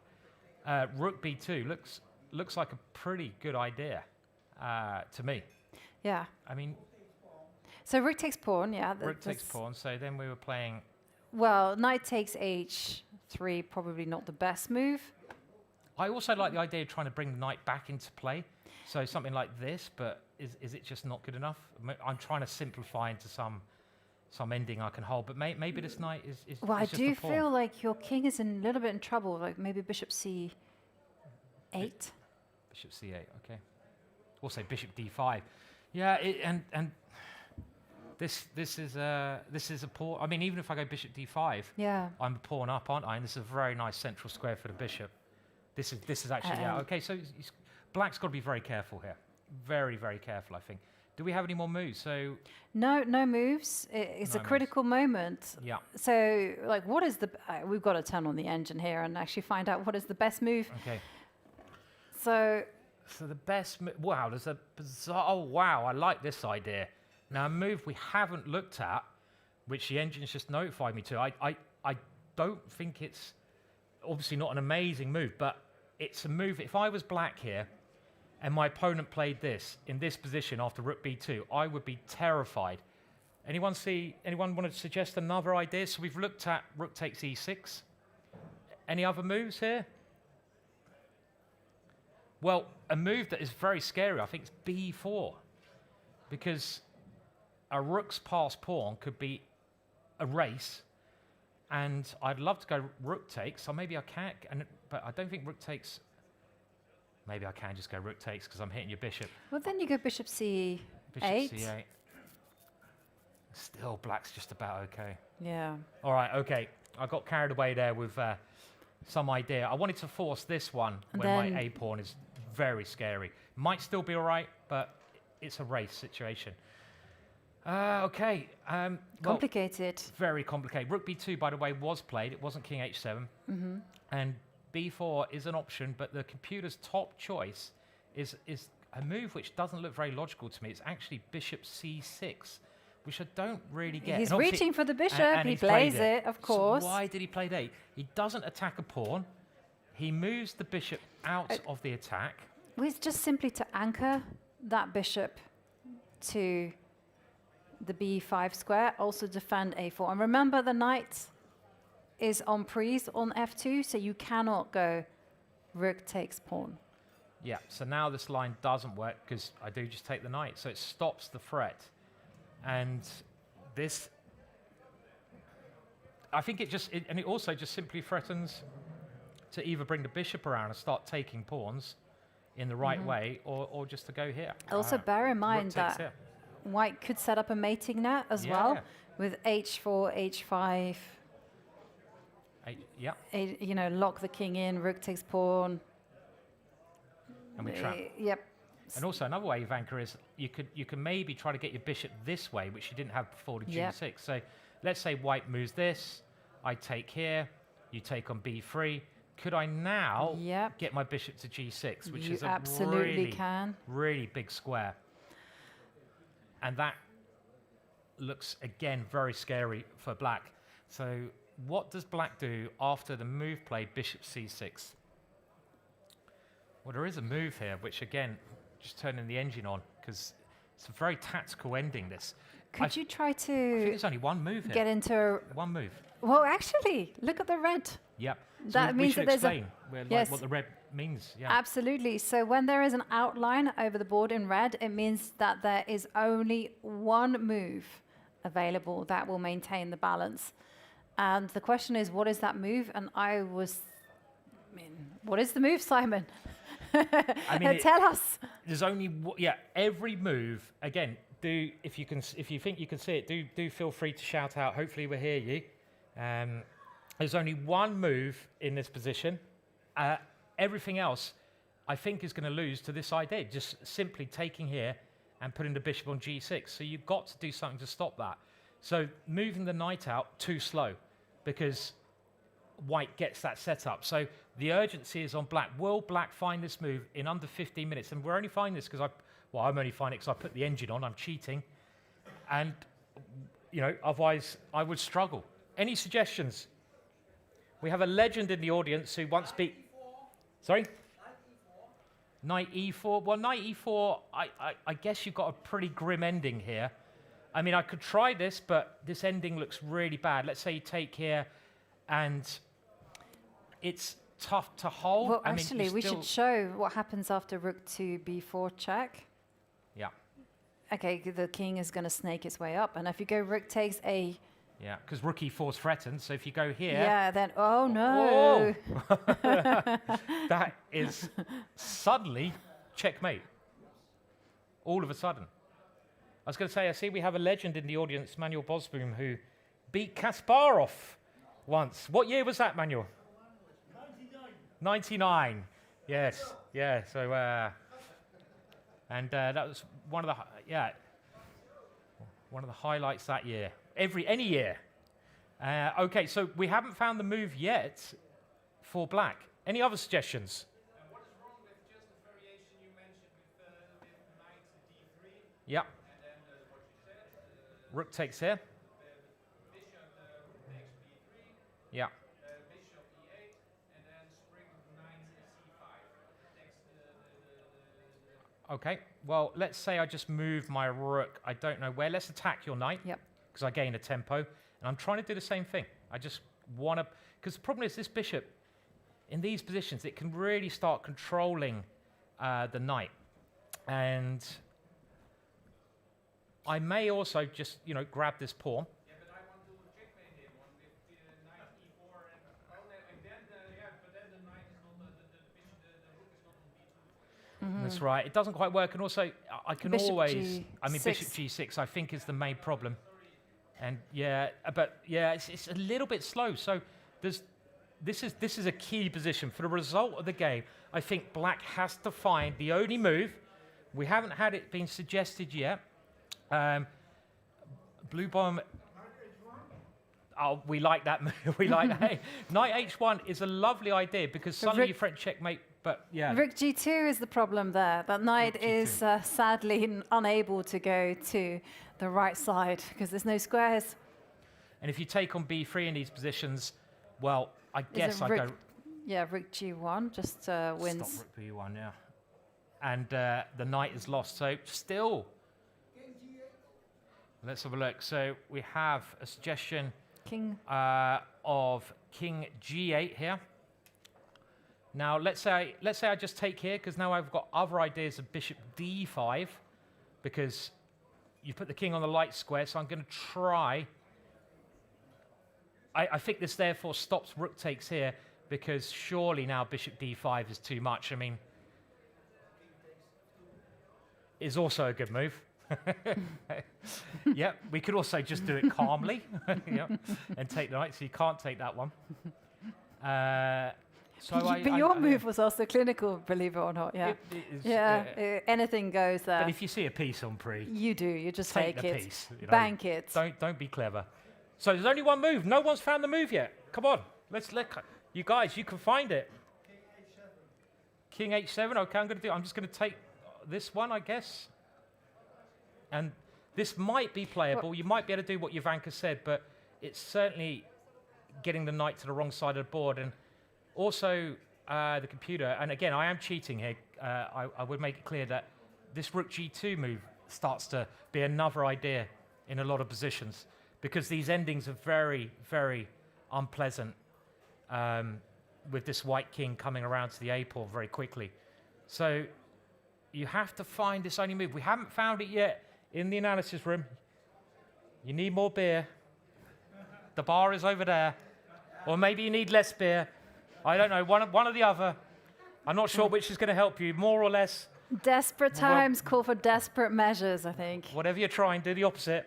And there's only one move, but it's actually, if you look at the clue is, if you look at these two pieces, the rook and the bishop, well, knights are tricky pieces, and you're actually you can only play this move now while these two pieces are here, I feel. Right, should we show it? Yeah, I think. Should we show it? Okay. E5. E5 is the only move to not lose. And suddenly you start creating threats. So this is actually very close to being checkmate. Actually, it's quite funny. I think the king can run up here, but you don't really want to allow e4. So the critical move is pawn takes pawn. Yep. But maybe pawn takes pawn is actually now knight d3. Fine for black, because we're suddenly threatening this family fork. And if rook to e6. Rook to e6, the only way to kind of stop like that. hang on to the pawn. Then we have actually rook f2. Well, this is all weird lines. It's very weird. This is a computer line, and this is not easy to see. Black now has to. Well, there's other moves actually. You don't actually. Can you go rook takes b3 and just go? No, that would be a problem because. Yeah. Okay. Well, this just goes to show.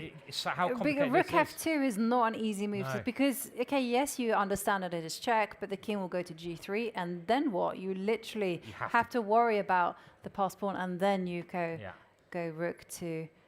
Yeah. This is the only way. You have to make sure the white king doesn't defend e3, and you attack it. And also then you're trying to come through here, and obviously you're trying to get a draw as such, like this. But this is so hard to see. I mean, okay, let's have a little vote here. So we have about 400 people in the audience. It's so popular here. A little bit less, maybe.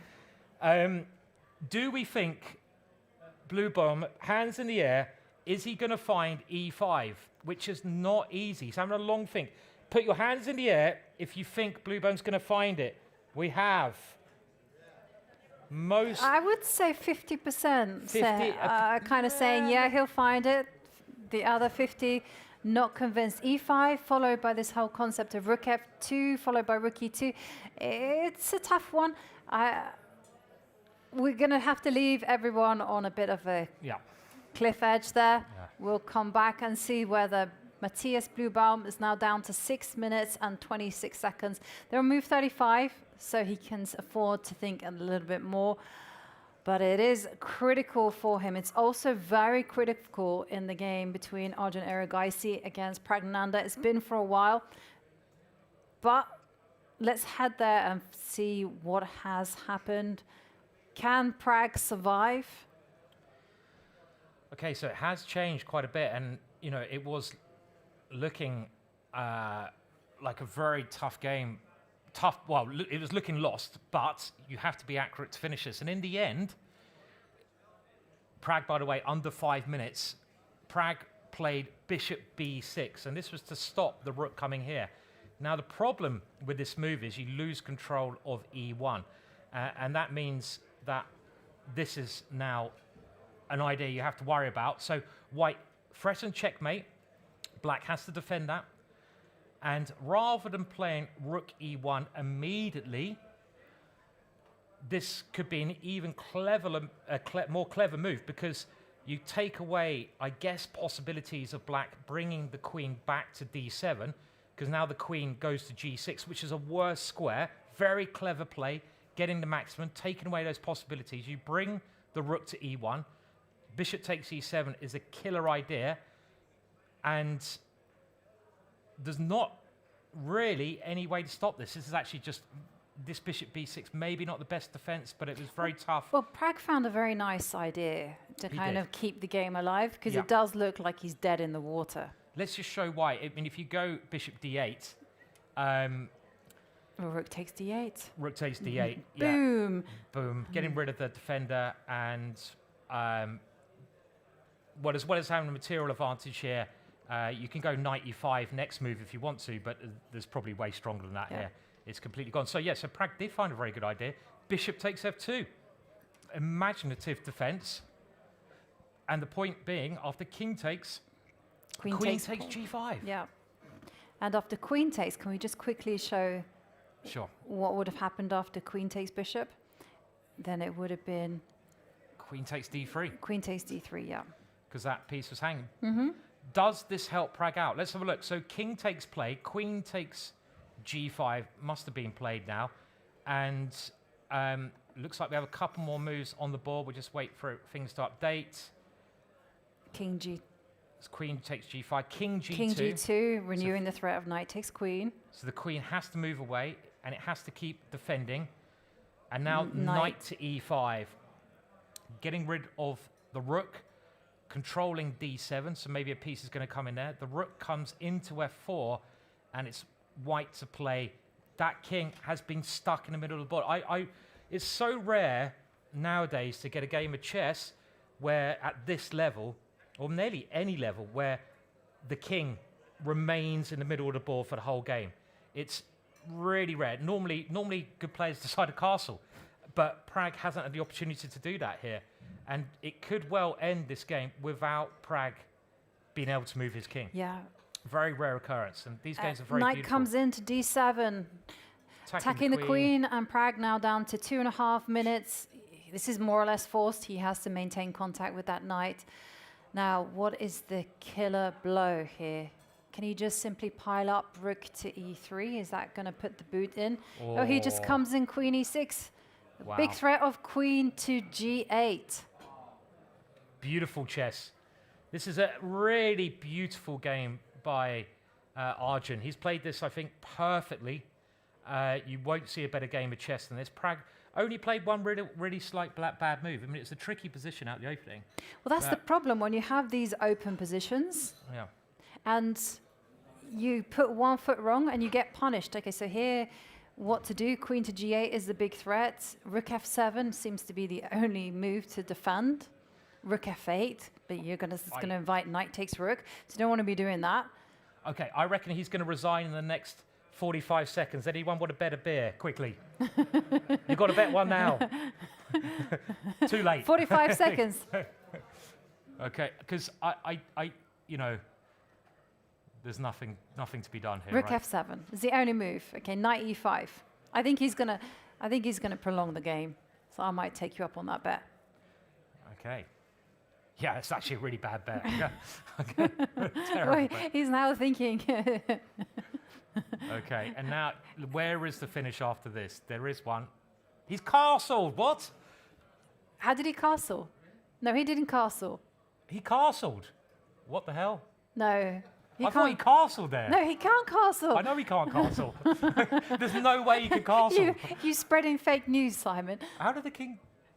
What the hell? No, okay, I think they've played some extra moves. It looked like he castled somehow.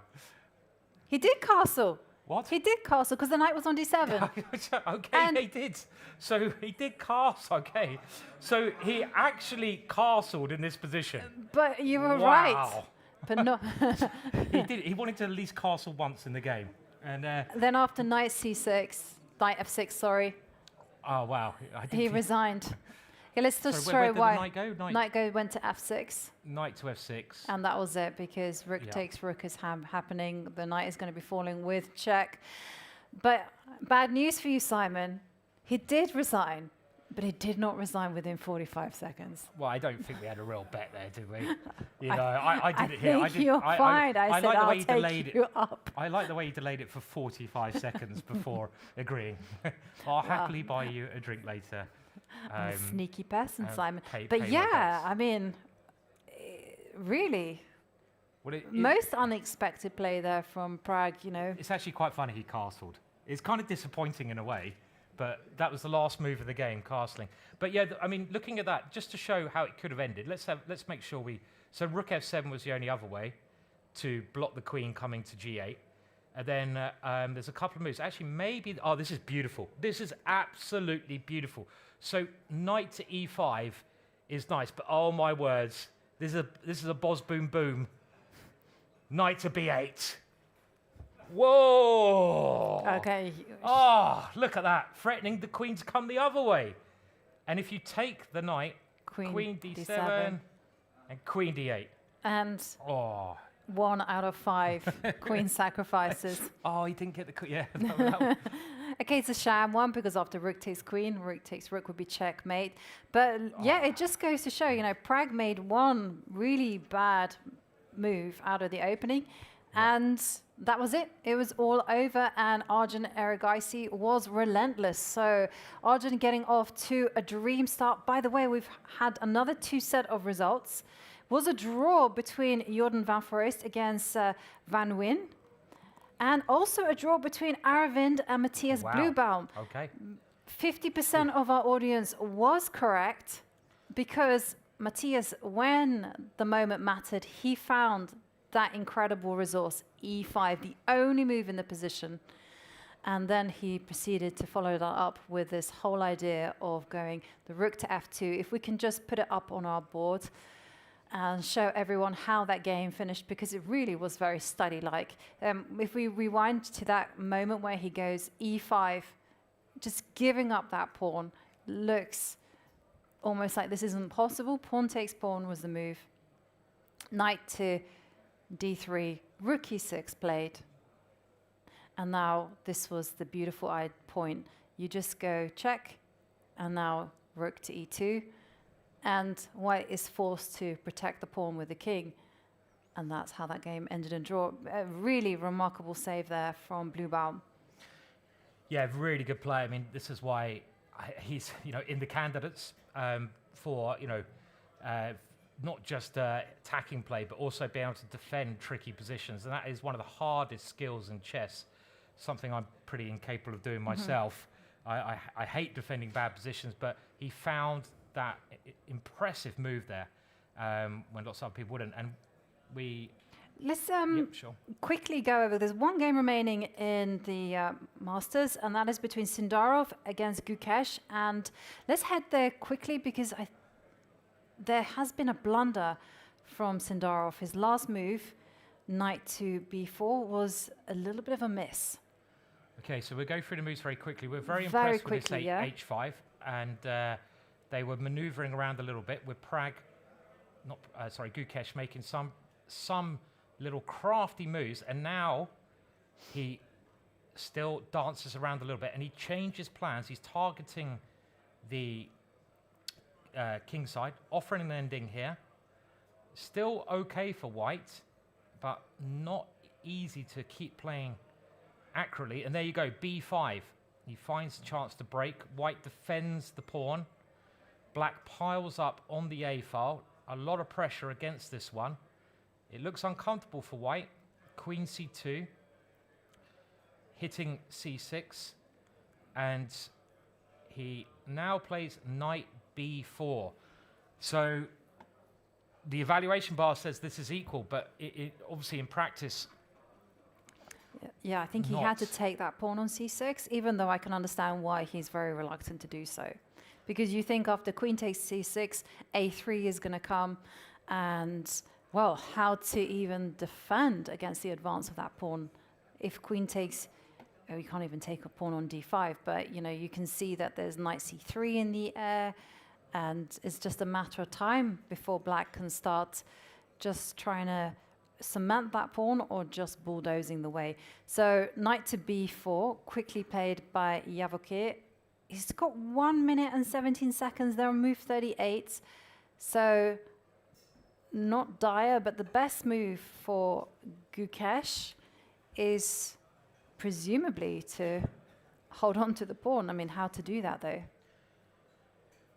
Okay, yeah, so I think the only way you can hold on to it, because if you can obviously hold on to your extra A pawn, that should be a game winner.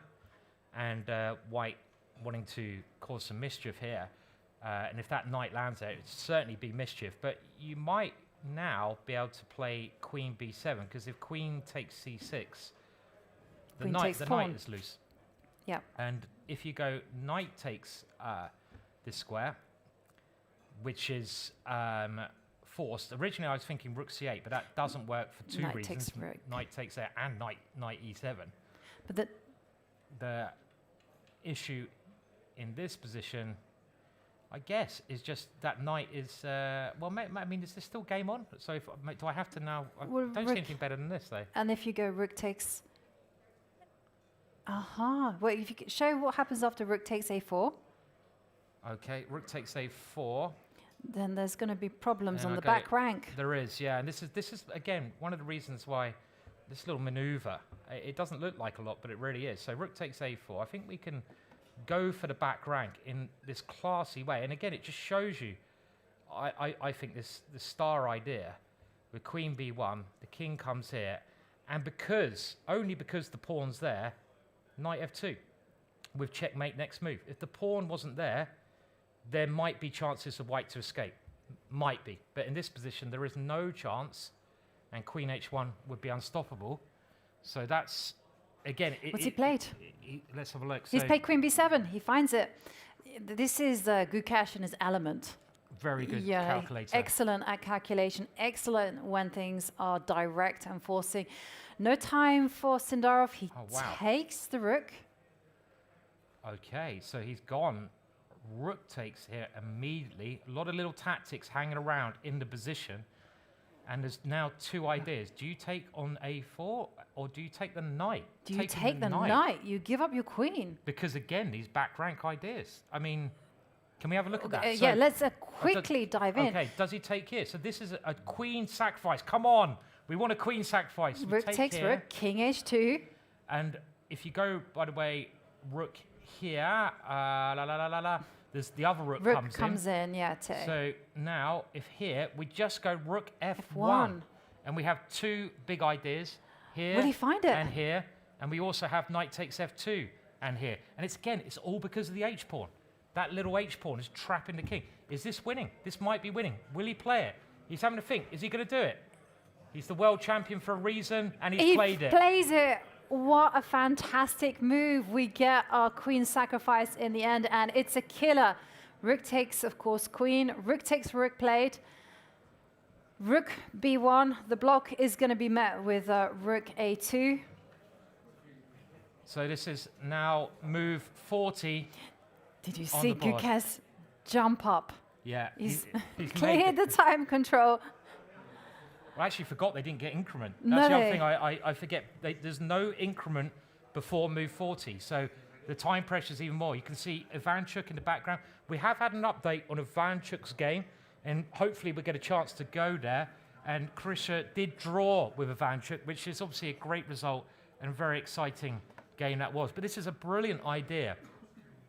And it's a queen sacrifice. Yay! We were trying to guess how many queen sacrifices there would be. I think I said 3 in the whole tournament. That's... Well, I kind of pushed that number up a little bit to 5.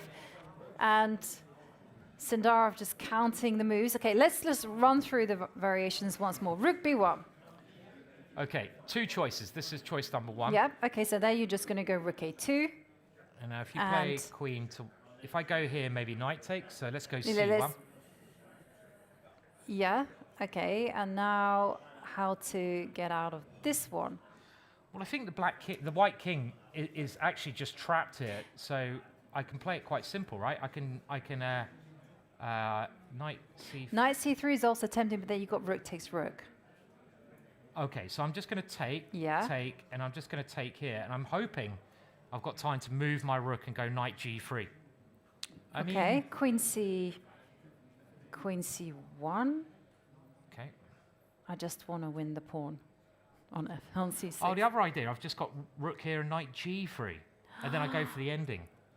Ah, this is simple. So at the moment, black has one extra pawn, so king and pawn ending should be winning.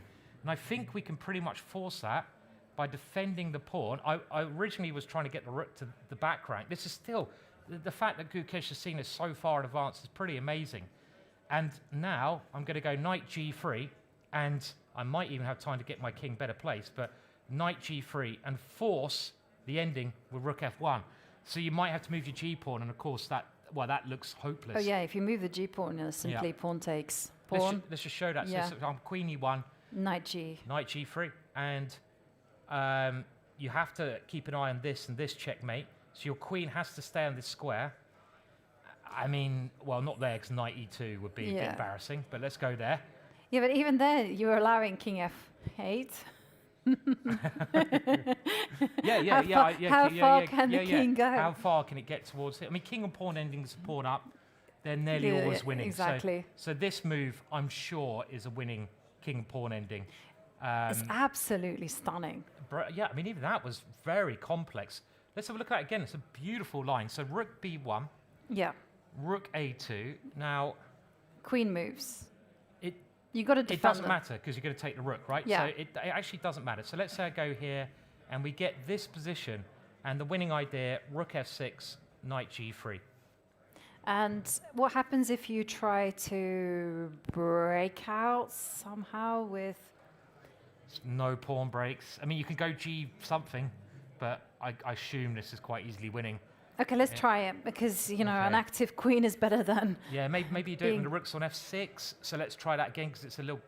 So if I go here, rook f6, this was a killing move. So we try and give our king a bit more space, but pawn takes pawn, en passant. Now this one, and this... The black king is so safe in these positions. Okay, can you go king to...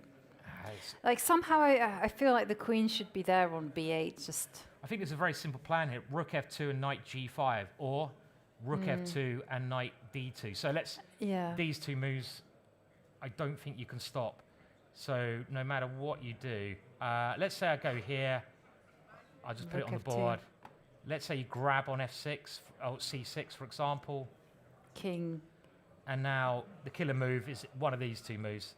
It doesn't matter where I go. You can't stop this plan because the knight, pawn, and rook all defend each other so well, and the killer is going to be obviously what we call the Arabian checkmate. But you can also go g2 if you want to be a bit flashier as well. So, okay, lovely play. And the other option. Sorry, I mean we didn't even look at king h2, so we haven't had a chance to look at this move. Okay, so this one we were looking at rook f1. Yeah. So rook f1 with the simple idea that you're going to go rook. So I guess now, Jovanka, if you go rook a2, it's a bit different because there's that extra rook. That still might be an idea, but rook f1 has the simple idea of various ways to checkmate here. Yeah. And if you can't go f3 because knight to g3, and that's the hook mate. It is, yeah. And you can never really defend, but this one in these rook positions comes down. And it's all because of the h pawn, right? Yeah. Without Gukesh's h5, h4, none of this would be possible. And I think now, well, it's clear Gukesh is going to win his first game here with the black pieces, and he's played it incredibly well in this game at the same time. Yeah. And I mean, what a find as well. Queen takes knight. With not too much time on the clock, he worked it out precisely. Gukesh looking to get his first win. It's round one. It's been a round already full of drama, surprises, shocks, you name it. It's just setting the scene.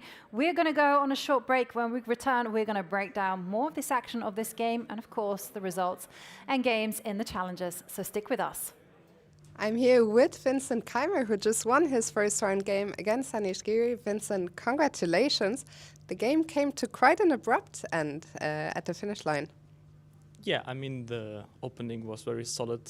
He a little bit surprised me with the accepted Queen's Gambit, although I kind of expect to be surprised by Anish. So I chose that line. The endgame is very equalish, but White has a slight little pressure, and also I was prepared a little while, so more or less until rook d8, rook d8, rook c1, I knew that this position existed, and Engine was giving very, very small, like 0-10, which is really not a lot, but still in today's chess, it's at least, you know, I get a game I can play, and he was already down nearly an hour on the clock, so I didn't think the position was the situation was completely hopeless in terms of not winning, but yeah, then, like after knight a4, knight d4, suddenly things become very direct. So either he solves all his problems and everything's fine, or there are some questions to be answered. And I'm not sure after ed, bishop a4, rook c7, what's his best continuation. He has quite a few ones. Like after bishop c6, I was planning to take on a6 and give the exchange, which I think is quite dangerous for him.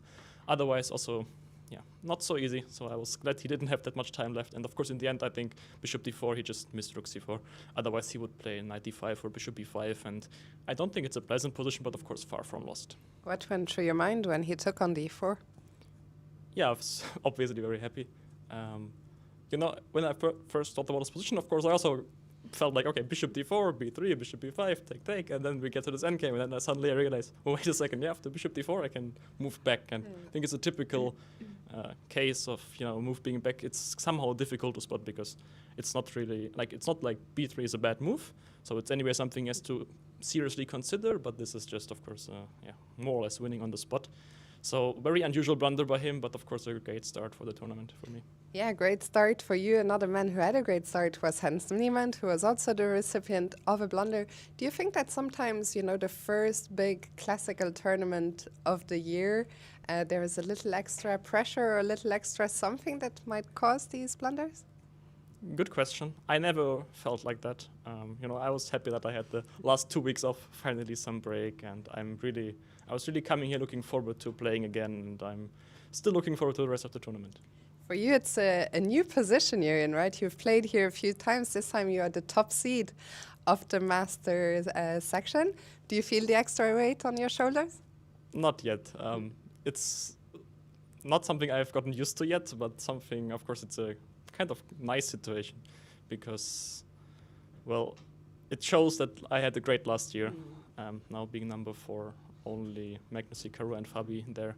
So of course here, as you already see also on the world ranking, it's incredibly close, so it doesn't really mean a lot for the tournament. It doesn't guarantee anything, but you know, yeah, I was feeling good about the tournament and I really liked the start, of course. You mentioned you had a fantastic year last year. You had a couple of weeks off now.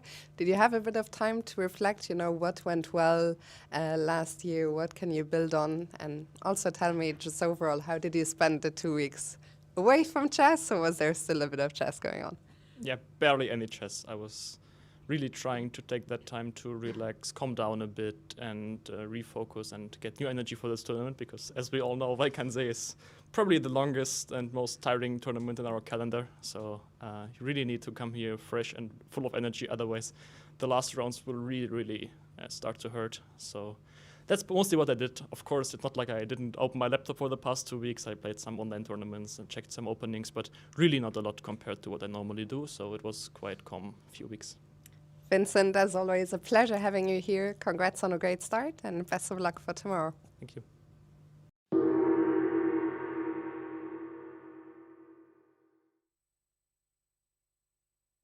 Vincent's continuing very much as he started 2025. You know, great game there against Anish Giri, choosing the right opening, just putting the pressure on Anish until he finally cracked. Well, we did see during that time scramble that one game, the game between Jordan van Foreest and Tai Dai van Nguyen. also ended in a draw. We thought that Jordan was being subjected to some kind of pressure, but then the game finished. Simon, can you just show us what happened? Yeah, sure. I mean, Jordan, to be fair, fought really, really well. I mean, his position was extremely uncomfortable, but he found a series of very good defensive moves, starting with b4. Now, f6 looked very natural to us, but it actually turns out that g5, according to the engine, was the move to play. And after rook f6, Jordan didn't go for rook b3, but instead played just the simple rook d1, which asks the question to the bishop. And this goes about a little forced sequence, because now critical is pawn takes pawn. And Jordan had this idea, the trick that Jovanka pointed out, with the bishop coming to g5. And this was a very handy defense.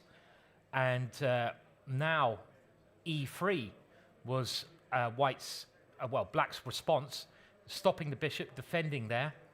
But now another good move, rook d3. If the pawn moves, White's winning with bishop g5, because the rook covers the e1 square, and we just pick up the rook anyway. So now Jordan's again defended brilliantly. Rook e4 with ideas of pushing that one all the way to kingdom come.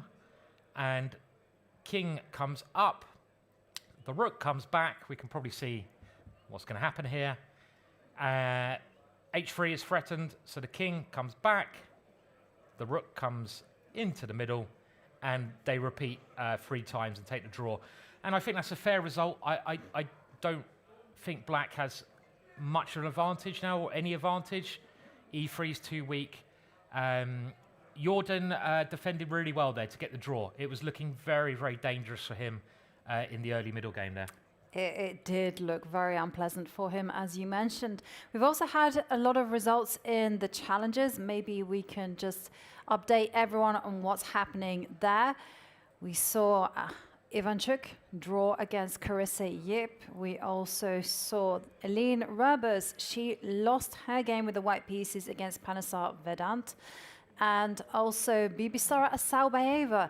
Well, she continued her winning ways. After the Women's World Blitz Championship, she defeated Andy Woodward with the white pieces, and draw between Marc-Andrea Marizzi against Daniel Yufa. Still 3 games outgoing. Maybe we can just quickly take a look at what's happening. And let's begin with Erwin Lamy against Aydin Suleimanli.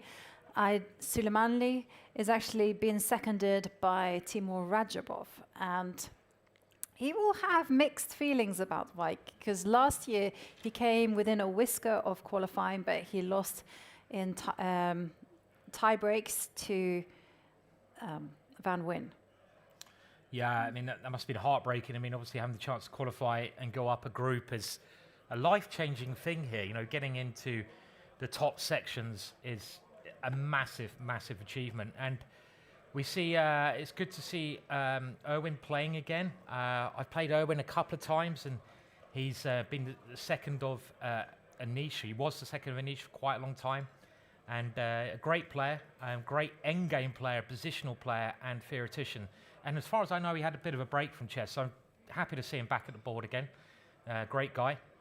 But the position here... Not good. Not good. We can count the pawns, and Black is a pawn up. But look at the pawn. The pawn is a real problem for White. Okay, it's opposite kind of bishops. Has the game finished? I don't know. I mean, I wouldn't be surprised if the game has finished here. I was going to say it's opposite kind of bishops, but there's too many problems here in the position. The queen is on Paris, so I expect Erwin resigned here, because the only move I can see... Well, let's have a look. Let's go for queen to e3, because you've got to keep on. We've been told that even though the players are not at the board, the game is still ongoing. Okay, they've gone for it. But the arbiters, Alan Atkinson, he's still around. He looks very confused, the arbiter. Yeah, he's looking what's at going the position. on? Where are the players gone? I'm used to having players when I arbit. I'd love to have seen him set up the board then. by accident. Just like not Put the realising. kings in the middle. Yeah, just like position's so bad. I mean, let's just say the queen goes to this square. It just looks really, really bad because the black king is so safe, and a number of tempting moves here. I like the idea of getting my rook down here, so maybe a bit of rerouting, and we can sort of get this one in. Yeah, because you can't really go bishop to e1. You have to go bishop c1 and like try and hold the c1 square. Rook d1 is going to come, and you can also see queen d6 is in the agenda as well.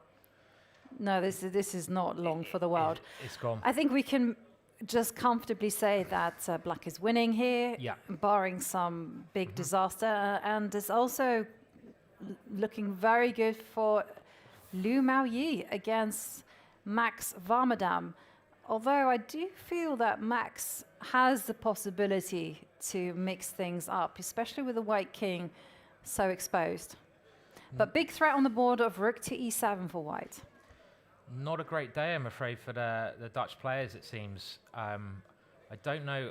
Aline also lost, I'm afraid to say. So it's been a rough day, but it is only round one, of course. And you can see again, well, this threat of rook e7 is. I mean, the problem is the black king. You can get out the way, so you can move somewhere to avoid this winning the queen, but then the black king has nowhere safe to go. If it comes forwards, the white queen will come over, and if it goes backwards, you're getting hit on both of these files. So there's no way to stop this. Right, and also like queen takes h2 is simply going to be met with a rook block, and now the queen is going to come into e7. So that is unsatisfactory, so let's take that move back. And if you check with the rook, just get in those few spite checks. Yeah, and where is the king going to go? Well, it can travel to d3 with a good conscience. Yep, there's no way. There's no other checks for black with the king being here, and you keep this threat of rook to e7, and as Jovanka said, queen here. I mean, if you tried this one, let's just try it. It's more desperation than anything. Let's go for it. Let's go queen e7. So queen e7, I can't go backwards because of rook d8. I have to come forwards. Yeah. And I'm hoping that I can combine with these two, but it's really let's try a long shot. Let's grab on f6. Although I might think my you've got queen f8. I also have queen f8. Then the king comes here. But let's try to grab. Okay. So if we grab, rook check, and I've got to go.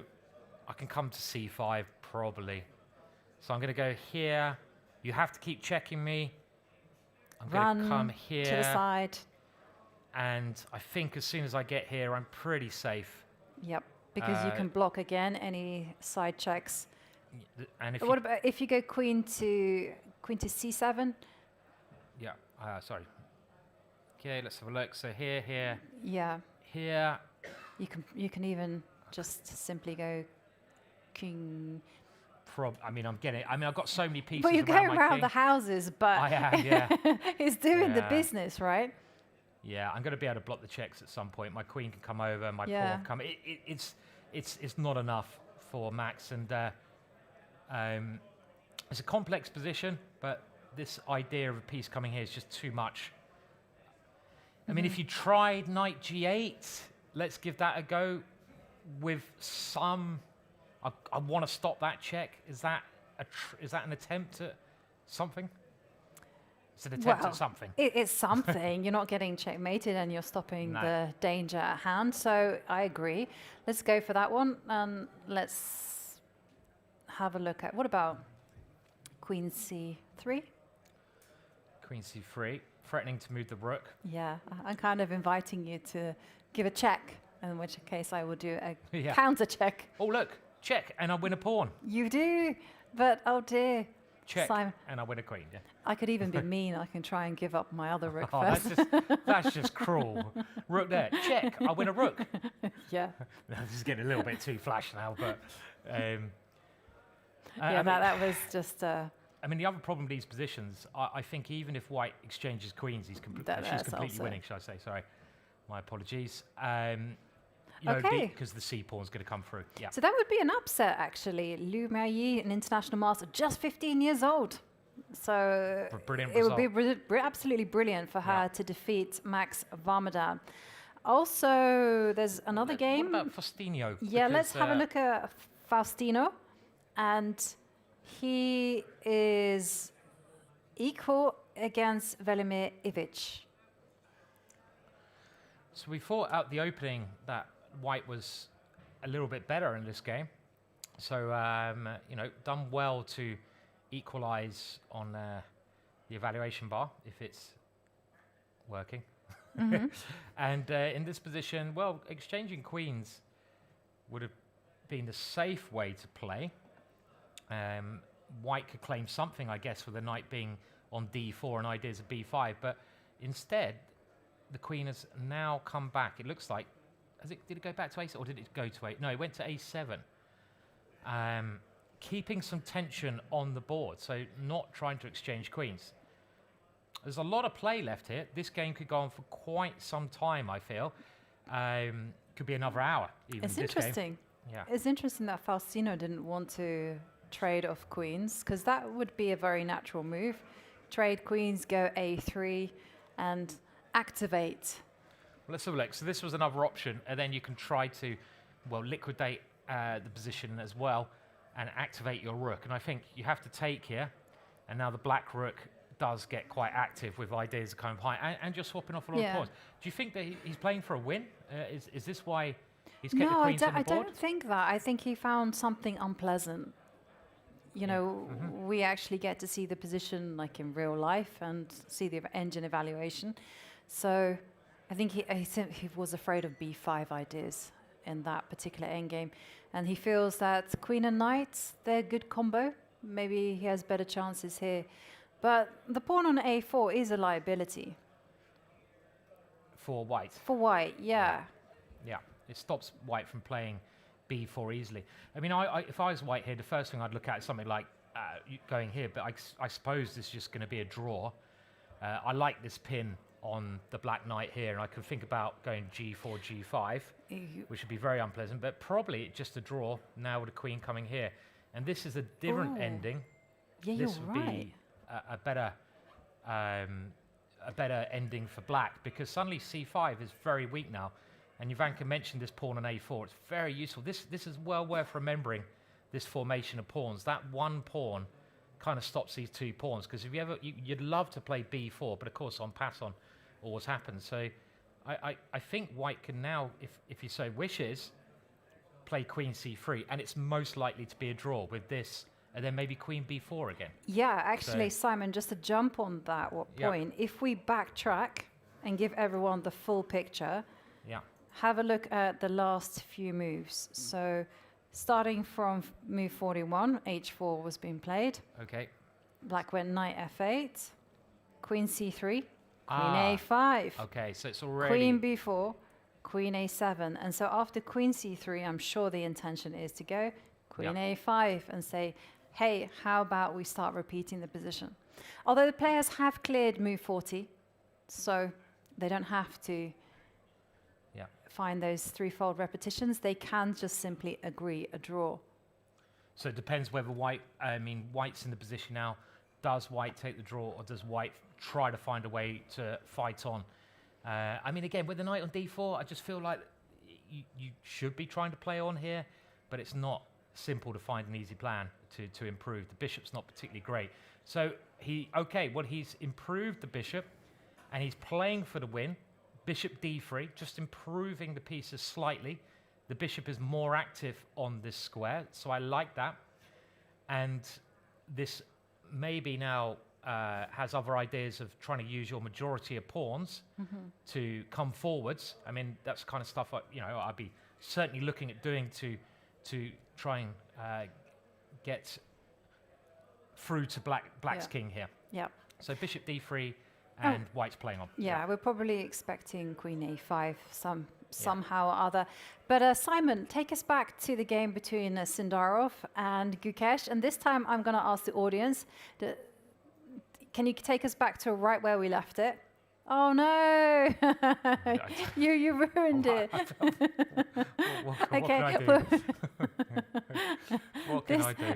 We'll try again. Maybe no one was looking. Well, maybe no one was looking. Yeah. But I was going to ask everyone. Yeah. Wait, can you guess the move that Gukesh played here? Oh, in this position. Yeah, in this particular position. Because we got here and we were like, rook f1, rook h1, threaten a checkmate, grab the f2 pawn. But I hope people didn't manage to catch the move that Gukesh played, but I'm going to throw it to you guys. Did you guys see? Yes, comes the answer. I just thought it was very cool. Yeah, it was king g7. Wow.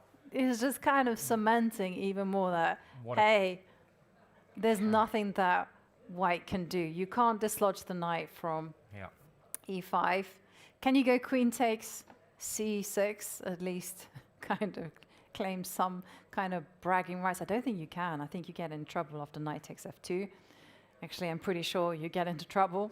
Big G3, trouble. G3. Big trouble. I know, rook a2. Oh. Dear, what do we call that one? Oh, I've got an escape square for my king. No, Now, not which way anymore. would you checkmate? This will show a lot about your personality here. Uh-huh. Now, in the crowd, how would you go? Would you go knight e4 or would you go knight h1?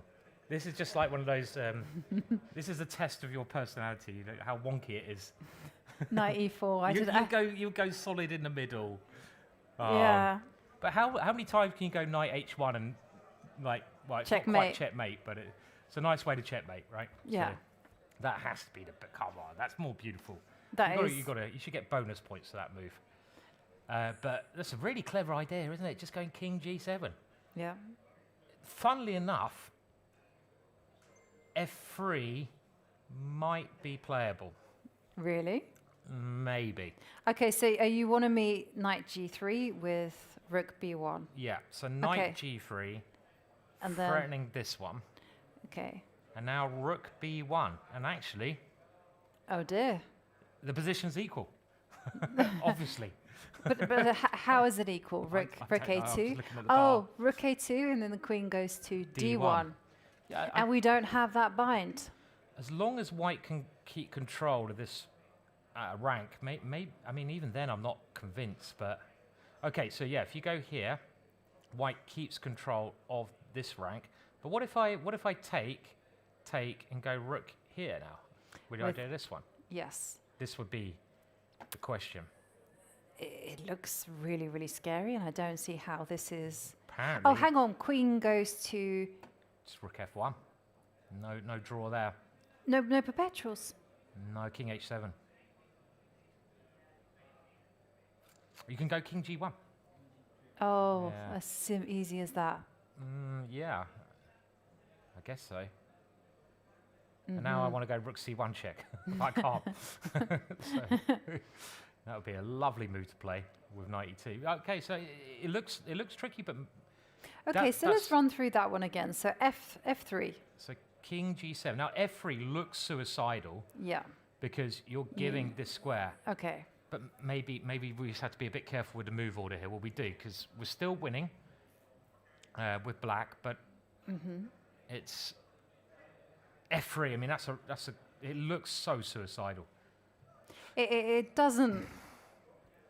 Okay, so knight g3 is. It's very logical. Oh, has he resigned? No, he's not resigned. Well, they shook hands. Oh, no. No, they didn't. No, they didn't shake hands. I was going to say. Fake news there. Fake news, all right.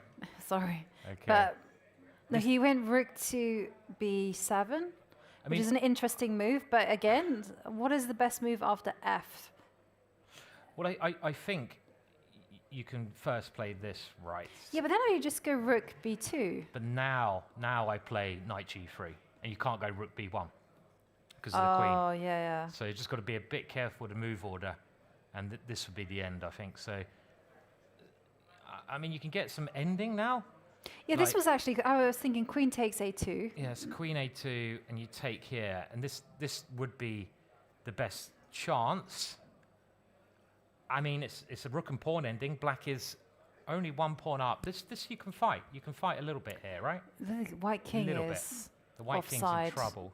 Probably losing. Must yeah. But, you know, this pawn's also weak. Well, the problem is, I think, is that f5 is going to come, and there's going to be a beautiful pawn chain. E3 is weak.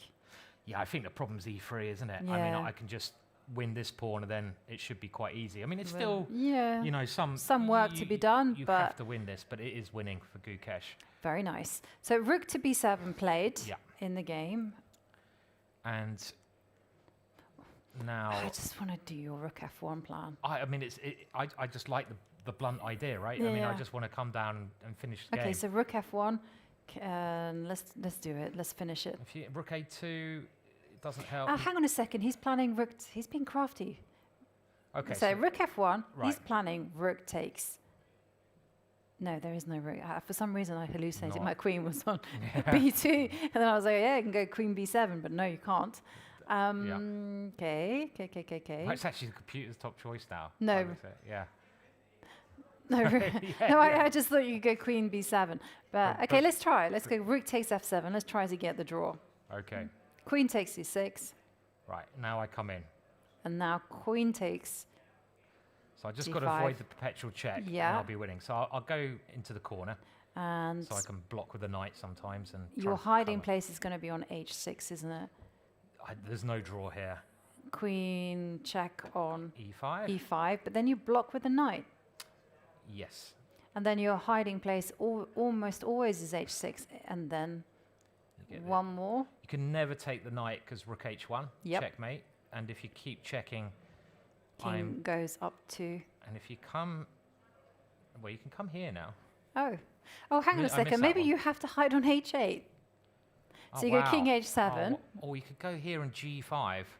Oh, And if that's you even check, simpler. Then you don't have queen c5 Yes. check. So I'm trying to divert the queen here, and now you have f4 check.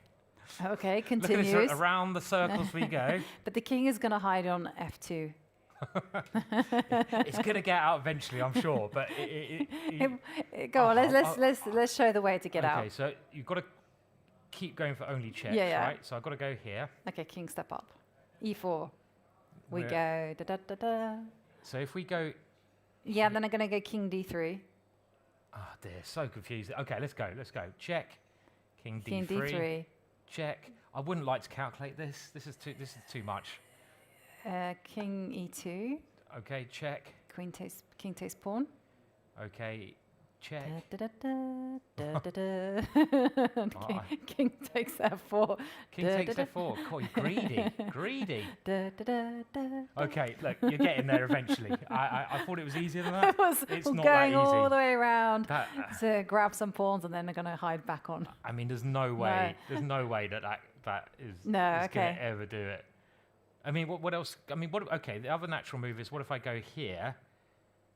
I'm going to have to go for the draw like this anyway then, right? Yeah. Because after rook here, I don't have any other defense to this. And g3 is not ever going to save me. No, because of rook takes f2, ba-bam. Checkmate. So it's certainly winning for Gukesh. Yeah, I mean, there's. I mean, maybe he just doesn't want to calculate that line, because I would. I'd want to find a safe way. But if you've got to go rook f1 at some point to win this, right? What's he thinking about then? No, I think he's just calculating. Yeah. Yeah, he's a great calculator. Exactly. And if there's anyone calculating how the king is going to run, it's going to be Gukesh. You know, okay, so hang on, let's go rook f1 one more time and try it. What happens if rook b1? Well, now I just take on f2, I think, and go rook a2. Your queen takes pawn. Okay, so now I'm going to come in. And now I'm going to grip my teeth and go... No. Yes. No, Rook g1. Rook g1. G1, yeah, exactly. I can't let you... Yes. Oh, you're drastic defense. Okay, yeah. Well, it ain't pretty, but it's necessary. No. Yeah. What are you going to do? Knight g5? Yeah, I And like then the idea of putting the knight there, right? Yeah, But knight g5, queen takes d5. Okay, let's have a look. So knight g5, trying to come in here. Yep. So queen takes d5. I will just come in. Take it. And now king h1. King h1.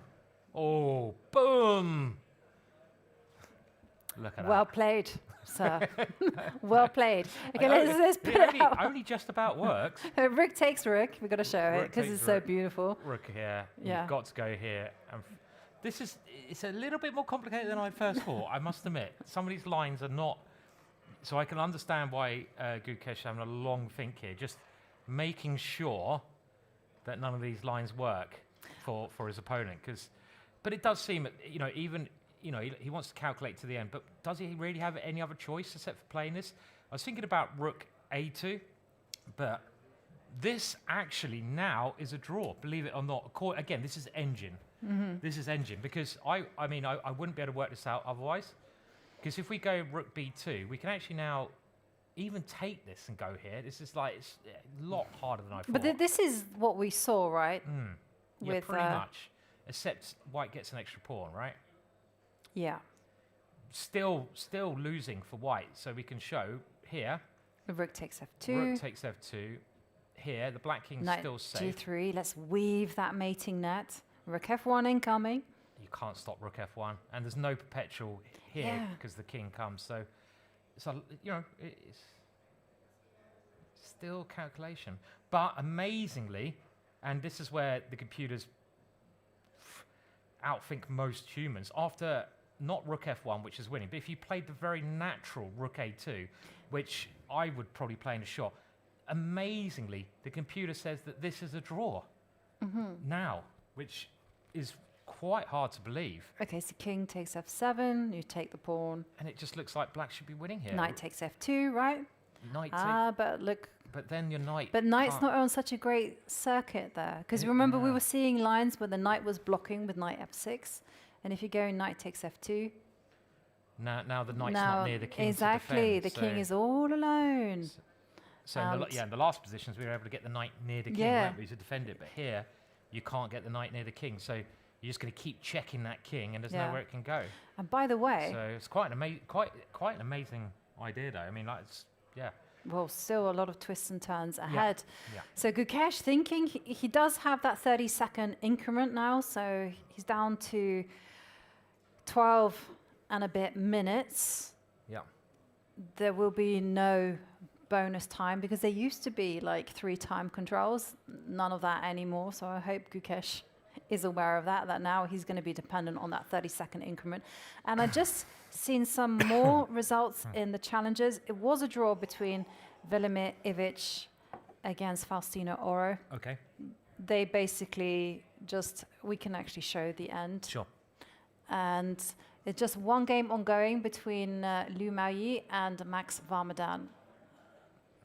Right, so we just showed the end of, it kind of ended as we expect. Quite similar, yeah. So we left it with bishop coming to d3, right? Yeah. Okay, so now the black rook took the open file, and white hit this pawn. So black defended the pawn. And again, if white's going to try to do something here, it's not easy, is it? I mean, you can, I don't know, try to push these pawns, but that comes with risk. So they just repeated with bishop d3. I guess they just, a draw was offered here and agreed, because obviously black goes back here, and then white goes here, and then black goes back, and it will be a draw. Can we have a look at Ivanchuk's game quickly? Is that all right? Yes. Just because that was very interesting. Just to remind everyone that Faustino is just 12 years old and is already playing on the world stage. Yeah, let's quickly look at the game that you wanted, which was Ivanchuk against Carissa Yip. That one finished in a draw, but it was a really sharp game. Yeah, I was very impressed because they had this kind of normalish position from the opening. And Ivanchuk, with the white pieces obviously here, and Carissa now played a very exciting idea, played b5, and this was a really brave idea, like a Benko sacrifice with a6.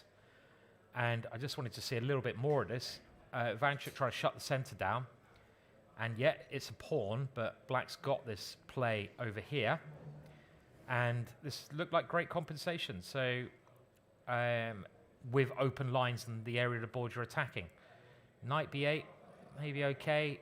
And practically speaking, black's got chances, but I expect white must just about being holding on to this position. And Carissa, well, she just managed to get enough play in this to hold the draw against the legend when it still looks okay. Very unclear. Great move there. Ideas of the queen coming in, and black's pieces are fantastically placed. Big fight there. Massive fight. And now he accepts the draw because Yes. you know, if he tries to play on with rook takes rook, of course there's going to be queen a1, and yeah, you can see the rook falls with check, and the queen is going to be close enough to rescue the king. Yeah, a great result there for Carissa, really fighting game. It was also really good results in the challenges for Bibisara Salbaeva, who we saw defeated Andy Woodward. Well, Alfiona caught up with her, so let's have a listen. I'm here with Bibisara Salbaeva, who just won her first round game against Andy Woodward. Bibisara, congratulations. It must be nice to win on your debut here in Wijk aan Zee. Yeah, it feels very good to start with a win. It was very interesting and tough game, but during the whole game I have time advantage, and I think it was very important because we don't have increment until move 40, and in the end he blundered. I don't know the position is good for me or bad. I just tried to play move by move, and it's helped. It looked to me from the outside like a great game, a fun game, the kind of chess we have come to know from you. And as I said, it's your first time in Wijk aan Zee. What are your first impressions of this place? Yeah, it's my first time, and a lot of chess players told me that it's boring place, but actually I really liked it. I really liked it because the hotel is good, the tournament hall is amazing.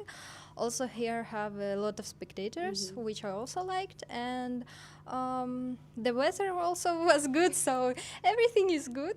Expect the delay for today's game, but okay, sometimes it's happened, and I really like the place. That's really nice to hear.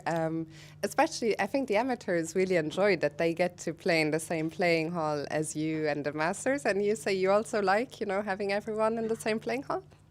Yeah, I think our sport is not very interesting to watch, like football, but also the people who understand chess, I think for them it's very great chance to watching them live, and they're not do anything wrong, so yeah, it's very good. Let's talk about another event. The last tournament that you played before coming here was a little tournament known as the World Rapid and Blitz in Doha. You became a Blitz Women's World Champion. Congratulations on that as well. Tell us a little bit, it's not the first time for you, but the impact that it has and the recognition that you get from also your country and Kazakhstan upon getting a title like that. Yeah, actually I still didn't come home after the tournament because I coming for the training camp, and then I just coming here. So yeah, but for me it was very important to take the third title, also because of the change the format. I think now it's much harder to win. Because before we just played the Swiss tournament and who won, but here I was first after the qualification, but still I need to play 2 matches, 8 games, so yeah, the last 2 games in the Swiss tournament I played bad, but after some break I find some good moves. I don't know how, because I was very, very tired. Also I have a lot of pressure from the candidate spot. But finally I play just enjoying chess, and I'm very happy with my games and with my results. Yeah. You mentioned the candidate spot. That was, of course, a close race as well between you and Anna. You took the spot in the end. You mentioned you've been in a training camp. Was the training camp for Tata Steel Chess or for the candidates, or a bit of both? Yeah, I think more for Tata Steel, because my previous tournament with classical rating, I played bad, and also I understand that this tournament will be very tough, also 13 rounds, because usually we are not playing so much.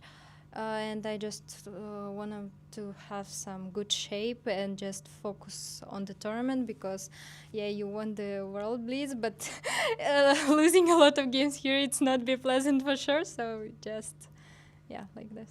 I can see that your friends already briefed you well about the dangers, the good things, the bad things about Wijk and Zee, but you did perfectly, getting off to a great start with a win today. Bibisara, it's a pleasure having you here. Thank you so much, congrats, and good luck for tomorrow. Thank you very much. Bibisara there with a victory over Andy Woodward, getting off to a great start in the challenges. For defending champion Pragnanandhaa, it wasn't the best start as he lost to Arjun Eragaisi.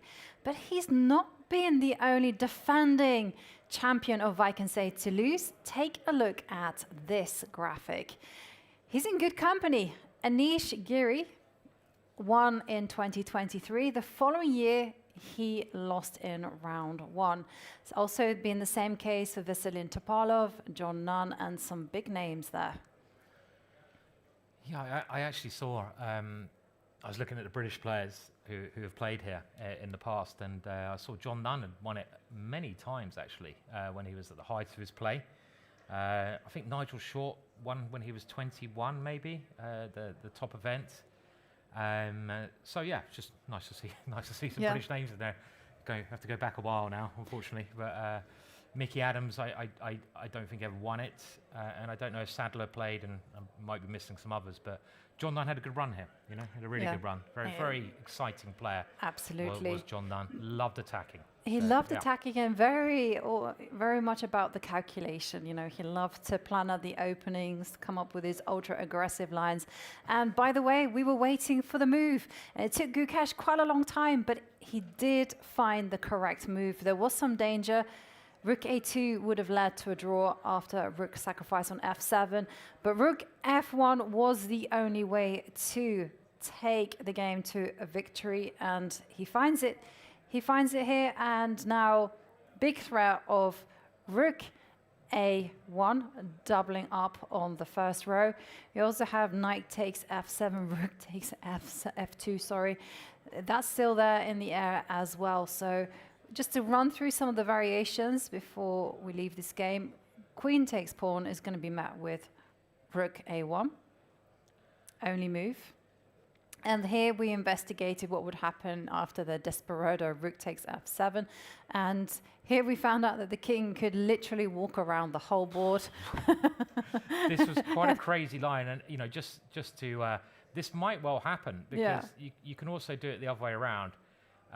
You probably get the same thing if White takes on f7 straight away, because there's not really any way that White will be able to eventually stop the checkmate threats to his king, which is caged up. So, as Jovanka said, this was a crazy line. This is absolutely forced now, and the only hope that White has in this position is to keep checking. But because the knight is reasonably close to the king, it will be possible for Black to stop those checks, and there's no slow moves that White can play, because again, this is mate, and if you ever play g3 to try and give your king an escape square, that would be mate. So you have to check, and there might have been an easier way to do this, but let's have one more look at some of the lines we were interested in. And I saw a very cool way to find a home for the king. So yeah, you go. let's try that. So we kind of looked at the king running all the way to e2, munching on a few pawns and probably heading all the way back. But if the king goes to h6, yeah, so you have to keep checking. you have to keep checking. I was thinking here you can go king h7. Look at this. Okay, now if I check here. Oh, hang on, I have to go back to h6. So yeah, it's strangely difficult. This it's really weird. It's okay. I mean, it should be a simpler way to do it, right? Yeah, right. So let's do it here. So king to g8. Let's go that. King g8. Yes. Yeah, that's so I can't take the knight because again, this is checkmate. So you have to keep checking. Now the queen doesn't want to go away, or does it? Let's say I go here, just for the same. Okay, king f7. Let's be as cheeky as possible. Okay, so I have to. Oh, here we go again. The checks continue. There's not a simple way of doing it. I mean, No, I think okay, you so have maybe to you're co- obliged to go I think you have to go on a running little journey. to the seas. to- Come on. Okay, so let's just. Only way, isn't it, to go forwards at some point? I think you have to go this way. So Yeah. let's try again. So we got this position, and I think the only way you can win this, and of course you would find this because every Yeah. other move is a draw. The king h6. You have to go here. The check happens, and now, funnily enough, if you go to g5, there's this check, and there's nothing better than coming back. Yes. So you have to actually hide on h5. you have to go to h5. Then- Now, if there's this check, g5, G5, end, that's it. End, which is good. So you have to go check here. And this looks like the end, right? And then on you go. To the seas, circle the world, avoid tax. Yeah, I don't know why I was looking at knight h7 here. That's ridiculous. So you have to go here. Yeah. And now white doesn't have any checks to the queen, so he's got to introduce the Yes. pawn. King here. This is all forced. It's ridiculous. You keep checking. Yep. And now the King king e4. This is still forced. Yep. I think you're going to do like a little circle, and then you're going Take to all the end up. pawns and You then come take the back. pawns, and then And then come back. there will be at the end of it. Do you remember there was an f4 check, and now there's no pawn yeah. in f4 anymore. So let's show that. Yeah. So we think the black king's going to take these, and it will go back around, do the Yeah. same thing again. Yeah, let's just show it on the board again. Chess is a ridiculous game sometimes. So let's have a look. Yeah. So maybe Okay, take the pawn. this will happen. Yeah. And now, I don't know, like, yeah, okay. I mean, the computer's saying g3, but that gives a bit more time. It's a pity to allow that. Yeah. Can we avoid that check? You want to go king, but then you're king I'm e4. always going to allow this, aren't I? Yeah. Such a stupid position. King takes f4. I'm sorry, Go on. it's so stupid. Okay, we'll show the line where In you fact, check. how many pawns can you take? Should you take the d4 pawn? Can I just check that? Don't get greedy. Okay. Okay. Let's just go this way again. Yeah. And now you go back and you do the same journey Yeah. again. Yes. But the difference is there's now no f4. Yeah. So we go around the angles. Yeah. Check, check. And now you don't go here because there's queen here. Yeah. You go king. here. And now queen here. You go White g5. one's- Yes. And So so if you go queen h8, you go king to Ta-da! g5. And now you've got rid of the pawns. So Exactly. absolutely ridiculous variation that. Yeah. I mean, so the only try in that variation, and it's not really a try, is white trying to play g3 at some point. How do you play g3 without getting mated? I don't know. Check. I don't see how you can do it here. There was one. No, maybe you can't even get it in. So it is winning. At some point white will run out of checks, and I don't. If we go back to the current position, maybe we're going a little bit too far. Yeah, okay, so because there is also the option of, we were looking at rook b1 as well. Okay. Rook f7 is So like why is the computer saying a it's last equal now? ditch. No, I don't think it is. No. Okay. So the valuation went to even for some reason. I wasn't sure why. But okay. That was definitely winning, wasn't it? Yeah, of course. It must be winning. I don't believe it's not winning. Okay, yeah. So what else? Sorry, what else can white try here? Anything else? Rook b1. Okay, so if you go rook b1, and this passive defense is just not going to work. This is actually much simpler for black. So I take here, and I just bring the other one here. And this was also quite a nice line. Oh yeah, this is But- where. Oh yeah, this is where you have to see. Let's put it on again Yeah. because chess, it can be ridiculous, but it's also beautiful at the same time. Rook a2. So we're threatening check and knight g3, mate. We'll put that on the board. So if you take it, check, bang, knight g3 is the end of the game. So you have to try the passive rook g1. But now we transfer our knight to this square, which is using the pin on the pawn. We can do it, I think, either way, knight d2 or here. Let's say we go knight g5. Now, there's no way white can stop this one at all, so you might as well grab another pawn. Yeah. No, if he moves the rook, we take there, and it's easy. So now we go check. And then obviously, if you give your queen up, I'm a rook up, Yep. so you have to go here. Now, the winning move, and the only winning move in this position, everything else, and white is actually okay because white is now ready to go queen takes f3. Yep. Rook takes, pawn takes. The only winning move is rook takes g2. Everything else is a draw. It's quite so there's quite unbelievable lines here. It's absolutely fantastic, and we should just show the checkmate. Rook takes rook is going to be met with. Yeah, I mean this one rook h2 is mate, which is one variation. So you have to take, and now if this rook was anywhere else, well, it'd also be mate. But okay, we'll go check and mate. Yep. Some crazy lines here. Okay, queen takes c6 has happened. The best defense in the position, and now it's gonna. We're gonna see this. Oh, so rook a1, rook takes f7 check has occurred. King takes, and the Forrest Gump king starts. Exactly. Run, Forrest! Run for the hills! It is. Go, And boy, go! Gukesh signaling to the crowd to be quiet. Yeah, they know that it's a super exciting. Look at the crowd, actually. I mean, we are at the close of the day, and still people are fascinated by this position. And the big question for Gukesh, he doesn't have to go into the weeds and calculate everything. He just has to envision the safe place for his king. Is he planning something? You could also think about this move, can't he? Funnily enough, because this move. Rook h7. Yeah, but the queen's further away now. So is this a better way to win? I mean, normally taking a rook's quite nice, right? But king here is another option because you're threatening rook h1, mate. The only way you can try to stop that is g3, but actually there's a beautiful line now. Rook takes here, rook takes here. This is like the domino effect. Boom, boom, and back. So maybe king h6 is even better. So, okay, so because the white king's going to be further away. And after king h, so you don't take there, because this way the white queen gets nearer to the king. I think this is right, but I'm not 100%.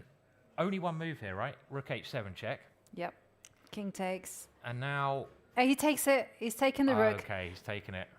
Probably the same thing. Yeah, I don't know anymore. And by the way, Liu Maoyi, her king has also put the running shoes on and is going for a massive jog. Okay. But is also going to be winning the game as well. All the kings are running around. I mean, what kind of a day? We saw blunders out on the opening. 2 blunders. We saw queen sacrifice. It's been a very exciting day. Very exciting start. So we'll come back to Gukesh's game and mate because we have analysed this quite deeply, and we think the winning idea, well, it's quite strange, is we'll show it again a bit later, but it's basically you have to run with the king this way. White has to play f4, and then your king has to run and take the pawns. Yeah. Then when you've taken the pawns, your king comes back and it runs again this way. But then f4 is not possible because you've taken f4. Exactly. There's no deja vu. Is that what we worked out? That is exactly what we worked out. Absolutely ridiculous. Yes. So, okay, let's have a look at the other game. Yeah. Let's just quickly pop in because and just find the winning attempt for Liu Maoyi. So if you take a look at this position, just we see that there's a critical threat of queen takes rook on the board. But the question is, can the king dodge the checks? And and the king is also going to make an odyssey around the board as well. Yep. So if you go queen a1, king goes to b6. Let's get that to that time of the day. Okay, right, sorry. Okay, so this will like say, so you've got to keep checking the king. Yeah. Right, so... Queen a1. Queen a1. Now, the knight can't check because oh, well then you can take on e5. The king has to run. So let's go on the light squares to stop this check, yeah? But do you need to bother? Oh, you want to come here? Yeah, because we still have ideas of... I'm losing. You're losing the plot. But I'm just going to... Yeah, I was thinking you could come this way. Okay, hang on. Queen a2. Okay, similar, queen a2. So basically, if the white king can avoid the checks, this is winning, we reckon. Mm-hmm. Now, I didn't want to go king here because the knight here check, but we probably can get away with that, can't we? Yeah, as you said. So let's just go. And there's only a couple of checks here. Which one do you want to try? Well, now knight check, we just take it, right? Or do we? Maybe not, because queen, yeah, we just take it. So you have to check with the queen again. Let's say here. And now we go here or here. This is better, no? I don't know. So if I go here, I was thinking we have to now calculate this check. And if I take that one, we have to count. Oh, no, we can't because it's pinned. Game over. So this looks actually a bit easier than Gukesh's one because there's nothing left in this position for black to do. The only thing black could try to do is this, but... Well, then you can just simply trade everything off and yeah, queen the pawn. Yeah, that's the simplest. The C pawn is unstoppable in the ending. There might be other ways to win, but this is the simplest. This is going to be okay. In goes the king. Right. So the king looks like it's stepped forwards, and Max now trying to find some saving trick, but Liu looks very confident here, and a great result for Liu Maoyi. This has been a great start. Brilliant start. Yeah. For Liu Maoyi, defeating Max Varmadam, also Bibisara, defeating Andy Woodward. Yeah. Aydin Suleimanli winning his game against Erwin Lamy and Faustino Oro. He's got his GM norm, and it was only round 1. But if he gets a GM norm, he might be breaking, well, he is breaking records. But it's a great start, you know, to draw with the black pieces.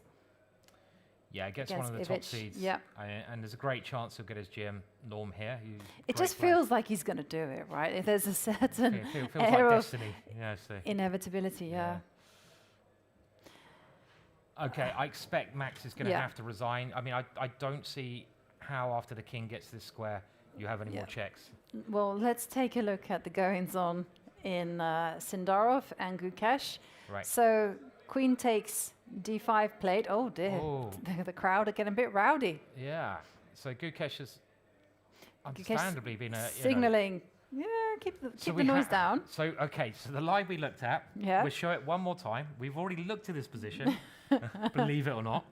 And this is the winning line. So get ready for 30 moves, which Gukesh is obviously calculating now.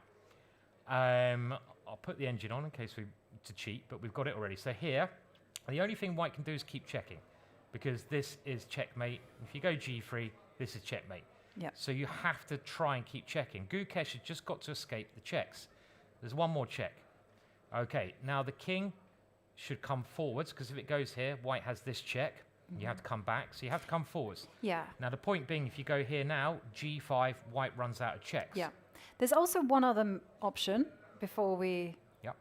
Hang on, let's just deal with the king run first. Let me not distract you, because there is another option that white can play. Okay, so Max, there you go. Max has resigned his game. It is a bad start for the Dutch players today, but there's 12 more rounds, so plenty of time. But a great result there. And the line we're looking at was, okay, let's just go for a little bit further. Check. The king comes here. Only one check. The king comes here. At some point, the king comes here. You have to keep checking it somehow. Now it starts munching those pawns. And you probably now be very clever. You don't take here because g3 and the queen is on g3. So this is an important moment. So if you go here, white has this extra resource because the queen takes g3. So this is another little subtle moment. What you actually do is go here. Because now when white checks somewhere, white is not on g3 anymore. White's got to keep checking. And now you take this one, and then you come back around again. So you come back around the angles like we just did. It's very, very pretty. And you, at some point, get the similar kind of thing. But the big difference is that here, we've got the same position without these two pawns. So when you go check here, that is the end because there's no f4. Yep. Oh, blimey. There is one other alternative. Well, the players are just going down that variation. It's more or less forced, the checks. Yeah. So it was when the king went up to h5. It is possible to go g4. Right. So this is and now you obviously do en passant. Yep. And now king takes g3. Okay. So there is that option, but the knight will come into e4, king g2, and then I guess this rook takes f2, and goodbye. Yeah. I mean, look at Gukesh. Okay. He has clearly worked out. This is actually going to be happening. It's a beautiful variation. And I'm convinced Gukesh has worked this all out. I mean, he's obviously just been a bit careful. But it's kind of study-like, isn't it? I mean, it's not surprising that Black is winning with so many pieces, I guess. But when we go back to that moment where he didn't have so much time on the clock, and maybe we can just show everyone, especially those people just joining for the first time. Players about to reach move 40. The clock is ticking down, and Gukesh is presented with this choice. I think Queen B7, and it's here, Rook A4. And he has alternatives. He can go Rook takes A4, but here he knows that Queen takes B4 was the move. The pawn on H4 just keeps the white king caged in that mating net, and what we're seeing being played out on our screens, that is exactly the consequence of that pawn. And let's go to the live position. The king is there on H5. I'll just show a couple more moves here, just to show how we got there. So this is basically how we got into the position we're seeing. Yeah. And Gukesh is playing around. Oh, look, he's enjoying himself a little bit too much, just repeating once there. And he's now played the king here. And the only check now is Queen H8 to keep it going. Everything else is losing quite easily. This check, G5. You have no more. Okay, you can go G4 here. But again, on pass on, and knight E4 is forking the king and the queen. So this is even worse. And we're just waiting for this to be played, this Queen H8 move. But it becomes clear that his king is going to run around and do the right sequence of moves. So it's a very pretty way to win. Very nice game. A very nice game, especially the finish as well. Yeah. Giving up the queen, making that snap judgment, and now we're going to be seeing the ultimate king run. We are, yeah. It's literally gonna.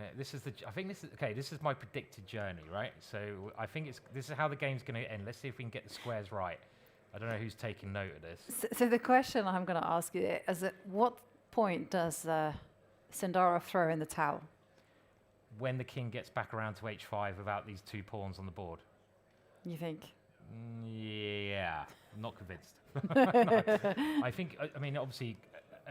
Both amazing players, and Sindarov would have worked out by now that he's losing. But with so many checks, you probably just try, because the other thing the other little point was actually maybe an important point that, well, he's got to go F4, so we're going to see this in a minute. But I mean, I don't think E4 makes any difference here. I was wondering about if you play E4 here, but I think it's basically the same thing. You take on E4. And you're going to take here at the right moment and then go back around. So we can show, well, there's actually no checks here, is there? So that just loses immediately. This threat of checkmate, this is why white has to keep checking. And you can never escape this, because this is also checkmate. So we were thinking the way, I mean, this is quite clever. I mean, I don't think, again, it really matters where white checks. There's different ways you can do it. You could go here. And you could go here, but at some point... Yeah, you have to go king E2, and then at some point, the E3 pawn will fall, and then the F pawn. Well, this is the important moment. I mean, I think king F4 is winning, but why allow G3 check? I think the really clever move would be to do this, king E4 first. Okay, let's stick with the game now, because it's following exactly, somehow, the prediction. And look at the time. Yeah, well, Sindarov now living off the increment. But we know that this is not perpetual. No. Queen C8. The other move actually could be queen takes pawn, Simon. But you feel like queen takes pawn here. You feel like that can't survive too long. You know, there has to be some rook H1 check. Oh, he's played He's played queen takes H4. Yeah, he understood that the king was just gonna. But I think this is quite simple. King G3, knight E4. Because and the other way was much more fun, because this way, after king here, you just go I say just, the other king's going to start running now. Oh my God. Yeah, let's go. Okay, go. Let's go. King d3. I thought this was mate, but it's not. Well, it's kind of close. So this is clear, even though white's got a lot of pawns here, this No, just showed this- it's yeah. clearly losing because the pawns are immobile. So you have to go here, and I'm sure this is mate. And this is another line that had to be calculated. Now here, there's a very nice mate. Boom. Oh, beautiful. So that is extremely pretty. And if the king goes this way, well, you're just going to do what we call the lawnmower checkmate, I think. So let's kick that king back, and we check. And then here, We'll probably need to rook get that rook c1. there. There's no checks. Rook c1. Well, There's no check with the queen. Oh, okay, you can go queen g4, but that's the only one. queen g4, king here. Yes. And- And if you go... Oh, hang on a minute. G4. If you go g4, king goes back, and then you have to... Oh, no. We start Oh, all over no, again. we start again. King takes d5. It's winning it. Yeah, I mean, I suppose. Yeah, we put our rook on a bit of a dodgy square, though, haven't we? Because there might be a check. But the knight can block now. Yeah. Okay. So king takes there. Queen d8, Queen knight d8. d6. Or even king here. No. Oh, queen d4. I get mated. Oh my words! Look at that. Uh-oh. That's horrendous. So knight d6. Okay. Knight d6, yeah. That's the best way.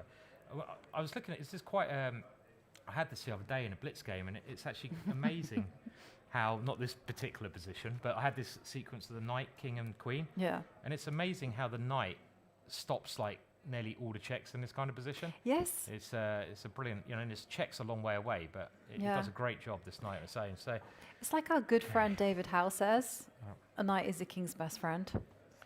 it is. It really is. Yeah. So Let's look at that one more time. Another Rook crazy H1. lines. I didn't even realise this was possibility. possible. Well, this is actually happening on the board. So this is all forcing up to here. Now we can't go there because it's checkmate. We have to go here. We might as well force the king to the side. Is there an easy way of doing this? Rook c1. It's a pity. Yeah. Is there some sort of just simple way I can? No, I think rook c1 is set up the Okay. checkmate and then Yeah. live to tell the tale. But I agree. Like queen takes h4 probably was a really good resource. Yeah, it was, I yeah. don't think Yeah. Gukesh The best has try. seen absolutely everything. It's impossible to visualize absolutely everything here. You just It have is. to trust Yeah. in the fact that your king will have enough defenders. Let's go to the live position because Gukesh ticking down. They're both very short time now. I mean, Yeah. luckily for Gukesh, his moves are reasonably simple to find. Both sides are. White's got to keep checking. Black's got to just force that king away. And we can see them now. They're going to follow the sequence. Obviously, you want to force your opponent's king right to the side of the board. And will it end with this knight d6 then? Yeah. In fact, So this one- sequence, it's practically forced, right? Because if you don't do this, then g4 is going to be coming. Yeah, I mean, you can't. I suppose this is exactly the same, is it? If you go here, here, and here, there's Yeah. no difference. Well, I mean, there is a difference because there's no checkmate on. it's still the same checkmate. Here, here, here. Yeah, there is. And if you go here, this Okay, is well, the checkmate. players are Yeah. going into this. So it doesn't matter which rook you use, and the board just takes. We have some moves. Just takes a little bit to update. So okay, so we had check, check here.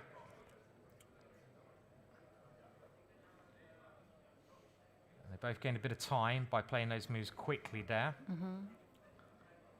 And you just got to keep your concentration so much in every part of the game in chess. I mean, Yeah. so easy to let it slip. Exactly, especially when the win is yeah. there in Yeah, sight and you know that you're winning. And it's so easy just to lose that 100% focus. And by being focused, you're not necessarily talking about just being tense. Yeah. It's just being about like adapting to the situation. Like here, again, this position has been so complicated. Here you have to work out what's going to happen after g4, like where should you check the king to. And as we saw, Simon showed us, you need to check the king all the way to that mating net. Yeah, you need to get the white king on the side of the board. And, but, you know, then you've got to avoid those checks. 55 seconds for Gukesh. Just making the final calculations. Here, I think he's virtually obliged to throw in Rook D1 check. I was having a chat with a very strong chess player, but a famous coach as well, who's coached a lot of the top chess players. Like, you know, I won't name them, but I think he's had some time coaching Sindarov. And I asked him who was the most talented player that you've coached, because he's basically coached everyone at some point. And he said Sindarov is the most talented chess player out of everyone he's coached. And this includes some really big names. So, you know. But you know, talent takes you up to a certain level, but then it becomes about hard work. It becomes almost about those big pressure moments. Oh, definitely. Yeah, I mean, delivering when you really need to. Like Gukesh has had some tremendous results. And yet last year was a bit tough for him. You know, it was quite topsy-turvy, some highlights, some lowlights, some real lowlights. But, you know, when it mattered, he's been able to pull out some sensational games. And now it's this moment where he has to drive the king to the edge of the board. Rook c3. Yeah, I suppose you can go Rook b1 as well, but Rook c3 makes more sense. Because we're going to get the king to the edge with Rook b2 now. And the key moment is this Rook c1. He's just got to make sure that Rook c1 works. Yeah, I mean, Gukesh, incredible player, worthy world champion. And it's his ability, I think, to deal with that pressure and to win when it's important. You know, in a match situation, he's deadly, right? Because he's so motivated and so he can turn it on when he needs to, which not everyone can do, and as well as being, obviously, a fantastic player, you know, as so many players are now. Right, and I also think that the fact that he's had a little bit of a bumpy 2025 will have made him extremely tough. Yeah. Because, you know, it's one thing to have like a path where everything goes your way and you just win. And then you face your first setback and you don't know how to handle that. Gukesh, what he showed us, you know, he keeps on coming back for more. I mean, he had a really disastrous Grand Swiss, very disappointing for him. But, you know, he was back playing the World Rapid and Blitz. He was back playing the World Cup, you know, and he's thrown in a few checks. This is not going to change anything. It's just building up the time. King a4 only move for Sindarov. Otherwise, it's going to be checkmate. Yeah, the only question is he's working out, does White have any resources after the simple plan of coming around here? Could you also throw in Rook c8? No, because I was just thinking about... I was thinking that as well, to stop these hang on this, Queen b. Queen here, isn't it? Yeah, whoops. Yeah. That would be a blunder. You can still blunder, right, in this position. It's actually, you know, you've got to put... The problem with playing this move, you've got to put both your rooks on undefended squares. And when you're short of time and your opponent's got loads of checks, that's really dangerous. That's a really dangerous thing to do, because if you miss some check somewhere, you're in trouble. And we're thinking that this is the right way to do it, but you know, there's a couple of ways that. I mean, the other thing you've got to look at. We looked at d5. There's also f5. This is also another way that White can try to keep going. And the defensive setup we thought was bringing the knight back here. Yeah. And again, even here, White has more checks. I would like to try and hide like this. So even this, you know, you have to calculate this position. Yeah. And maybe now we're getting near the end. Rook b7. Yes, but that's good. Yeah, you can hide your king on d3 because after queen. Now we come here and eventually we get safe on this square. Yeah. Queen b3, and can you block with? I'd take that one. Yeah. Yeah. Oh yeah, Queen b3. Grab it. Grab the queen. That's enough. Grab it. Have it. And you can't. Yeah. I mean, Okay, he's down. Very short time. Very short time. We'll go back to the Yeah, live board. go back, because he's only got 11 He's got seconds. 11 seconds, and he's taken on E3, so he's gone for a safer option here, I feel. This is also good enough. Yeah. He didn't go for rook c1. He's, understandably, he just wants to be able to, I think, get rid of those pawns first, right? There was just too many checks to calculate, and, you know, you might miss one thing as well, you know. Yeah. So Sindarov has also built a big stack of time, just under 4 minutes on the clock. So queen to g4. You've got to keep the checks alive, right? It's not like white is going to get ambitious and start I mean, pushing pawns, but let's try queen g4. So queen g4, you run out of checks after this one. This is oh no, okay, but now you got this one, right? Now there's no checkmating idea though, so you can go queen. Can you just centralize the queen to d7?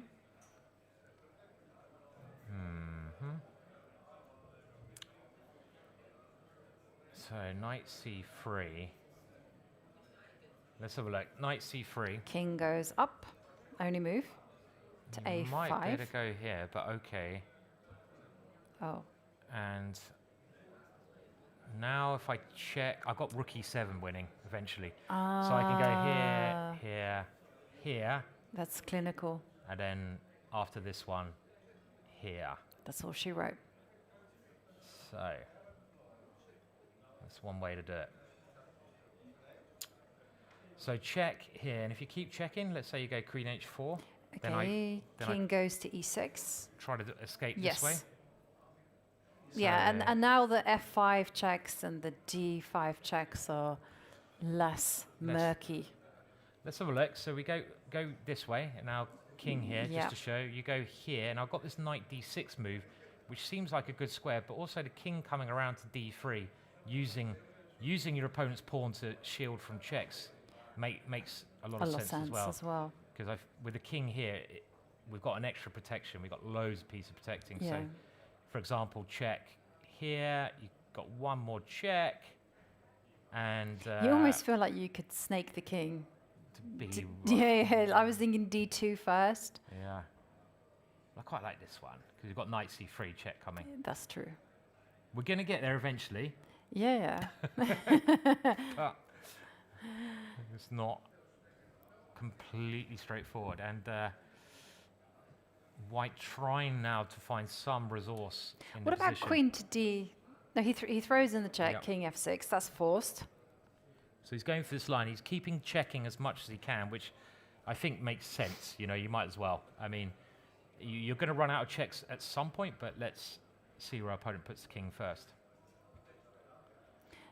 Okay, so what about... I mean, after this, Yovi, I would probably go d5, because I don't actually want that pawn. You know, I want to get rid of that pawn, because that pawn gets in the way. I can hide behind that pawn, so maybe this is a more practical try. We have some more moves, though. Yeah, we do. Yeah. Is this... Don't do that. What happened? I don't know. Let's not press that button again. Okay. He's thrown in another check. So it looks like king e6 has been played. Aha. So let me go back. So we had king e6, queen d8. So the first move that wasn't a check. And now Gukesh is just gaining a little bit more time, I think. Check. Yep. Rook here. And the king Rook still B2. has to go to a4. So Good. This is a good attempt, because we saw this was a great idea. And now there's d5 ideas as well. It's d5, so you're keeping the best chances you can. But knight to d6 is a nice move, because everything is still covered. Great defensive square, this one for the knight. Stops so many checks. And also stops queen e8 check. Yeah. And now you go queen to g8. I guess now we come round. Yeah. This way. Yeah, you do. Still a lot to think about. And Yes, it's still not easy at all. not at all. D5 is still coming. And I must be honest, knight d6, I mean, it's easy when we got the evaluation bar on computer, but moving your knight backwards is known to be the hardest move to find. Yeah. Putting the knight next to the king is a nice setup generally, but this is not, I don't feel, a particularly logical move. I mean, to play, you're kind of looking at checking with a knight here, stuff like this. Well, just 28 seconds, and it's getting tense in here for Gukesh because there's just so many checks that White has. It's impossible to calculate it all. He has to be practical. 15 seconds, clock is ticking down. He's grabbed the pawn. Rook takes g2. Okay. So he's just trying. He's not going for the white king anymore. He's trying to grab some pawns and play it this way. It's probably still, well, it's still good, but yeah, he's just simply going, I'm going to get greedy with the king, defend everything, and the extra material will win. But the question is can Sindarov make use of the fact that the rook on g2 is undefended? I guess this knight stops any potential like queen c6s. So I don't think there'll ever be a check I was where thinking you of can attack. f5, some funny business like that. Yeah, so I'm Like, you know, if you go pawn takes f5, now you start checking, and then you prevent the king from running up to the g line. I probably want to get my king to f3 here. So let's say I go this way. Yeah, now you check on f. So you've got f8. queen g8 is the Yeah, idea. that's my idea. This is actually a draw. I've just fallen into a draw because I forgot about your queen g8. So, okay, let's say I just take with the king. I don't want to allow this possible queen g8. Yeah. But again, these moves they're not straightforward to find unless you're playing around, and they're not straightforward under a minute. There's many tricks. There's always tricks of a queen. Such a, annoying little piece. I think this is winning because you can suddenly, somehow get through this way, and you're not leaving anything open. But f5 is a very crafty idea, and there's also d5. d5 is the other idea. Yeah. When you can try to get some counterplay with. Well, the then d-pawn. you're forced, as Have to go black, here. you have to go king f5 because if you go king f7, the king doesn't have any cover. And in some of these positions, you have to go knight f6 because after check here, your only move is knight f6. So you have to start using that knight then. And this is still some work to be done, right? Yeah. Definitely. Queen c5. It's in the air. Not an easy position to navigate when you just have 41 seconds on the clock. No, not at all. I bet you Gukesh is glad that he's getting a 30-second increment. Yes. As opposed to like a normal 10-second one or something. Yeah. I mean, if it was like the first 40 moves where they had no increment, this would be, well, you could easily go wrong. Both sides could go wrong here. And now White's time is getting under a minute. I suppose the good thing about these positions, they're never going to lose on time because you can always do a series of moves quickly to avoid that. Now Sindarov is the one who's ticking under the minute as well. Both under a minute now. And the position is lost for him, but it's a question of how to pose the most problems. Yeah, he's finding all the right moves so far. Like he could be doing something like queen f8, setting up some f5 ideas. Yeah. Could do that. Could throw in f5, could throw in d5. And of course, he has to look at just checking. He has to work out, is this an option as well? Or is he encouraging the king to find a safe haven? The right way now. 13 seconds. He mustn't forget the clock. Okay, he's thrown another check in. And I would have thought this is the right way to go, but there's more options here. Well, you're intending to block. I have to with block knight the knight f6. then. Yeah, this is the only thing. If I go here, I have to block the checks with the knight. I mean, this would be really nice because you have no more checks. in this particular position. And then you can just use the rooks to round up. Gukesh now down to under 10 seconds, and he does play to F5, the most human move. Very practical solution. He's just trying to get rid of these pawns.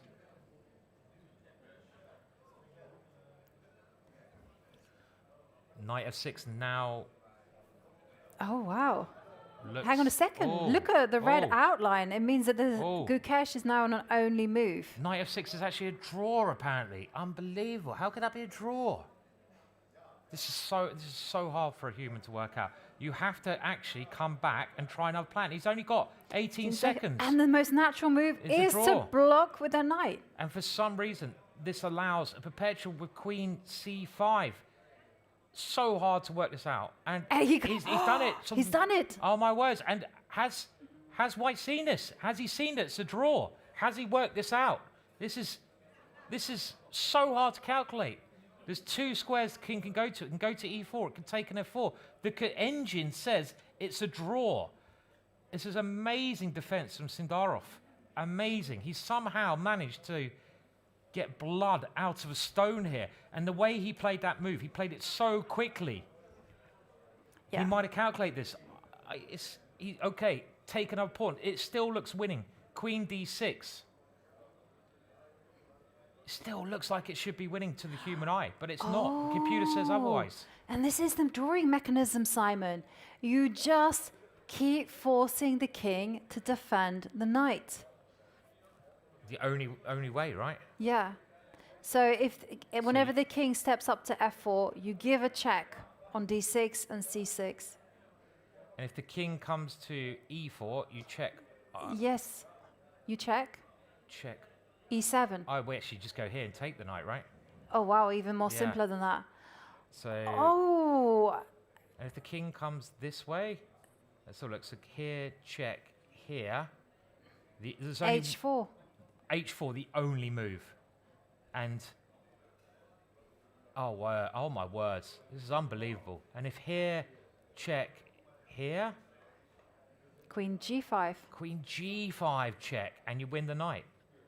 Oh, unbelievable. Well, a great resource there from Sindarov. That really is like pulling the proverbial rabbit from the hat, right? Yeah. King. What a drawing mechanism. I mean, brilliant defense. I mean, it shows you should never give up. When we assumed this game was gone a long time ago, but Sindarov has found some amazing ideas. The right checks. He's always found the right checks like a computer, you know, and 4 under a bit of pressure, you know. Yeah. It's gone. I mean, Gukesh played a great game as well. This will be heartbreaking if he doesn't manage to win this, because he played so well throughout the game. Yeah, you find that queen sacrifice, understanding that his king had to run across the board, but Sindarov just doesn't give up, and he found, you know, the most practical way. Queen takes H4, and now setting this final trap. It's just absolutely brilliant defense here from Sindarov. Another point we should say, if the king ever comes here, then you're actually in trouble, because you're going to lose that one. And then it is only white who can win. So you can't bring the king backwards to defend either. And Sindarov is keeping a note of the moves, so he can check. Kings come up to F4. Yeah. Queen D6. This is getting very near to repetition. We can see Queen D6 being played. This is the only possible try now, otherwise it must be a draw. And then H4 is the move. I think the arbiters giving them an extra set of score sheets. I think Gukesh has now realised he's got 8 seconds. 8 seconds. And, yep, they've agreed to draw. Unbelievable.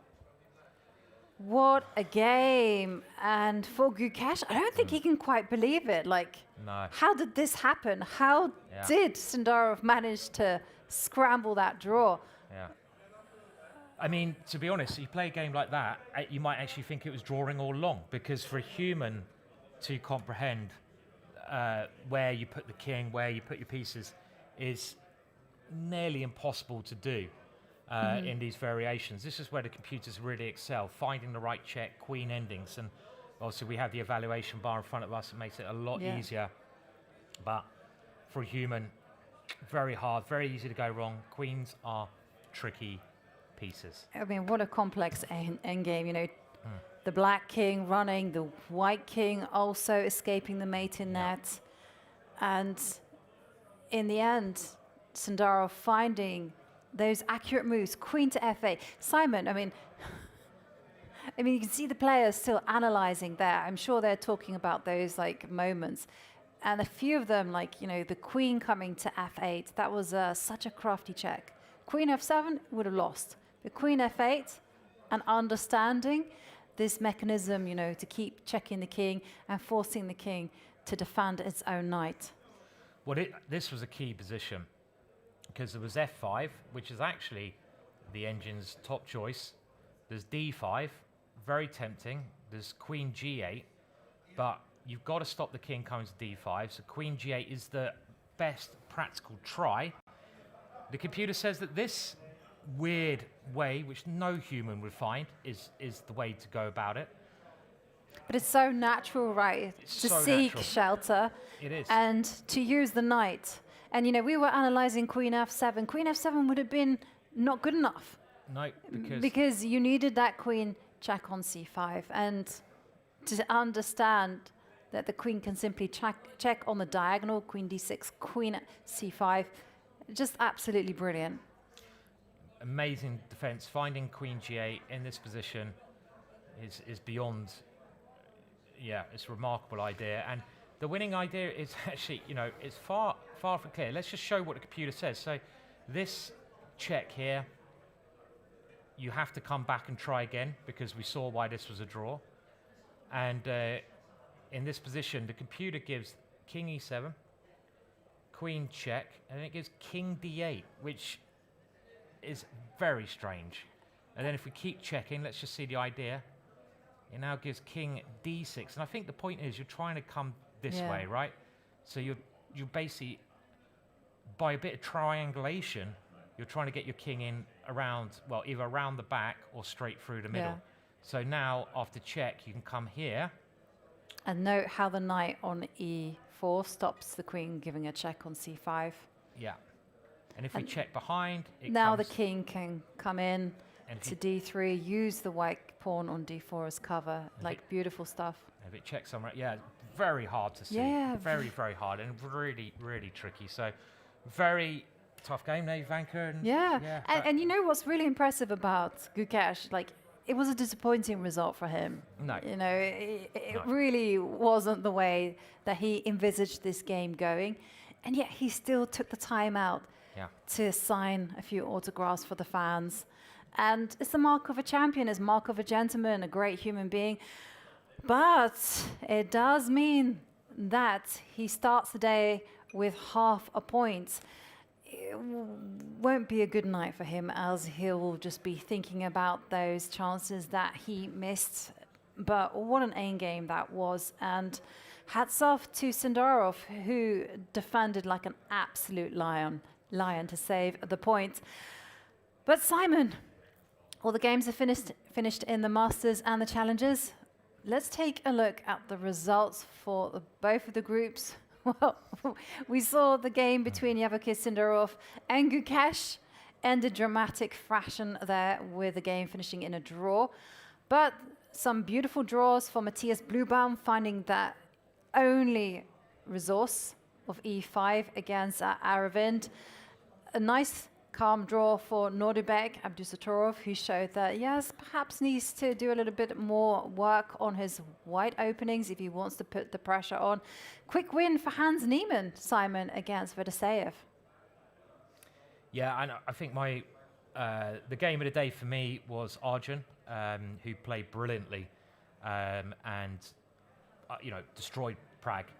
In all fairness, with Pragg just going a little bit wrong for one move, so that was fantastic. And We can now have a look at the results of the challenges and see how things got on there. Yeah. And 3 draws, but 4 decisive results, as in the end, Liu Miaoyi defeated Max Varmadam. So a great start for her.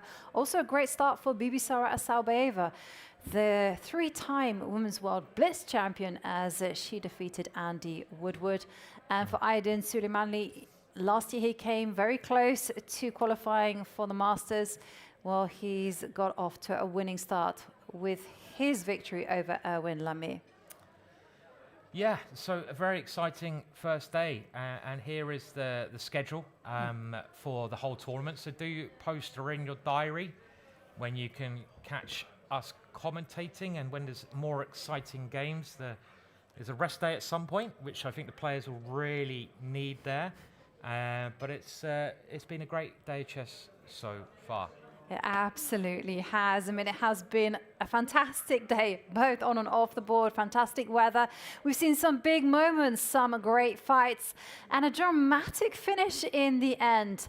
But it's goodbye from us, but we leave you with an interview with Arjun Erigaisi, who scored the game of the day with his victory over Pragnanandhaa. So enjoy, and we will see you all tomorrow. Thank you for watching. Bye-bye.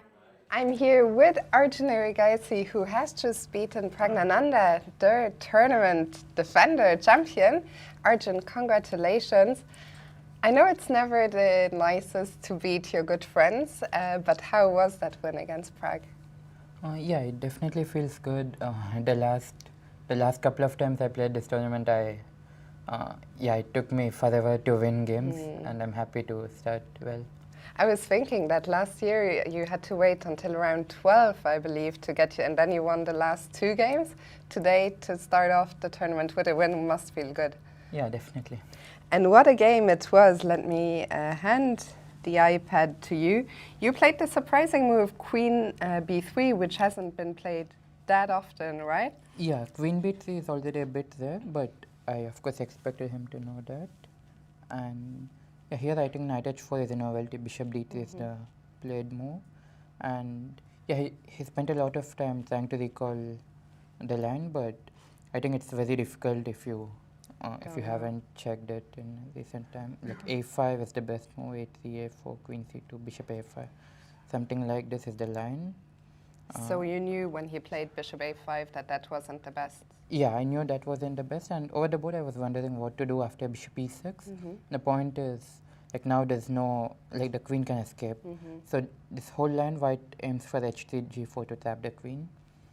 And yeah, after Bishop A5, H3 was logical. D3. Did you realize just how good your position was? Yeah, I thought it should be very good because already it looks like very good. I mean, I knew black is fine, but over the board it was looking quite good to me. And yeah, I thought he should have castled here, rook d1, queen b4, bishop f7, king h8. This looks ugly and it is worse for black, but I think black can fight here. At least the king gets into safety, yeah, exactly. Which and it after never did. This, yeah, rook d1 was important. Now knight d5 runs into queen a4, and so he had to move the queen. Now his king is just very weak, and yeah, it never found safety. So a great start today. A lot of decisive action in the playing hall. I don't know if it's the new year, if everyone is eager. You played a tournament already, of course, the Tata Steel India, Rapid and Blitz, but now the debut of the year in Classical. Are you happy to be back here in Wijk? Yeah, I'm happy to be back and happy to start well. And Arjun, as you said, last year didn't quite go your way, despite the good finish in the end. This year, did you come here with a specific goal in mind, or are you trying not to think about that? No, I'll just try to give my best and not to think about anything else. Well, Arjun, we look forward to plenty more exciting games like the one today. Congratulations and best of luck for tomorrow. Thank you.